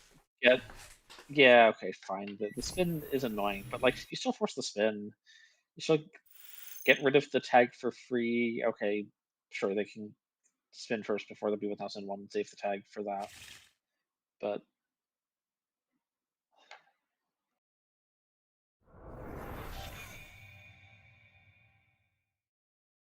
like, now just go find R&D, I guess. All you have to do is just find an agenda in R&D. Maybe server 21 is an agenda. Maybe.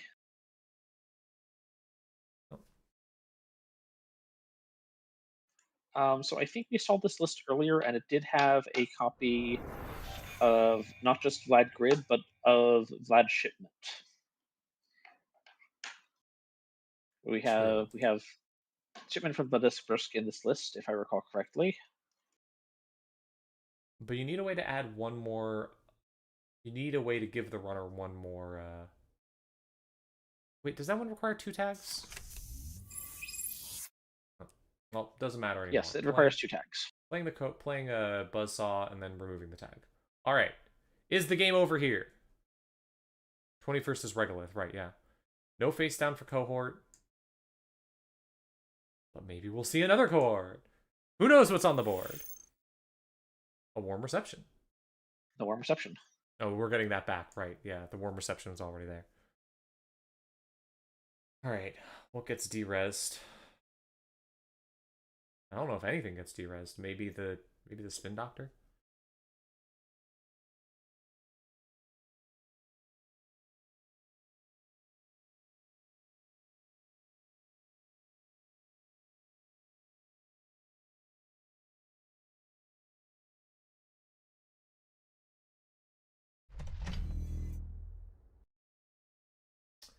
Installing a new card in server 22. Warm reception means that that can't be an agenda, or at least it can't be an agenda you're going to score this turn. Yes, that was the warm reception install. So yes. Deresing the ping. Yep. Cannot fast advance without putting some sort of thing. Okay, put down the cohort so you've got the potential fast advance. You don't really have a good way to do it. Yeah, the top three cards of R&D are being rearranged, so like R&D singles are not terribly likely to work. You could overinstall something with warm reception to get a face down for cohort. That is true. Yeah, you could do that.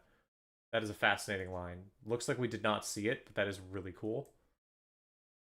I would love to see that. I'd also love to see. I mean, there's also just the possibility that the deck is, if the deck is running post truth, you could just win off that. Mm-hmm. Well, the federal fundraising does make it very hard to win with R&D singles because presumably something that is not trashable and not an agenda will hang out at the top of R&D. Hopefully, lots of time. Might be desperately looking for those post truths if they're in here. Mandatory start of turn draw. We're taking a lot of time, so I presume the game is not over.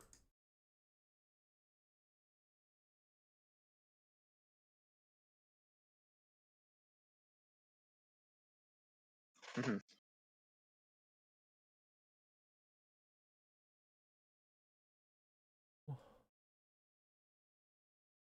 Business as usual can fast advance a 2-3 flat grid. Yep. Putting something on R&D, finally protecting it a little bit. Guessing that's going to be like a ping or something, just so you can use B1001. So I thought we saw all three pings in server 1, 3, and 14? Yeah, we might have. I mean, there's a full breaker suite out now, so there's not much you can do in anywhere. Taking credits. Okay. You're playing with fire here.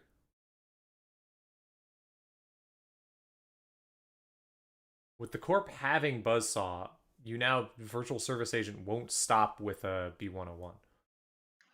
Correct, yes. There's the shipment from Vladisbursk. Finding the shipment, kind of a useless card to see, but you got into the server, so that's nice. Yep.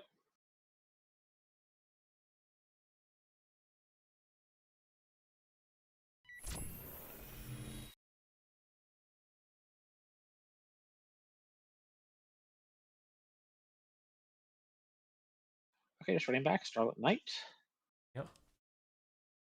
Looks like we're just checking HQ a bunch. I mean, you have the money drip feeding in. Like, not a ton to worry about.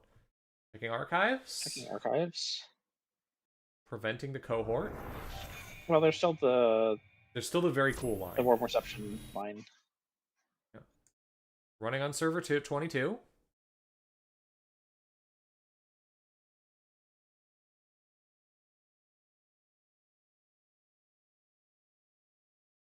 It's another cohort. Not gonna trash it, which does open the way for 2 cohorts. So now you can fast advance with the Vladisbursk. Yes. You can cohort. I'm surprised we didn't see a trash. Although you can't get 2 advancements off the cohort because you can only get 1 face down even using the right, but the Vlad is already on the field, so you can fast advance out of 3-2. Although I don't know if this deck is running any 3-2s. I've seen some that have the embedded reporting or whatever the 3-2 with dividends is. Magistrate is still on the table. It has not been rezzed yet, I believe. There's so many cards on the table. I think it's for 18. I'm not entirely sure, to be honest.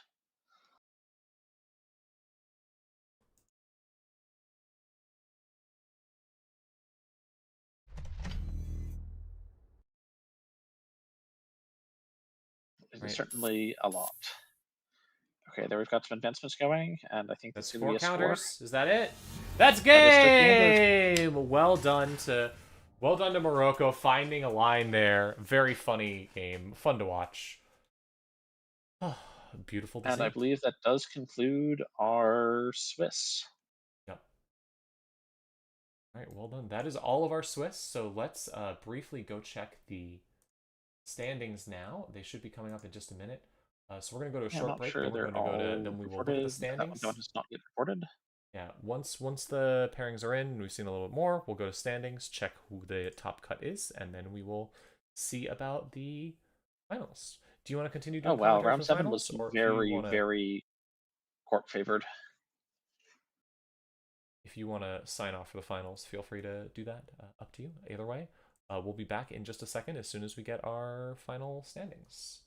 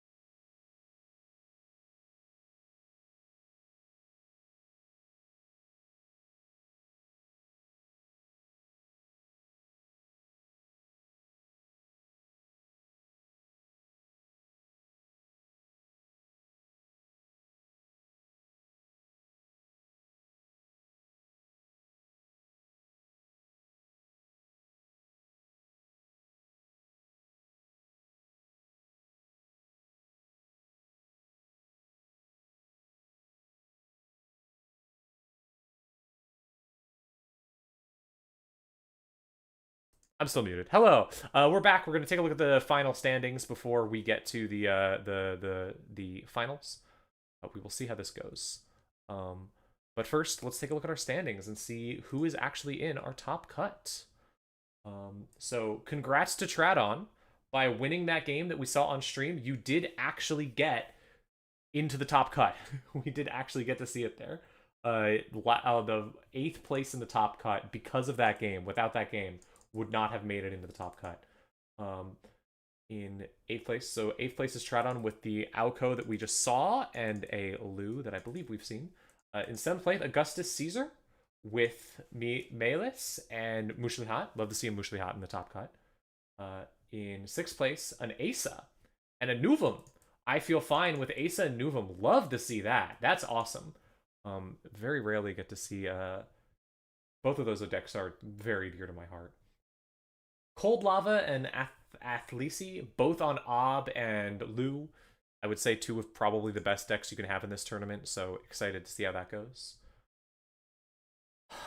Hotel Foxtrot. Ob and Mags. We might end up seeing, we will see, there's a chance we might end up seeing, if it's Magic Man, which I believe we can check deck lists now, we might end up seeing Magic Man on stream. Yeah, we can just check the deck list at this point. 1 second. Oh, cool. Yeah, can you go check it? Yep, I'm checking.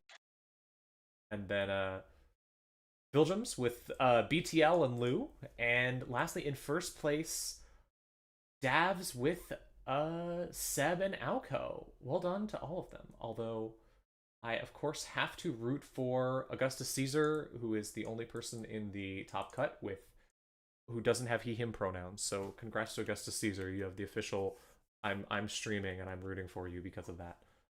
Congrats to everyone though. Lots of amazing players today. Tons of players. Congrats to Sauce, New Puldrix, and Zelt Honor, who barely got pushed out of the top cut. Unfortunate, just due to strike the schedule. Congrats to everyone else who competed. How many were there? 45 competitors. Thank you so much for tuning in. Let's take a look at our bracket and see what it's going to look like. So we are going to have Traton on Alco versus Davs on Seb. We're going to have Viljums on Wayland versus Augustus Caesar on Mushlihot. We're going to have Hotel Foxtrot on Ob versus I Feel Fine on Asa. Well, it looks like, according to this, there will be a losers. Let me double check if there's going to be a losers bracket. No, the bracket is just wrong. Like, this is a known issue with the bracket. Okay. The bracket always generates a chase bracket, even if there's no chase bracket. Okay, yeah, so no chase bracket today.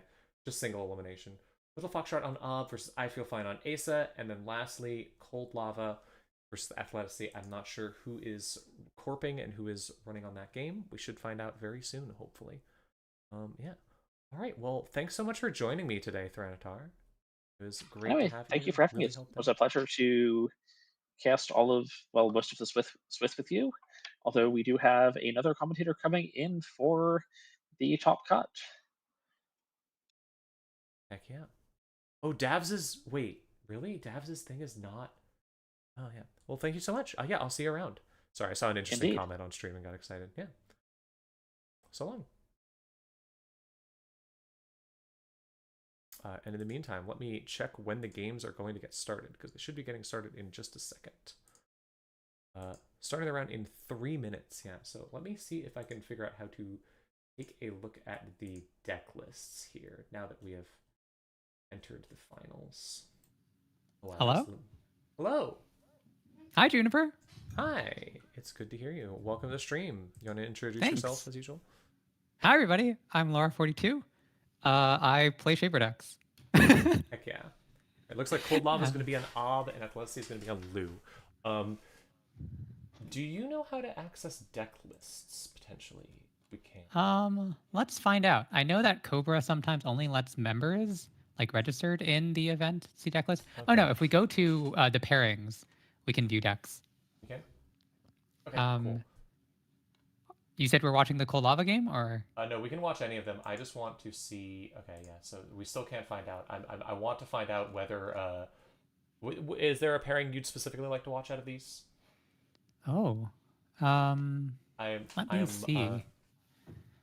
My goal is to eventually potentially watch Hotel Foxtrot on Runner, because if the runner is Mags, and it could be Magic Man, but Hotel Foxtrot asked to be on the no stream list, so haven't been able to stream until now.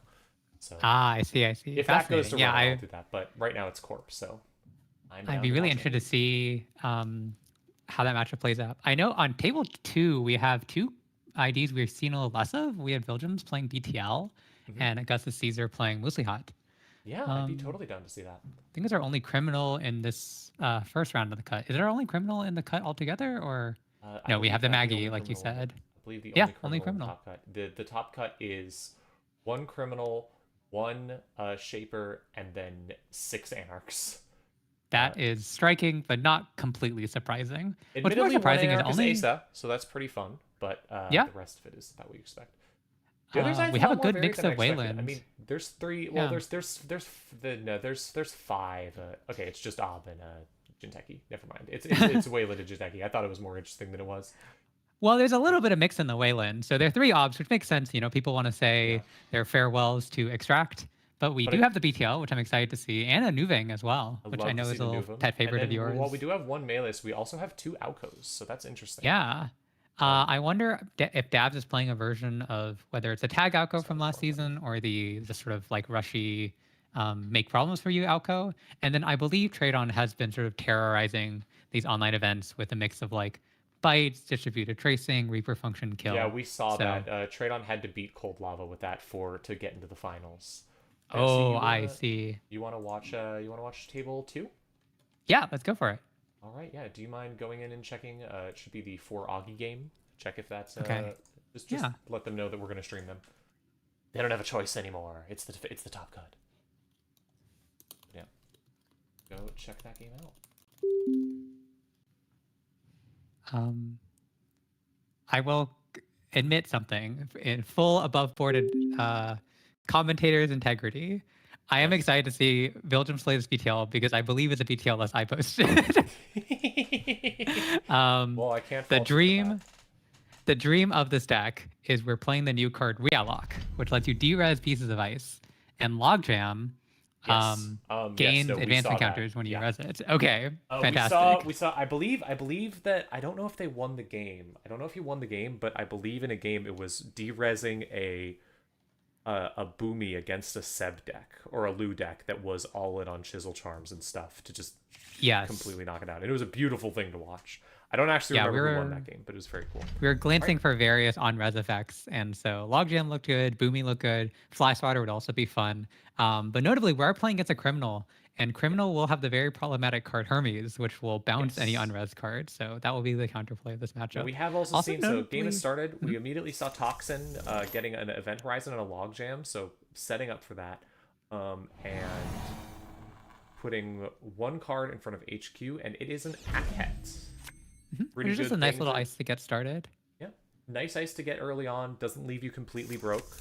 Ah, okay. So Vilgems did win that game. Really well done then. But yeah, awesome. It's a little bit sad that Aket had to advance itself. It means you're not going to have the chance to get the first BTL advancement on it. But hey, you get it closer to that 3 advancement number. And once Aket's at 3, it's just a nightmare for Kurapura, which doesn't get the full break and it doesn't get the counter on it. Quick second, just gotta grab something. Okay, cool. I had to grab something. Okay, so yeah, now we have spending the turn, putting another advanced encounter on Aket, one advanced encounter on the unseen ice, and then an ice on top of R&D. Meanwhile, on the other side, we have a really early touchstone, which is going to be great out of Mushlihot. I've said before, I think touchstone's a great card if you get it early, and if you don't get it early, it's terrible. So getting it early, that's exactly what you want to see. That could be really good. It also, I'm pretty sure, I don't know the exact list, but I can go check the lists, actually. I can go pull them. Yeah, I'm taking a look at the list right now. Augie's deck is interestingly on 50 cards. So, 5 extra cards that make you happy, including 2 copies of Concerto. Interesting. We did see one mutual favor just now fetch a Revolver, which is a little bit surprising to me. Kurapura is probably what you're going to want this matchup, considering you've seen the Aket on HQ. But Revolver is nice in case you hit into any surprise hammers or surprise event horizons. Could be there's already a barrier breaker in HQ. Just already know it's there. That would make a lot of sense. Revealing an overclock. Great to see. Oh, I need to zoom back in. I forgot that I was so incredibly zoomed out from watching an Epiphany game. We probably won't have that many servers in this game. Well, okay, yeah, so there it is. There's Kurapura the Kurapura, so now we know why it didn't get fetched. And immediately going for a Concerto and hitting a Carpe Diem. Well, it's 1 credit. It's a credit and a card. It replaces itself. Getting in. What are we going to see in HQ? Finding a measured response. Ooh. Not going to trash it. It's a little sad. Good to know that it's there. Yeah, for sure. That's one of the ways that Criminal can lose in this matchup, where you get some lucky accesses early and then you get killed. And Aket is now on 3 counters, so that is and that's really rough. important. Yeah. Augie was able to sneak in that first Kurapura counter, and every Kurapura counter is going to count for quite a lot. Especially if you're going to bypass a big Logjam or even a 10 strength Pharos down the line. Now, I hope that they're both paying attention to each other's lists, because I'm looking at the list for Augie and there isn't a Baker in it. So those stealth credits aren't going anywhere. Yeah, it looks like they're just backup credits. They're just money. So that means you don't have to start... that means you don't have to be protecting archives. You might down the line... in case of just pinholes. Yeah, because of pinholes and other things, but you don't have to worry about potentially giving up a bunch of HQ access to it, which is very important. Looks like we have the Mystic now, and then soon once we get the Debbie, Augustus Caesar will assemble the Infinity Stones of Drip. Every run event, at least, will functionally be netting him back 3 credits, which is a lot of money against the Glacier deck. Money. Yeah, it's sort of obscene. Yeah, looks like Augie's influence is on 2 Fencers, 2 Mystics, 2 Twinning, 1 Azimuth, so showing how important tech for the asset matchup is, and then 1 Touchstone. I will call out the 2 Twinning, because that does give you some resilience to Above the Law. There's 1 Above the Law in this BTL deck, since it's on 49, and so one above the law can snipe out the important cards. Also Sorry, the gives important you resource, which is the twinning. Also gives you resilience to the odd PD player who has decided to mess with you by playing Escape Net just because they want you to suffer. Putting 4 advancement counters on what's in server 1. Oh no, that looks like it's definitely going to be a logjam, and that is not going to be easy to get through. Now, the runner does have the one. You do have the one advantage of having the Kurapira, so you can potentially bypass it, but with Event Horizon, you can't bypass it too much. But notably, Williams went down to 5 credits, so he's not going to be able to res a logjam on server 1. I do wonder if it's maybe actually an getaway. That's value. That's almost value. That's almost an entire. That's like half of an overclock right there. Yeah, William has not been able to draw a like hedge fund or a any econ operation yet, so the money's been quite tight. It's all tied up in this anthill so far. We don't have enough credits to res anything, so that's just gonna get trashed. That's real rough. Choosing not to do anything this turn, probably knowing that it'll just get immediately broken pretty easily, or immediately dealt with pretty easily by that card. See, Concerto isn't trash. Actually, Concerto's great. It sure did something. Yeah, it did something. We actually didn't spend all the Concerto money, so yeah. It only netted. I guess it netted 2 credits. Ooh, okay, twinning early too is just gonna start charging up indefinitely. Yeah, going for a bold, clean getaway here on R&D, but you actually feel fairly safe because not only is Builders on 5 credits, on open decklist, we know this decklist not a message Espo, which would be the only advanceable code gate. So once it's advanced, you know it must be a barrier. Yep. All right, let's see what's there. So getting into here. Ooh, oh, and finding a Basalt's Fire. Oh, and there's so little in archives to get. I mean, you can get the anthill back, but that's just not much. Yeah, you'd love a hedge fund back.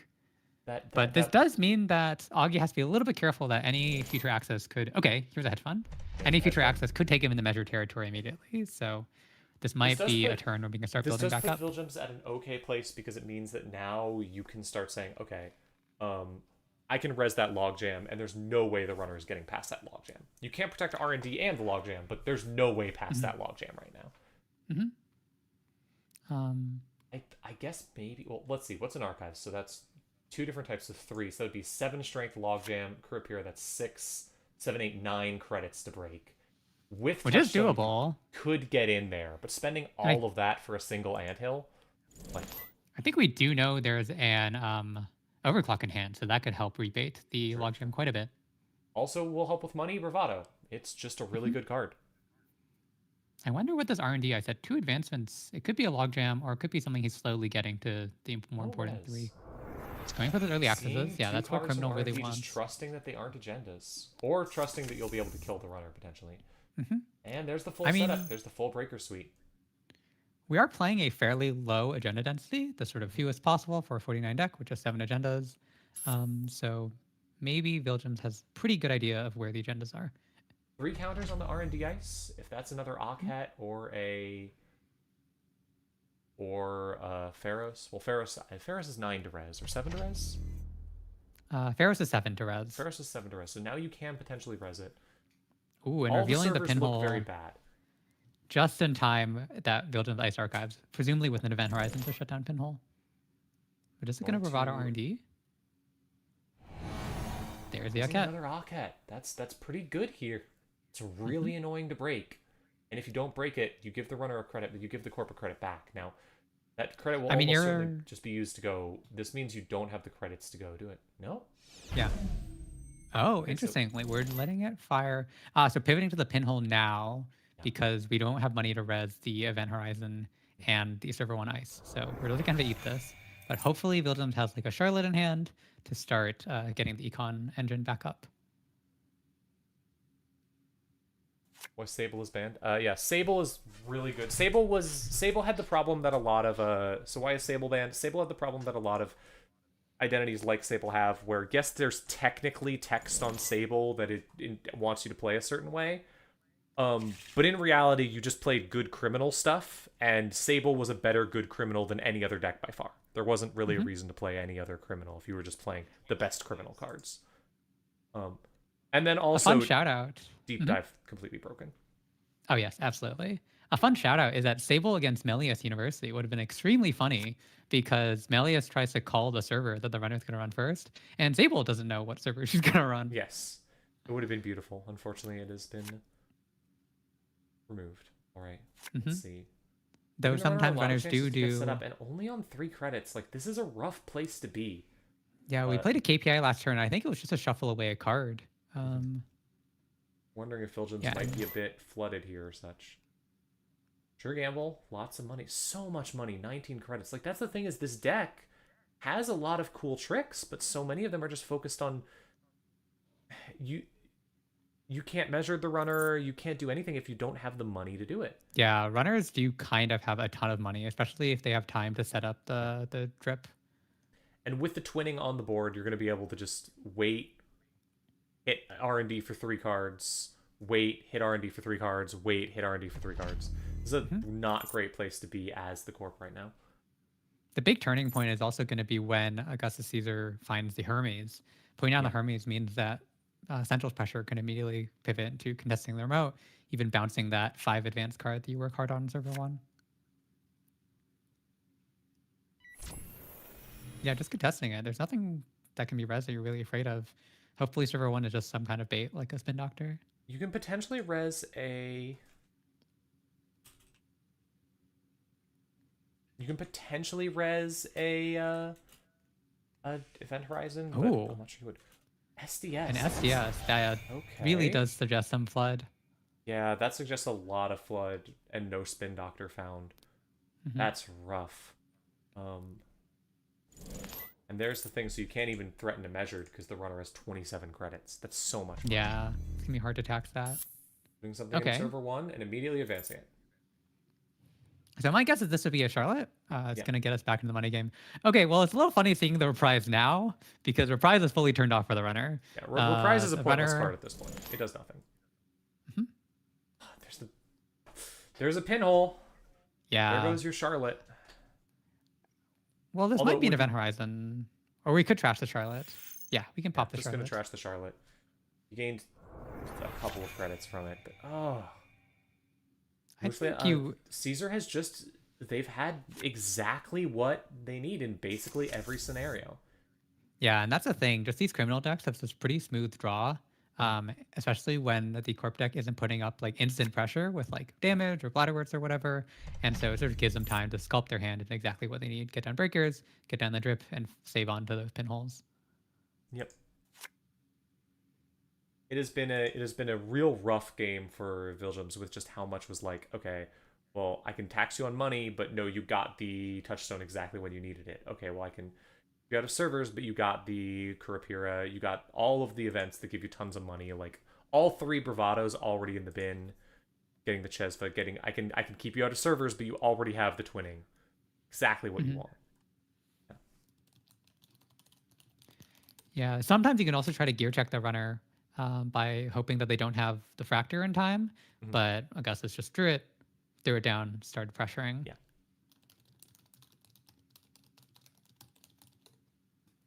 We'll see if Filgems can find a way out of this. I am curious.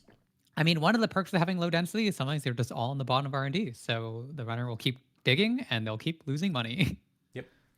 This is the point where you have to start being very careful and only digging when you know it's worthwhile, because if you go too low on credits, you are then in trouble. Well, but one notable thing is this deck is just on 1 seamless launch, I think. So any 5-3 that has to be scored out of server 1 has to be pre-advanced. right, running on archives. Are we going to see the game here and it was just so flooded the whole time? Nope. No. I was curious if maybe we were going to see just the ultimate flood. Measured response in the bin, along with a logjam, a Pharos, and another toxin. Rough. Oh, one thing I'll note is that, okay, petty hedge fund, we're back in the money. We're back in the money. Lots of money. Finally have money. But I was going to say, Augustus Caesar discarding the second Sun Control, which makes sense because this deck is not playing many code gates. In fact, it's only playing the 2 toxins in the bin.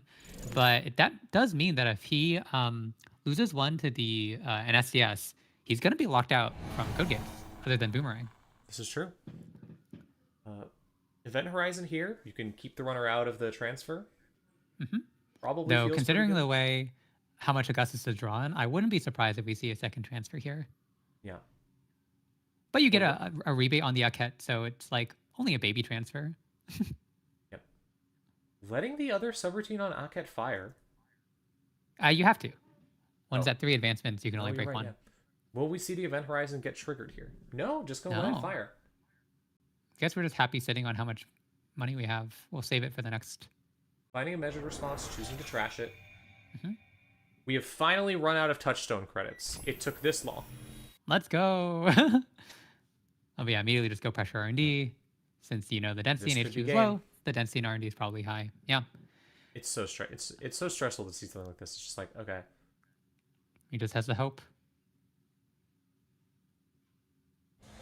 Ah, There it is. that's unfortunate. Rough. That's such a rough strong game for start Puldrix. from the runner. Yeah. Very cool deck, but sometimes you just don't see the cards. Mm-hmm. Mm-hmm. That was pretty quick. Should we move on to another one? Yeah, how are the other games doing? Have they finished up or are they still going? Let me take a look. Any of them have reported yet? Okay, them have reported. You mind going into one of them and seeing if they're still going? Yeah. So we're looking between the. Why don't I check out the ob game? There's 2 op games, so either one works. Oh, there are. Looks like Cold Lava's ob game is still in the middle. There's only Okay. 2 points scored, so. We can go check that out then. Go take Yeah, a look at that. let's So do it. Vilgems will be Vilgems is knocked out, but Augustus Caesar, she will be moving on. Oh, we just had something really exciting happen in Cold Lava's ob game. He res the Plutus. Oh, heck yes! Let's go take a look at Plutus. This deck is on Plutus. Let's go. It is on Plutus, which involved pitching and extract, measured, to res it. But it gave us And a petty scoring cash for out the a extra Basalt click. Spire. Yeah. So this is like a scrub style deck. Look, yeah, it looks like we have Bass in the bin as well. Bass and Wage Workers. We do Bass some in the Bass bin, advance Wage Workers. shenanigans. What is this build? There's a slash and burn sitting in the bin with no way to get it Yeah, back. that was- Just, no. Well, I guess there's the Basalt Spire. counter. Yeah. Wow, he just this used is the. cool. Yeah. This is not the obelisk I've been expecting to see. We've been seeing a lot of single remote obs, just building up with Hollow Man, Tranquility, Home Grid, make lots of money, score out. But this is going like half wide in the same style as the Scrubs decks that were really popular Lou at the end deck of the last is- meta. The Lou deck is about what I expected, all in on simul chips, which is a little bit interesting.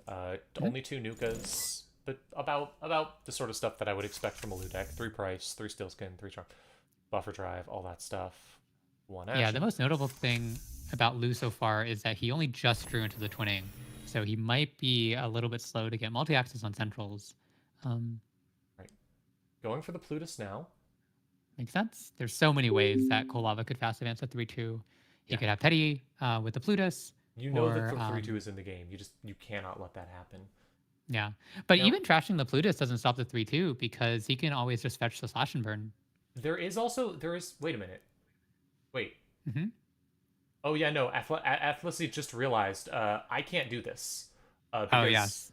I lose the game if I do this. Yes, the because Basalt just got us this. Basalt has been scored and there's a measured response on the field. Yeah. Mhm. Well, Lava going to Very let generously undo because letting him undo. no information is happening, which Yeah. thank goodness, because That- otherwise you lose. Oh, should be Oh. fine. Not sure exactly how. Oh, I guess I you think can we're just draw choosing with, to bounce and jack out. not going trashing to the Plutus. draw with Renee, I presume, but we're just going to bounce. Oh, and that's jack out. true. I do think that the Lou draw would get us back to 4. However, draw. we are in danger of the extract double measured lines. Yeah. But looks like we just have the Plutus for the petty, scoring a 3-2. Oh. Is that it?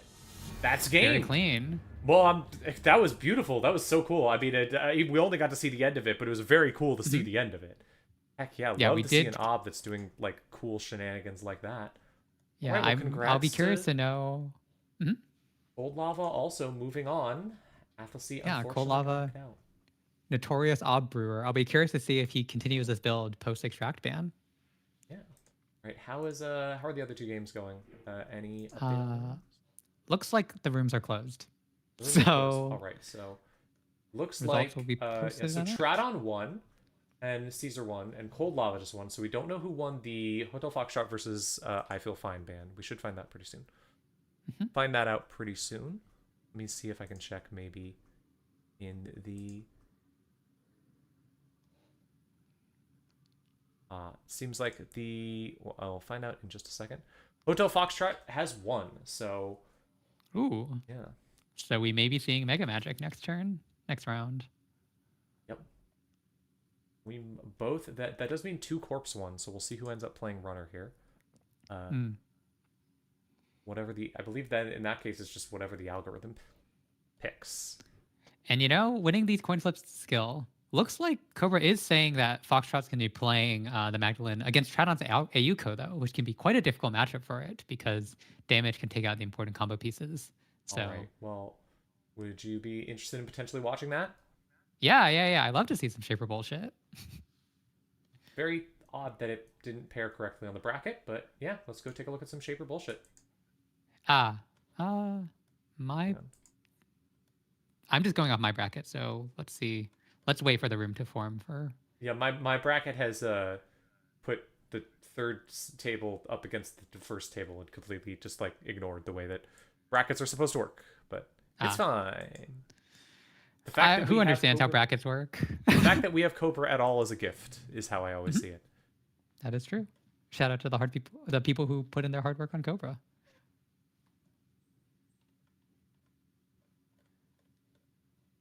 How has the districts been so far? Any big surprises?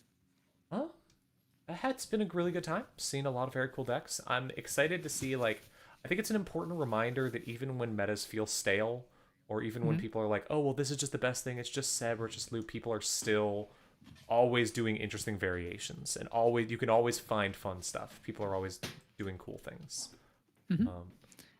It looks like it has been a little bit of this limbo period where some people are sort of saying their last goodbye to cards that have been banned. We just saw Extract in the previous game. But some people may even be getting some reps in with versions of decks post-ban list. I believe Davs' Seb list was already trying something without Ashen, playing Harmony AR Therapy instead.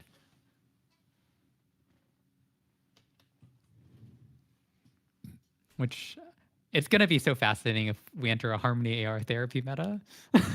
Yeah, it'll be, if we enter a Harmony AR Therapy meta, I mean, my other big conclusion from this tournament, I'll say, aside from all that, is, oh my god, Seb is so good. Seb is way too good. It's horrifying. It scares me.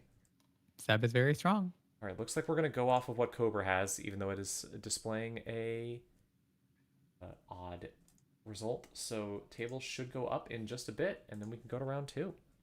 Okay. I'm very excited. Yeah. So I'm waiting to get a look at this Maggie list here. I think we can view it. Yep. And it is not magic. It is a Madani Magdalene. What? I love Madani Magdalene. Oh my goodness. So you just throw a bunch of shit on Madani and you install it all very quickly. It's even a Basilar deck to presumably enable deep dives and just be a many-click runner. Also, notably, the synergy is that Madani makes it less bad to have a smaller hand size because you can just dump all of your programs onto the Madani. So I'll be curious to see if the Basilar comes down. And then speaking of cards that are saying their last goodbye on their ban list, this deck's even playing one Ashen Epilogue. So if he gets ground through all the deck via damage, he can just Ashen. Only one Pikachu to try and get the to try and do deep dive shenanigans. The Basilar should already give you the deep dive click. Yeah. Let's should be ready to go pretty soon.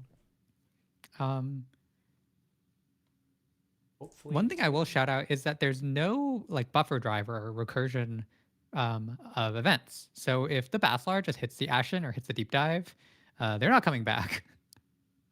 Oh gosh. Or I guess Ashen's the only way to recur. Yeah, that's very scary against that's very scary specifically against Auko. And specifically against such an odd Auko as this, where they're running, let's see, 2 Unleash, 1 End of the Line. How many 3 bites? 3 bites and 3 Urtica ciphers and 3 Reaper functions. That's I mean, Ugh. you're playing a 54 card deck, so you might as well play 3 of all your favorite traps. Yep. Awful, um, awful to see. it's also important to take a look at the influence that Traton has spent. There's 1 distributed tracing, 2 public trail, and 1 end of line. So there's a lot of ways to do 4 damage if, by giving you a tag, which suggests to me that um, that the runner might not be able to install this Basilar Synth Gland, which takes your hand size down to 3, which is unfortunate, but you know, there's only one Basilar. It doesn't always decide the game. Such a cool card. Hmm. Let's go. Watch that. Yeah. Is the I will say, from my personal experience of this matchup, it's really tough for Maggie to deal with a Yuko damage because you want to draw past your hand size to 6 to discard down, but it Right. keeps pinging things out of your hand. So you have to end up spending a lot of clicks to draw if you don't draw into the rituals and nukas. Good luck to both of them. See how this goes. Yeah. Though I actually stand corrected. This deck is not on Bladderwork, so it might be less incidental damage and only damage from Futs or ice that you run like anemones. Oh, there's 3 bites. Yes, but I'm saying if you don't run, you might not take damage. There's also one thing you can do with the Ashen, which is there is 2 read-write shares in this. Oh, that's a good shout. So you could just tuck your Ashen away safely onto the read-write share for later. I'm curious how read-write share is going to work with Madani, because Madani doesn't give you any extra MU, and read-write share is a hefty 2 MU program. Yep. We'll see how this goes. Early Hansai, exactly what you want out of Alco, and a server 2 install. And unfortunately, if you are... There's the early read-write share and the early environmental testing. So that's great to have as mags, but also, like, if you are playing this game as Hotel Foxtrot, I have to imagine you're kind of sitting there like, oh no, I can't run any of these servers. I have no idea what these are. Like, that any server I run could potentially be a bite. I have to be scared of that constantly, because this is a deck with just way too many traps. It's absolutely going to just be installing bites naked on the field. But on the other hand, this deck doesn't have the most proactive scoring plan. It's just on Regenesis. So you keep archives flipped. You should be able to slow down the scoring pretty consistently. I think the bigger worry is getting hit by Reaper functions and a combination of the damage. So you are forced inevitably to check some parts of the board. Ritual, draw 3. You now have more cards, so you're going to have to start zooming out. Let's begin. Ritual, draw 3. Getting down Nuka is going to be really important.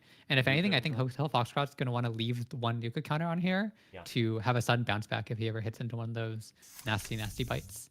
And a Fermenter, which is going to get you some stuff. And discarding a Simulchip to Mags to get a Simulchip installed. Also feels really great to have so early. I mean, that puts you at... That triggers the environmental testing. You now have 10 credits, so you can start doing things pretty quickly, although it's going to be hard to do so. I actually really like that Hotel Foxtrot hasn't been checking the board, not sort of getting in his head what these face downs might be, because importantly, Traton's only at 1 AUCO counter. So the longer you can deny the second counter, the slower the deck is, the more clicks it's going to have to spend to draw.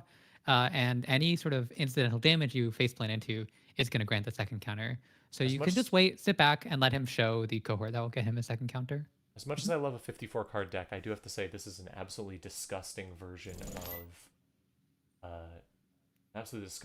Alco. That's just, how are we going to get our counters? Well, go ahead.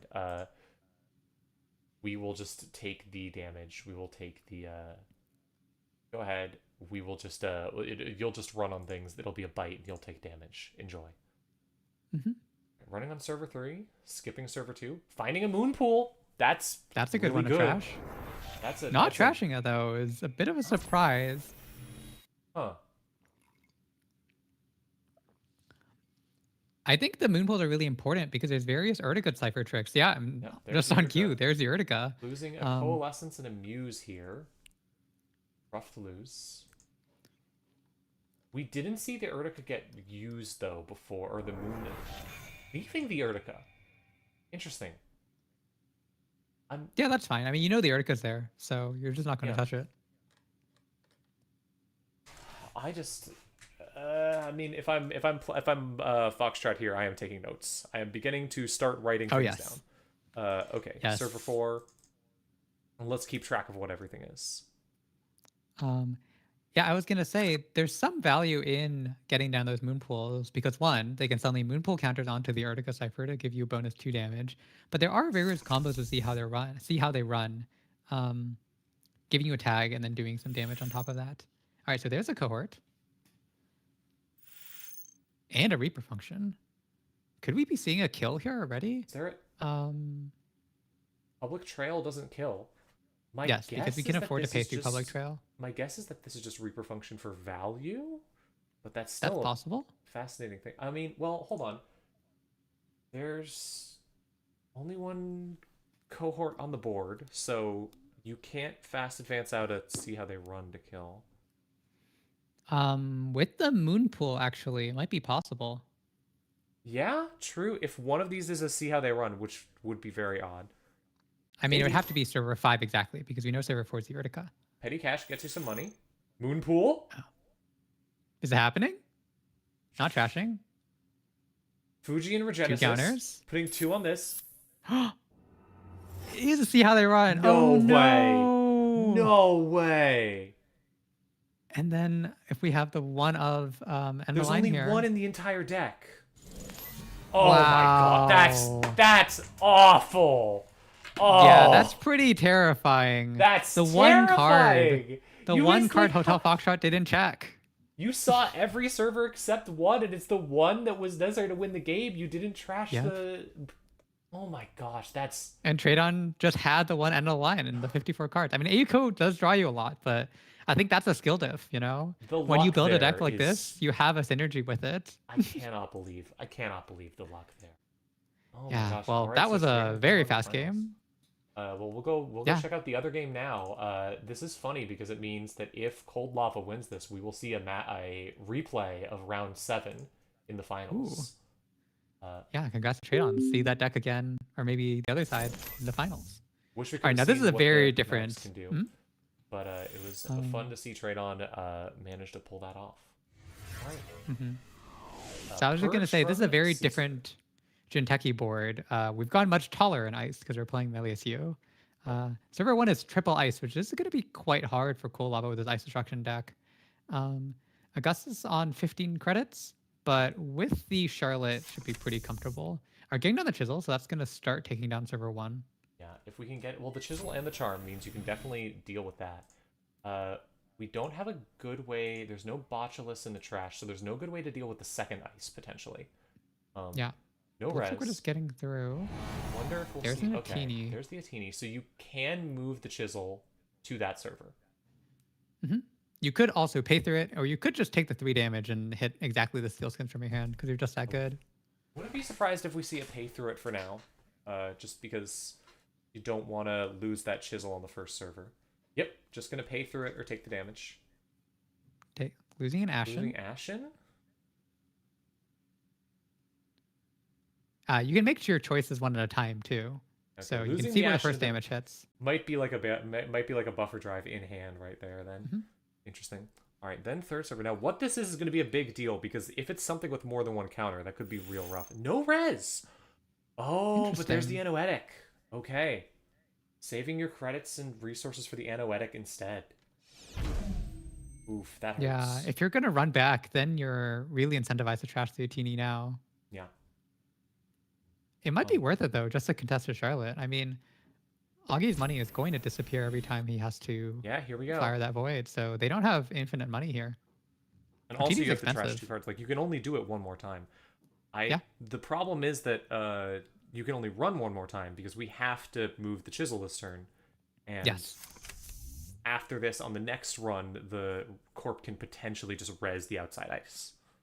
Yeah, but it would take them down to 5 credits, and I'm not sure there's any breakpoints of 5 credits hits, unless it's just like a clutch tattoo holding onto the Here's what I server. see here. It might be that we now see this get rezzed because, like, if this was another Atini or something, it could be that Augustus was just like, she was just like, I don't want to res this, I don't want to do it. But all right, what are we gonna see happen here?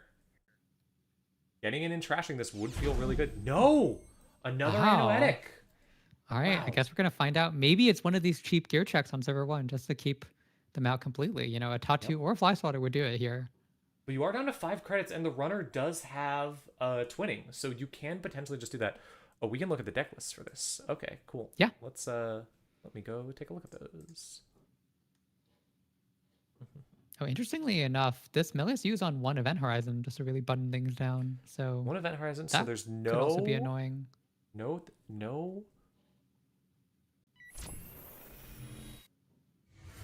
Oh, it's a Fly Swatter! Oh no! Oh, yep, that'll The do it. clutchest Fly Swatter in The existence. best possible thing. I mean, it's cheap. It gets rid of all of your counters. It purges. It gets rid of your fermenter, and it keeps the runner out. And you get the money back from the Charlotte. Oh, that feels great if you're the runner. Yeah, Fly Or if Swatter's you're the been corp. proven to be such a fun clutch card. Like, there's all these fun sort of timing chicken tricks where you don't want to res on the first time because it's just going to get destroyed. But on the last time through, the purge is really decisive. Yeah, it's very fun. Oh, but now it's been botchless, so it's not going to do anything anymore. Yep. However, there is still only one botchless counter on the second ice, so you don't know what that is. That could be something really scary. Ooh, there's going to be no botchless counters on this ice if it gets Mitra swapped into something nasty. But it's just a Tattoo. However, the runner does not currently have a way to get through a Tattoo. That is true. Something like a Cloud Eater there would have been devastating, just taking apart the whole board. That would have been so cool. Well, Cloud Eaters tend to res, so it wouldn't have... I think it would because Mitra gives you some of the money back. Right, but it only gives you 3, and the 3 were gotten here. Like, oh, but yeah, no, and then 2 was paid to spend to pay. Yeah, so it would have. Yeah, never mind. You're right. My math was wrong. So now, what Augustus Caesar for is really looking for a Lacosta to get that Charlotte picking clicklessly. He's gotten a pretty good board state, like cooking the Charlotte. However, one of the dangers against an ice destruction deck like Lou is you actually do simply run out of ice at some point. Yep. We've seen, and we just threw 6 cards away into the trash with no idea what they are. Like, any of these could be a very important card. Those could be agendas. Those could be completely necessary. There is the Spin Doctor on the field, which helps a lot, but like, no real way of that's a lot of cards thrown into the bin for very little value. So we have It one did more work out, upgrade on yeah. server 1. So it presumably is the Lacosta because Augustus Caesar didn't take the click to advance to Charlotte. So Lacosta is going to clicklessly advance. Kolava would love a what's it called? Pinhole threading here to try to snipe one of those cards, especially the Anuetic. But interesting. There Also, we're are- checking archives. There are also notably 3 ganked in the bin, or 3 ganked in the deck. However, nothing to do with those right now. It does mean that running R&D or HQ is going to be very scary though, because who knows what you're going to encounter. All right, will we see a thing? Oh, so that is 3 cards gotten back from archives here. Yeah, I'm a little curious why Cold Lava chose to run archives here. If it was a flush out the spin, he could have run the spin directly and not given the Melius flip. Considering the archives are probably the call as the open server. Yeah. Taking a credit. Yep, there's Lacosta. My guess right there's- now is that Cold Lava is going to pivot from trying to pressure economy to just taking down server 1. So he's just going to sit back on his tools, save the pinhole, and then the moment the Charlotte gets trashed, and by an agenda, presumably, Cold Lava's turn is going to be like pinhole the Anuetic, insult chisel, like insult charm, mow down server 1. I would not be surprised to see that. Although, so that is almost certainly a ganked then. Yeah, or Well, another Mitra could be or another- possible. It could, okay, yeah, also Mitra. It's ganked Mitra or possibly another Anoetic. Yeah, and that would be the worst case if Cold Lava's going for that game plan I was talking about. It always feels terrible when you do all this work to pinhole one Anoetic and then, surprise, there's a second one. Now, this is an interesting play because with the cookbook, you can get through this multiple times, so you can see this and not worry about ganked too much here. Like, even if this is a really scary ice, Wow, not rezzing. not rezzing is interesting. Another notable feature is that we're down to 24 cards in R&D and no agendas are seen. And still no agendas on R&D either. Wow. Trashing a Brawn. Brawn in the bin now. That's a really good hit. Yeah. Lots of money. All right, Keiko's down going to make even Keiko. more money. All the money on the fermenter is going to be able to be used. I could see a purge turn here. You know, Lacoste is cooking Charlotte, so Augustus Caesar doesn't actually need to take any game actions. I can just purge the fermenter. And always botuli in the process. See where this goes.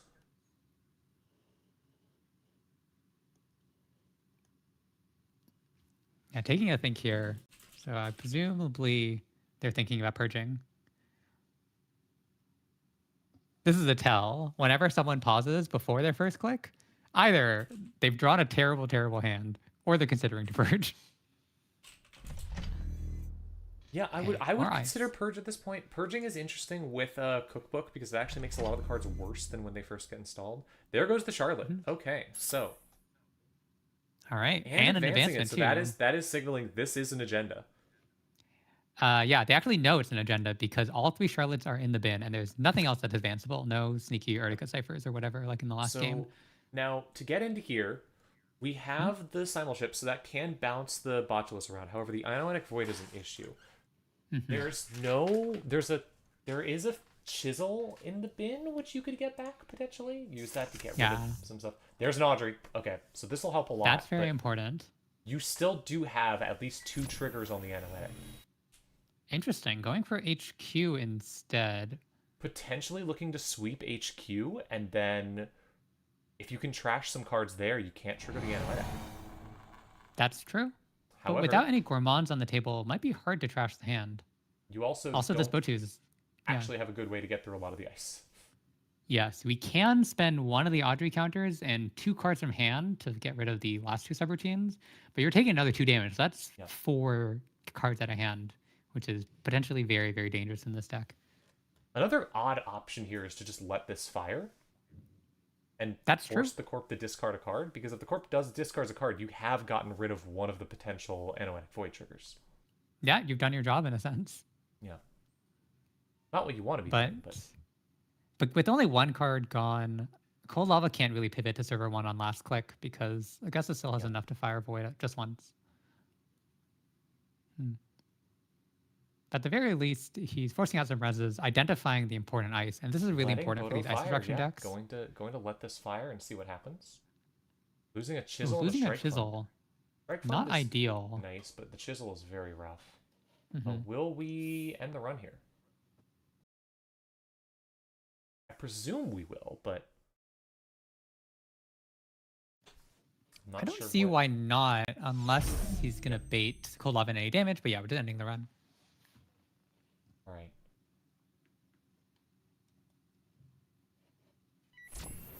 Now running R&D. Just pivoting R&D. Interesting. This is feeling like a slightly frazzled play. Maybe Cold Lava assumes that it's the Lotus Haze in server 1, which is going to start shifting around ganks and Mitras and Anoetics. So Cold Lava thinks that this is his last turn to get some good multi-access in on centrals. And you can see 3 cards on R&D. That's, ganked does nothing. Nothing was rezzed. Yeah. Still nothing. Wow. We're halfway through the deck and not a single agenda. There's 1 agenda in server 2, and that's it. Not even an advantage, just gonna purge. Yeah, I mean, you have Lacoste doing it clicklessly for you. Why bother? I mean, the biggest reason is because you're still technically, like, there is still a threat of R&D. It is still... Yeah. Ooh, okay, there's a pinhole. This is step 1 of taking down the Doom server. And we get an Audrey counter for our trouble, too. Trigger, which could potentially be very valuable. Looks like... What are we going to get from Archives? I wouldn't be surprised to see the ganked, honestly. I guess it's either could also just get back the second Anoetic, unless they have one already. And this is what makes it so important that Cold Lava can test all in 1 turn, right? Because if he pinholes this turn and Augie just gets back the Anoetic, they're just going to install it the next turn and all your work will be for naught. So taking a think here. Wondering if this is where are the agendas? Wondering what exactly got trashed to do this. It's a card that the card that got trashed. Cold Lava already knows. Adding a Charlotte to HQ. Interesting. Maybe Augustus is slightly worried about the financial pressure if they're going to have to rest some of this ice on server 1. So now we do have a way in. However, it is... All right. So you can get in here. You have the potential. The Atini, so this you can go get a chisel. That's the only option. You have to trash one of your ice to go to get that. I mean, I guess also you could just take the damage. You might just take that the is damage here. true, but if server 1's a ganked, it's going to send you back into the Atini. Also, if server 1's a Fuji, you just die. Good shout. Yeah. Yeah. Also, I believe ganked has slightly unfavorable timing. No, I think if you get ganked back into the ice, you can still chisel charm it. So you can do that in emergency. But this makes if no there sense. is a ganked in here, you could just get sent. Well, okay, so you get to choose what you do here. So it's not the worst thing ever. Okay, yeah. Yeah. So I think Cold Lava has to access the advanced card first. Yes, because if you access the middle card first, you might get ganked back into a card that ends the run. Yeah, And which would be a hilarious use case of ganked. Ganked is usually done to deal you massive amounts of damage, but as an end the run surprise, not the worst. You do also have 4 credits here, so you can trash the Lacosta. Right, so there's the Lotus Haze. I wouldn't be surprised if we saw that. Yep, trashing the Lacosta and then seeing the gank last, which isn't going to get used. But getting that Lotus Haze before it's scored is very, very nice here. Yeah. Cold Lava's probably letting out a sigh of relief that he's not going to have to deal with ganked on every server. You know, have you dealt with ganked on one server? Now deal with ganked on every server. Yeah, just overinstalling the fly swatter. It's a little bit dead at this point. Okay, so advancing the card must be the Charlotte, right? I believe R&D's still been locked. So yeah, we've I seen don't everything think... in R&D, and I believe, well, we haven't really seen what's in HQ. There could have been an agenda sitting in HQ for a while, but that's true because we didn't get through the boat too. Single advance. I would assume that that is the Charlotte. All right, going for R&D with the 1 Audrey counter and the simul chip. We should feel fairly safe. Now this is especially only on 7 credits. Ooh, another Atini.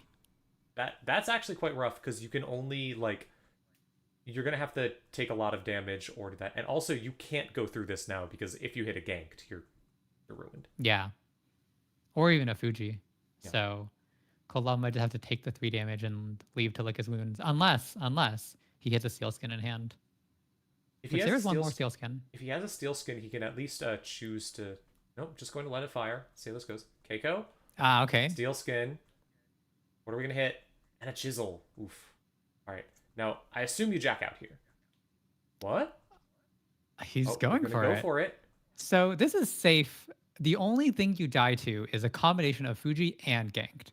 So I think the question is how many he sees. If he just sees 1, he's safe.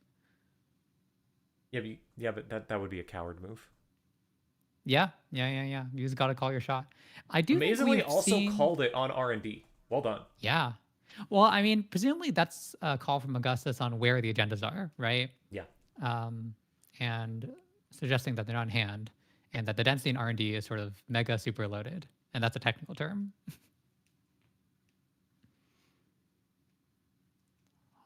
It looks like we're not using the abilities. They're just keeping the top of R&D locked, which now tells you that you can more safely use 3 counters. Unless Augustus saw the ganks and was like, have it.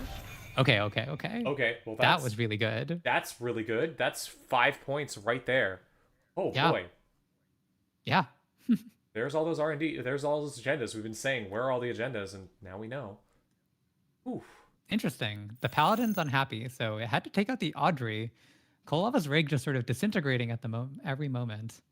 But all he's going to really need is to Chisel Charm the Teeny on R&D. Yeah? That's not the worst thing if you have another Audrey, but I don't know if there is... How many Audreys is the deck running? The deck's only running 2, so you have to get 1 out of the bin to get the Audrey back. Well, if there's only 1 Audrey in the bin, he might just have 1 more in the stack or hand. True. Charlotte's going to get you your money back, which is at least very nice. The rest of the deck, let's see. The deck is 1 Let Them Dream, 1 Send a Message, 3 Lotus Age, 3 Fujis. So the really nice thing about being on 5 points, though, is you don't have to worry about the Fujis anymore. You can just tank the damage. Yes, that must be really, really nice. Also, notably, when you're running through the lines, this deck is not on bite. So he can rest safer from that. The only thing that he is worried about is that gank. But we do know one's in archives and one's in server 1. So the odds of R&D are lower. I say Only lower one- and not 0. Only 1 credit, which is rough, but also 4 on Paladin. Oh, hey, there's the other Audrey. If we find the second chisel, the second devil charm, or the last devil charm, that should be a pretty free way to get into R&D. I mean, right now you could just run R&D and see 3 cards. Like, it's 3 new cards. That could be game. That's true. How are we getting through a teeny though? Using the Audrey is really awkward because you're pitching cards. Yeah, because you're down to cards and you don't have a way to get through it twice. Yeah. Yeah. So Cold Lava might just take a turn off to chill. Probably the correct choice. Even if a gank gets moved to R&D, you can access the R&D cards before you access the gank, right? Oh, interesting. Running server 1 instead. I'm not sure how risky this is. With some mix of Mitras and ganked, you might have to deal with double Teeny or double Empiricist. Or sorry, double Lion's Mane. Well, yeah, I mean, you could... there's All right. Mitra. Okay. What are we swapping for? Are we going to swap for anything, or are we just going to take 3 credits? There are a lot of good options in the bin. There's another Atini. I've seen this Atini before. Or actually, I think there was no swap. So yeah, it's just another Atini naturally. There's so many Atinis. No So good way many to deal with Atinis. that. And I think you do have to take the damage and jack out because the ganked is... You know there's a gank there. Yeah. You know there's a ganked on that server, and if you hit the ganked, you die. Mm-hmm. Unless there's... How many steel skins are in the bin? All of them. Okay, yeah, all of them. So yeah, if you hit the ganked, you die. Mm-hmm. Never mind.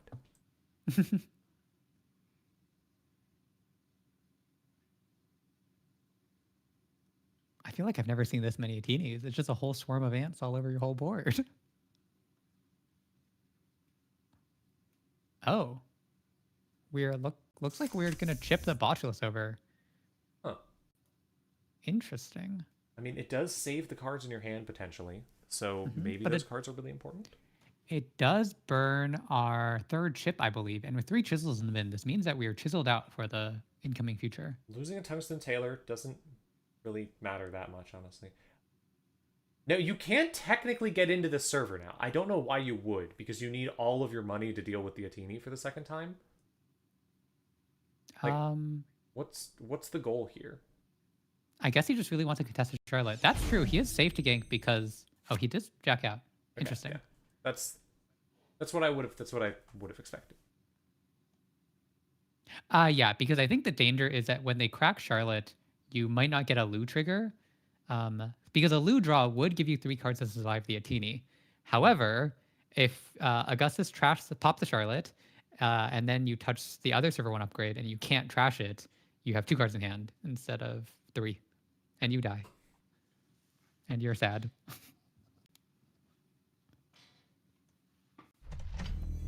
Uh-oh, upgrade on R&D. Well, I mean, actually, what upgrades are in the bin right now? Good question. 2 Mitras, 1 ganked, 2 Anoetics. This could be anything. Honestly, I wouldn't be surprised if it's actually an Anoetic. Because how do you lose right now? You lose off of R&D. I think. You potentially lose off of server 1, but the thing you're most scared of is just losing off of R&D, and just having a way to say, no, you don't get in right now to R&D is, like, extremely important. Okay. All right, so it looks like we're just going to slow down. Augustus is going to cook the Charlotte, just drawing aggressively. I think they're also looking for agendas. R&D's at 10 cards left.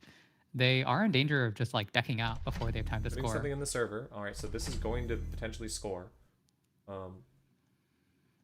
Now, there is something on that server, so next turn they can score this out, but also, presumably, that has to be an Anoetic Void there, because otherwise you can just get in.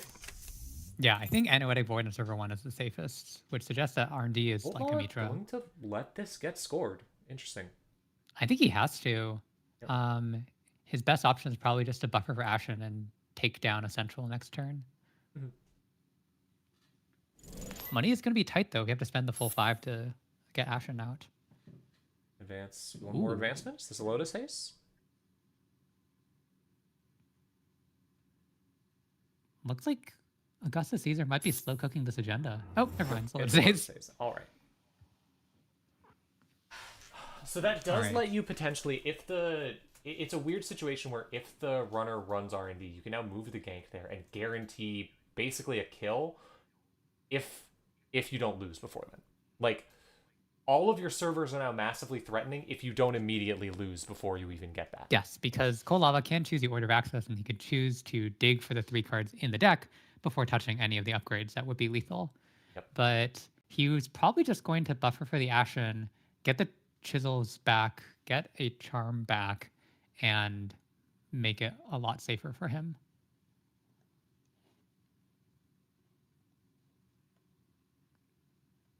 We still haven't seen the 3rd Devil Charm, so I assume it's in hand.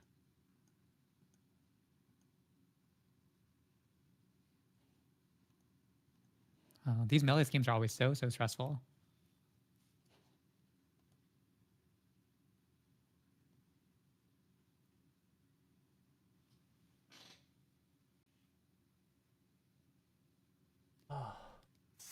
Gourmand. I mean, it does let you draw a lot of cards during a run. Like, if you get in somewhere and you're worried about... Oh, Boomerang. Interesting. Okay, Interesting. Looks like we're going to send it... Oh, never mind. Just setting up. There's the Ashen. Right. Ashen pulls out 2 Steel Skins, which could have been useful. Botulus, Strike Fund. Mm-hmm. And a Pinhole. Interesting. Losing those Steel Skins is pretty painful. They're the clutch damage resilience. So, all right, install Double Advanced Server 1. Yep. Probably the next agenda. Probably hard to contest with Void. Yeah, the Anoetic Void means that's going to be very hard to deal with, I think. Mm-hmm. I think Cold Lava's choice just has to be, is he going to send it on HQ or send it on R&D? And at this rate, HQ might not be the best option because it looks like everything's getting jammed out of hand ASAP. That was not allowed. What? Cold Lava drew a card and then undid click. No, I think he went to install and then undid that install. Yeah, I'm not sure. Well, probably. Yeah, because it looks like the click to draw still happened. Yeah. Okay, cool. My mistake. But we did consider starting to run server 1 and then undo that. Just taking credits instead, because you're going to need some money. Yep, gonna need the money. I mean, the problem is that, like, Augustus Caesar can potentially just move that Anoetic to R&D and force you to run R&D 3-4 times, potentially. Like, Yeah, that's true. Lotus Haze And the lets you move downside...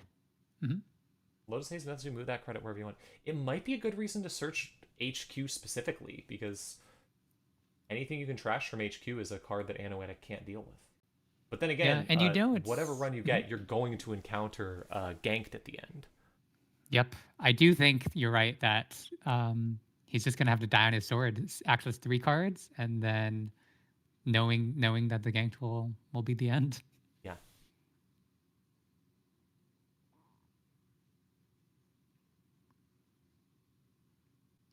Oof. See where this goes. Yeah, really tense game. It's been sort of like slow setup, and then now Augie's just like windmilling agendas before the game's over.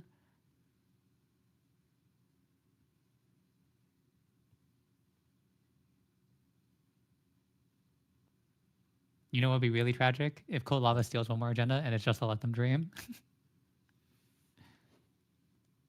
But there's already been scored, yeah. So we there's only one let them dream. That, okay. Thankfully. So there's no tragedy. I was gonna say one downside of Ashen. Obviously, it's good to refill your stack and get your handful to defeat Audrey, but it means that you don't have any cards in the heap to do your simulchip tricks with.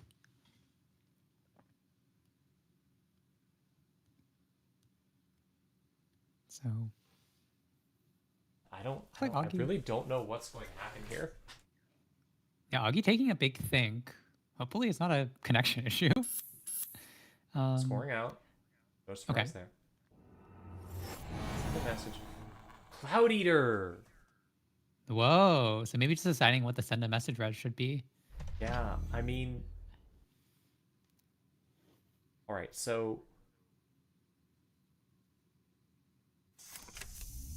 I 2 don't chips? think that can be game because No, because I think all the 2-pointers are scored already, are scored or stolen already. So it's just Fuji's left.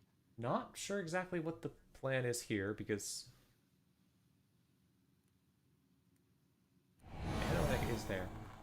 There's a Tatubola, so you're going to have to do something. Well, no, the propeller takes care of that, thankfully. Mm-hmm. Do we have an ice in hand? Having an ice in hand to swap with the Tatubola would be very nice. There is Yeah, it also is the possible. potential. There might not be an agenda in there. Yeah, it might not be. It So might just be another considering upgrade. how much, like how few turns Augustus has left, it would make Yeah. sense for them to jam the Fuji at this point. Mhm. So it got voided. He could go in once more and then Botulus flicker onto the Atini the last time. And that could be just you could enough. go But one more time, and Mhm. yeah, and potentially try and go somewhere else. Oh, this is so tense. Oh my gosh. Well, but no, you can't Botulus flicker because there's nothing in your bin. But N6 is gone, so you can always trash the card. true. Also, a fermenter to center the bin from Fermenter damage. just entered the bin. But we are gonna have to figure out a way to deal with this. Ooh, it's Event Event Horizon. Horizon! Interesting. We actually can That's- just spend the 1 Audrey counter there, which has been just there sitting pretty for a while. That's also a third time when the runner has to, like, the runner can't get into the server right now. It doesn't necessarily matter because like you're not necessarily doing anything with that, but the runner can't get in.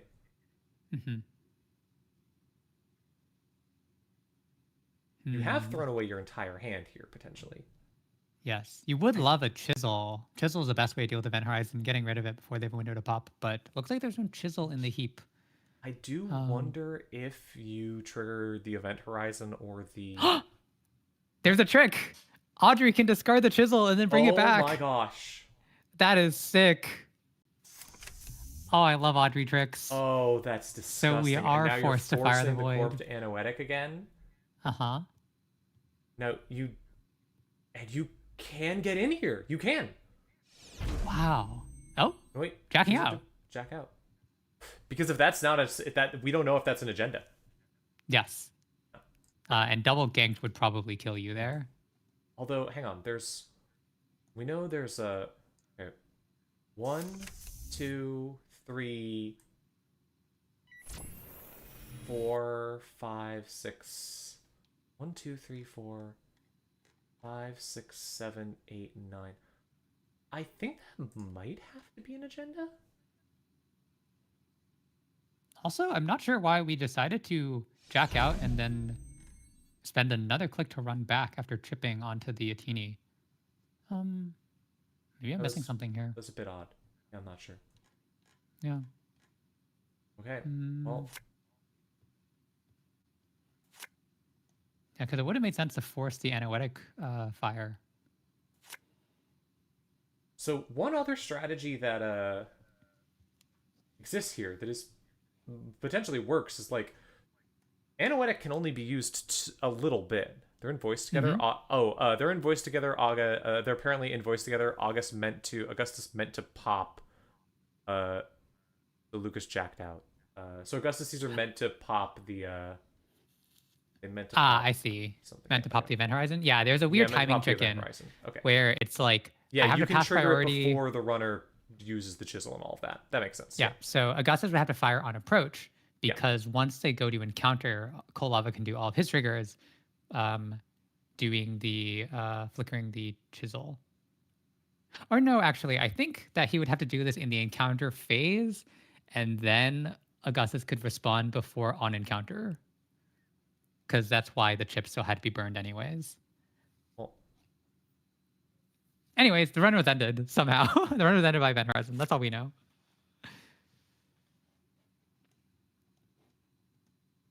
All right, how is Kolava going to get in here? I don't know if he can. I was going to say his best option is to pinhole the Anoetic through archives, but then you just get hazed with the void over. You don't necessarily have to get in there. Like, you also do have the option of potentially, like...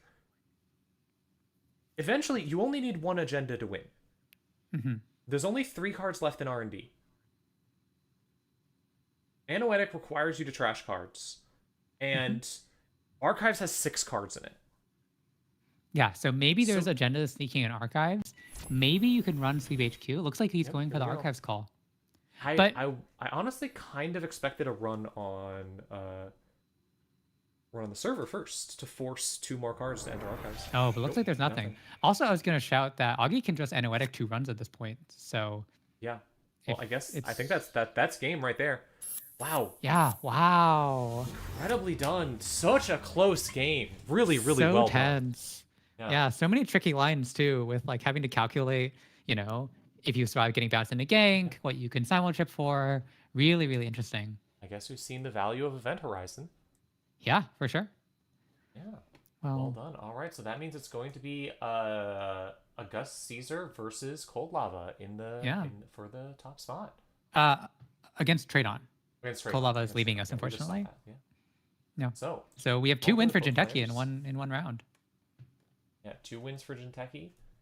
What is Traton on again for The nasty Alco. Lou, the nasty Oh, on alcohol runner. Lou, yeah, and then I guess Caesar is on Mielis and The Mushlihot we saw round 1.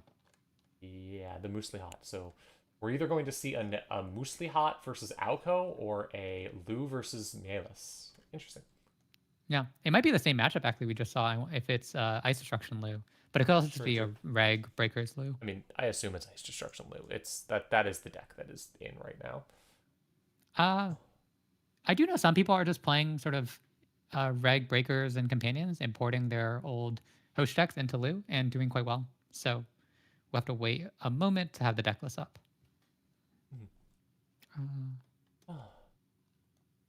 It looks like Cobra has decided Melius, and looks like it is Reg Lou. We have Breakers. We just have 2 Audreys as a flex to maybe cycle some strike funds and give us some extra leverage. Right, yeah. Let me go look at the pairings and we're ready to go. Mhm. Yep, Augustus Caesar on Mielis versus Traton on Lou. Going to take a Yes. quick break, and then we will be right back for the finals of the tournament. Don't Okay. go away.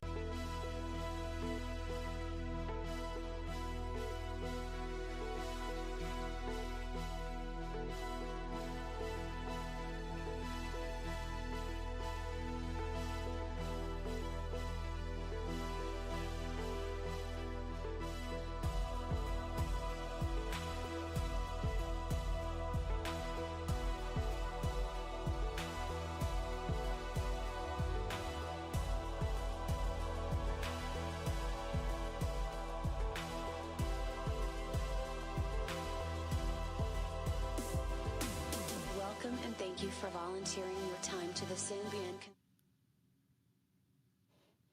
And we're back. Here we go with the finals of the tournament. Traton on Traton on Lu versus Augustus Caesar on Mielis. Okay, the same Melius University that we saw last round. Really scary stuff. Triple gank, triple mitra. It's aptly called the jungle because once the Lotus Haze is scored and the upgrades are sliding all around, you are lost in the wilderness, and you are stuck and you are afraid. My favorite part of playing any game against Melisu, them revealing that they are playing Melisu. I hope that someday we have to reveal that we are playing something else at the beginning of the tournament.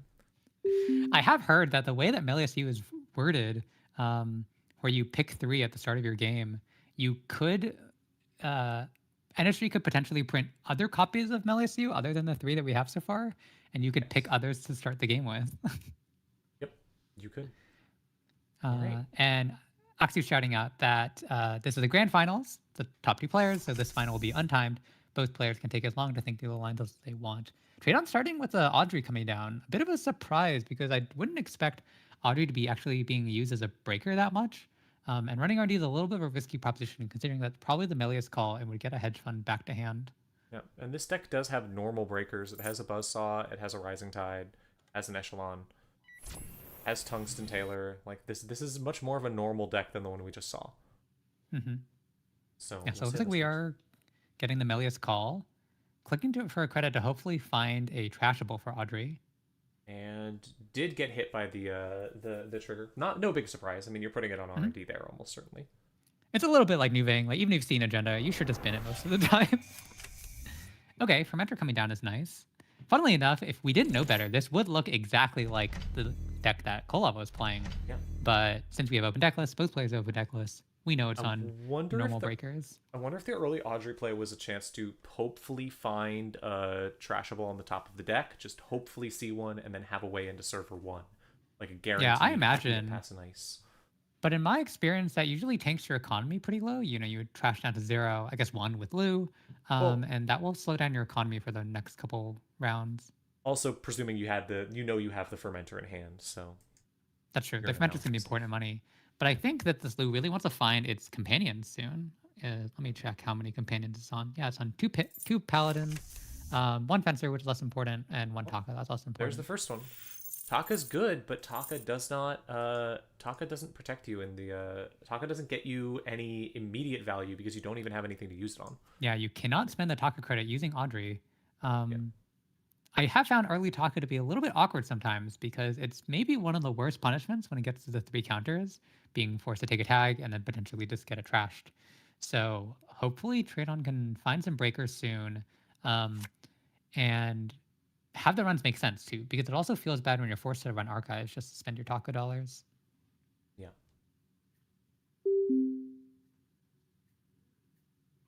All right, just drawing. I guess these are getting really good in the money with a Regolith. You know, there's lots of tricky ways to get money. There's Mitra, there's Hansei, there's Charlotte, but sometimes a good old Regolith mining license is what you want. This is rough to see because the Caesar can sit back and just kind of let the cards go, make money, take it slow, but Traton has been clicking the draw a lot, desperate to find things that might work. Gachapon will help a lot with that, though. There we go. Notably, fully filled out a Regolith, up to 28 credits. You can now do anything you want. Traton's deck is called Big Lou. It's on 45 instead of the 40, and it's only had 1 copy of Nuka, which we're seeing get RFG'd right now. So, or possibly RFG'd right now. So the draw is going to be a little bit slow. I imagine Paladin's the best install here to just sort of stabilize your econ. Here, although losing the Buzzsaw is rough. But I assume we're on 2. Yeah, we're on 2 Buzzsaw, so we should be able to find the second one. And there's no rig destruction in this deck other than a potential... Are we on Unleash? Looks like no Unleash, so we should be safe. Yeah. Safe so long as you don't just... I mean, ganked is your biggest danger. Yeah, if you don't like face check a Cloud Eater or an Event Horizon with no dollars. Grabbing the Paladin. Because this conveniently lets us have an easy choice of what to RFG. We can RFG the other Paladin. I imagine it's probably a option to remove the Fencer because we're not going to be trashing that much. I was going to say I personally probably would have removed the Fencer because what are you doing with it? Yeah. You're not up against an asset stack. I suppose the Charlottes and such can be used for it, but I just don't think you're going to be using it enough. Yeah, Lacostas are really expensive to trash, and sometimes you get the really high roll where you like steal the agenda first, Fencer gets to 3 or 4, and then you can use all of the credits at once to trash Lacosta, which definitely feels amazing. But it can be really awkward if you get it. Just have out the counter sitting on there. It is a one of those, so that makes sense. And also the bravado that Traton did RFG is a little bit hard to play against Kentucky Ice. Yeah, that's true. Cracking 11 the counter, credits, makes sense. lots of money. So both players back in the money, and hopefully we can get into some draw and Echelon. okay. That's good. That works with Audrey. Yep, they do synergize, giving the strength boost. Looking for a credit. Interesting. Yeah, not drawing deeper into the deck, so presumably Traton has cards that he values. Yeah. All right. 2 cards in server 1, 2 ice on server 1. Not what you want to see because there aren't really many ways to actually. If that's a ganked, you have 1 icebreaker and it's not very good. Mm-hmm. He might feel safer to face check now because like he could potentially pay into a Cloud Eater. Yes. All right, getting a tide there is good, so we're gonna be able to get through any just sort of small tattoos.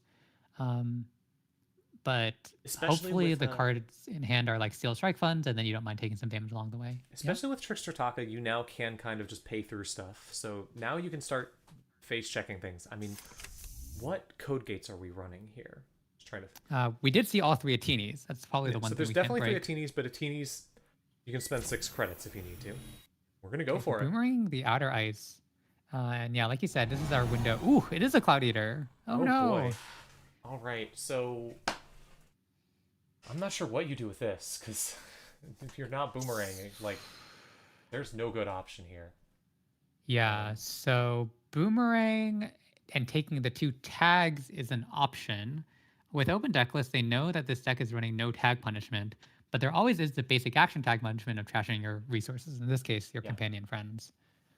You also do have to let something get trashed or...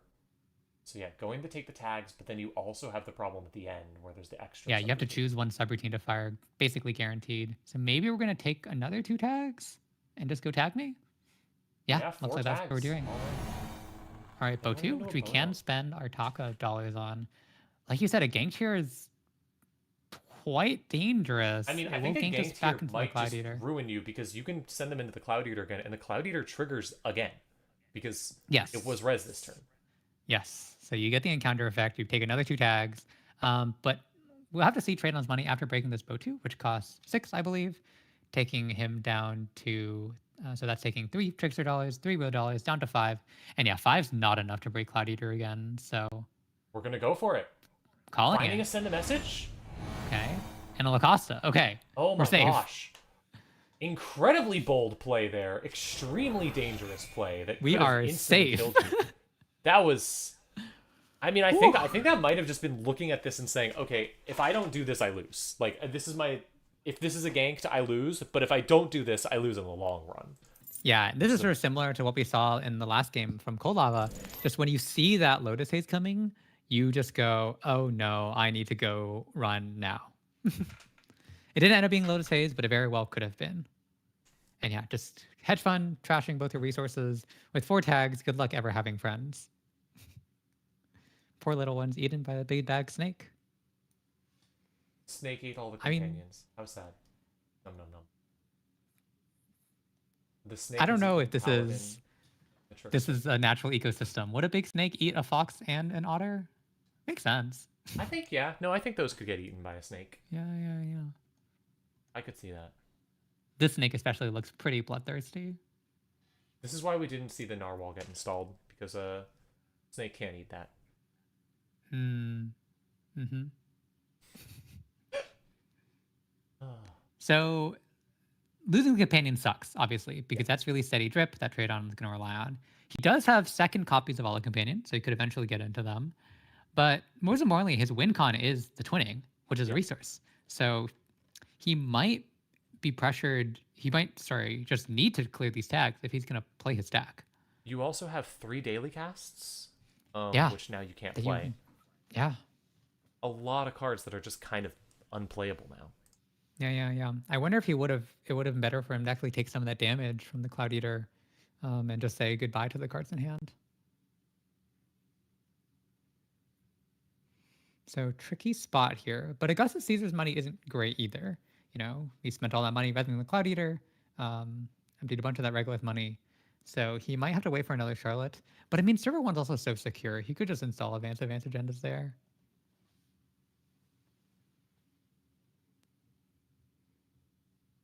Tricky position for the runner here. I assume he's looking at a handful of resources that he can't play. Okay, playing a badge, which can't get trashed because it's a hardware, though I'm not sure how many badge counters we're going to get this game. Again, not that many trashables. It does let you potentially trashables. remove the tags. That is true. Yep. And if we install Gourmand to just start running, we could start getting some good hits. Yeah. Don't have a ton of money for running, but you do have the Audrey, so that can get you through some stuff. Mm-hmm. We could Audrey through part of the Empiricist, for example. Yep. Okay, starting with the Spin Doctors, we're probably just looking for options, agenda, something to push. That's something to push. But one install on a server is usually not too scary as Melius. It's 2 installs that you're more mindful of, because a La Costa, or one unadvanced card, sorry. If server 1's advanced, it could very well could be an agenda. Oh, you know that's not. It's not an agenda that could be scored out. There's no La Costa. There's no seamlesses. There's nothing like that. There's no tricks that can be done. So you're safe to leave. If anything, it's probably just one of those like scary upgrades, like Mitra or Gank, just setting up for next turn. And even if it's Charlotte, it didn't get advanced, so you don't have to worry about that. Exactly. Yeah, that is one of the balancing features of Charlotte. It's obviously a very, very strong econ card, but it does sort of show its hand, requiring the extra click to advance it. Okay, drawing up. Really looking for a way to get some money and clear these tags. I have to wonder if Traton's entire hand right now is just a bunch of daily casts and companions that you can't play. Yeah, it might be. Like, considering how he was hesitant to take the damage, I assume he thought his hand was pretty valuable, because Daily Cast is a good, valuable card. But, okay, pitching a Strike Fund, which isn't bad. Just getting the 2 credits quickly with Audrey. Yep. Right. Another spin. Another really spin. digging here. I presume digging for La Costa or something to put in that server that'll be actually scary. Yeah. Just icing archives. It's going slow. Maybe the hand's all ice. Could be. Throwing away one card. Like, Still have 15 credits, but not the best place to be. mm-hmm. Both players kind of slow rolling it here. Mm-hmm. Which isn't the worst thing for Traton, considering that he wants time to clear these tags, set up his board, and he does have the points advantage right now. I was going to say, one downside of this Corp deck, it's playing 8 agendas, which is a pretty low density, but sometimes low density backfires on you because you really want to find an agenda to start pushing.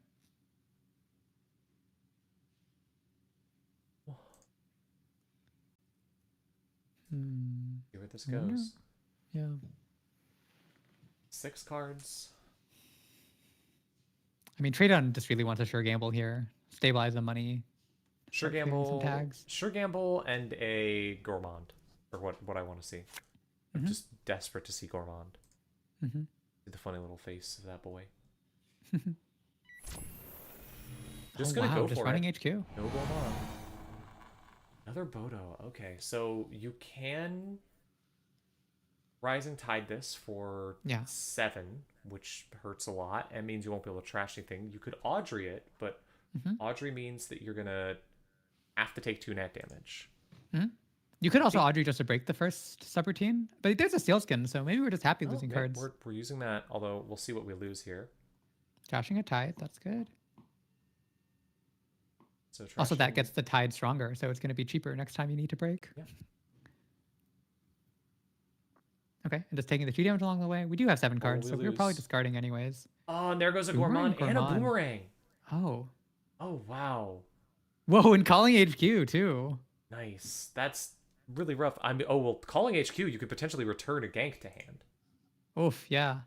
Just a Finding Mitra, which we Mon. can However, trash. you can trash a Mitra Mon. That does put a counter back on Audrey and puts a counter on Solidarity Badge.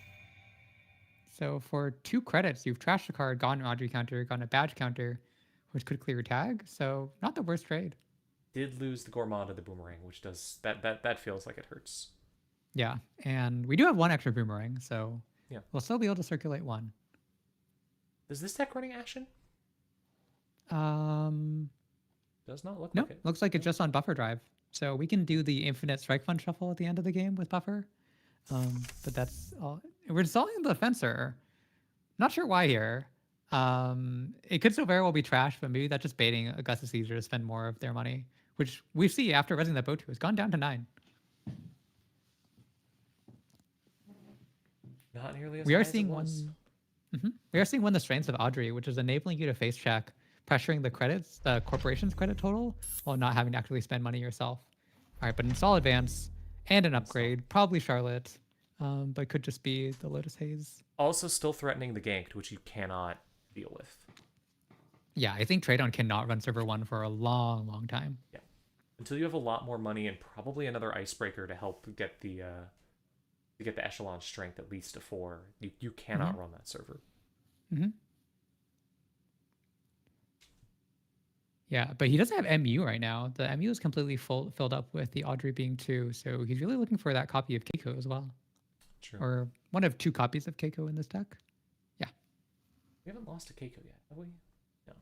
No. We've taken a bunch of damage, but I can't say we've lost the most important cards. I think losing the Boomerang hurts, and obviously losing the companions to that tag trashing was pretty painful. All the Lu decks are beginning to blur together in my mind. I can't keep them Yeah, separate. yeah. Oh, interesting. We use the badge to draw instead of clear the tag. So maybe Traton is just going to dig and accept that he's going tag me for the foreseeable future.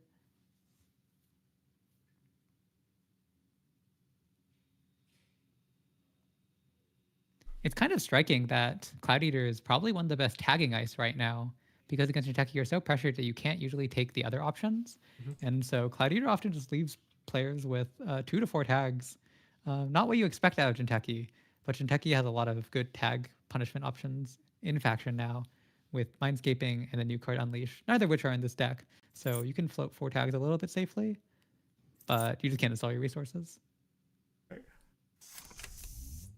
Taking 2 credits, Boomerang? Where are we going to see the Boomerang go? Interesting. We could go HQ again, taking Putting 2 on a damage along the photo. way. Not We're running server 1. going for server 1. Okay, I mean, I'm not. There's. I don't know how this works. I don't know how you don't die here. Like, So you Okay. can spend 2 cards to boost Audrey. Okay, Sealskin's good. yeah. And then you can break the 2 subroutines that matter, taking 2 more tags. Okay. Pitching get a rid- cast, yeah, makes sense. So yeah, just taking 2 more tags. You don't have to worry about anything else. Yes. Right. And then Now- we'll take 2 damage through the Botu, but then ganked is the issue. If you take the ganked, what happens to you? Oh. Like, Just Mitra here, which is going to Mitra. blank the Boomerang. oh no. Oh, a teeny. Oh, a And teeny. we- You have no option. I mean, you had just that. All you could do is pay 6. But You can't pay can 6 because we're in threat 3. No, you can't, because the threat 3 turns off the payment option. Oh shit. Okay. Yeah. No. Threat 3 turns Yeah. off the payment option, and that means that you can't. It's a code gate, so you can't do anything about it. No, we don't have Yeah, any you breaking take three- solutions for it. If you have another steel skin in hand, which I highly doubt it, and it's hits that, that's your only option. So if server 1's non-advanced card is the ganked, this might just be game. Well, yeah, you would have to jack out afterwards. Okay, no. All right. Will we see? Nope. Going to go for it. Wow, this is so dangerous. Reaches. No red. Lotus Lotus Haze. Haze? It's the Gank! gank. That's it. That's game. Oh. Going back into the Cloud Eater. Wait, we went back into the What? Cloud Eater. Cloud Eater. 3, because we can't pay for this with Echelon either. It costs 6 just to get to strength. Yeah. So okay. all the subroutines fire. Same difference. Wait. Oof. Wait a minute. No. No, you can. How? Fencer Fueno. Fencer's not going to help you boost? The run is successful at this point. Oh, you're right.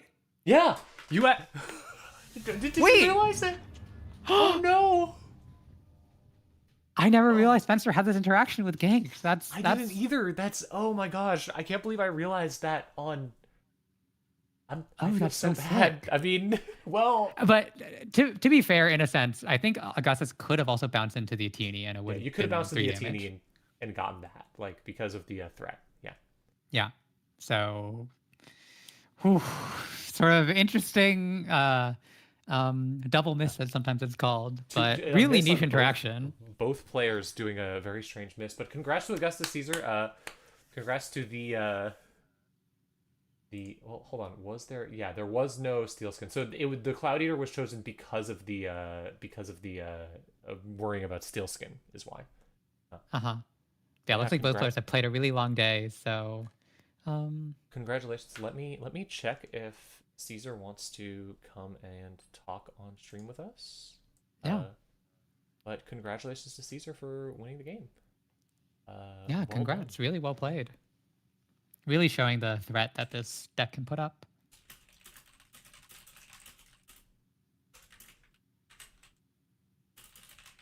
Yeah. Incredible tournament. Awesome games. Yeah. I'm excited to point out that very, very odd interaction at the very end. Once we if we get to talk with Augustus Caesar. But either way, great tournament. Really, really fun time. Had a great time being able to cast it. Congrats to Thanks for everyone who having competed, me. and congrats to Augustus Caesar for winning the tournament. They did an amazing job. Yeah, another one of their many accolades in the Netrunner season. They had many last season, and they're starting to accrue them now. Oh boy. See what horrible decks the next meta can bring. Although I don't think this deck has nothing in it that got banned. Yep, that matchup can stay the same, because Outlu wasn't playing Ashen either. Yeah. What about? Oh yeah. So hold on, and then let me check. Did we get to see? Yeah. Okay. And then their Mushlihot that doesn't have anything that gets banned either. Wow. Yeah. So these two players can just keep on keeping on. Well, congratulations to both decks that Caesar ran for both of them being completely legal in the next meta. Well done. Foresight is an important skill when building your decks. Yeah. And I have to say, doing the sort of incidental damage with Ganked and Anemones and stuff is arguably getting better with Ashen gone. You know, there's a real, and I hate to say this, grinder game plan. Yeah. Just botting out the runner, and especially the versions that play 3 copies of Bite. See how that goes. All right, yeah. Caesar is gonna come join us real quick. So yeah. Great.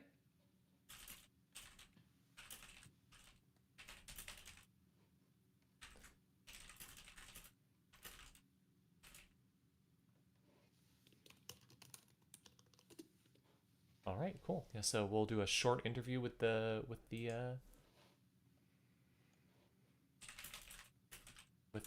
winner, and then that'll be it from us today. So thanks so much for tuning in to this incredibly cool tournament.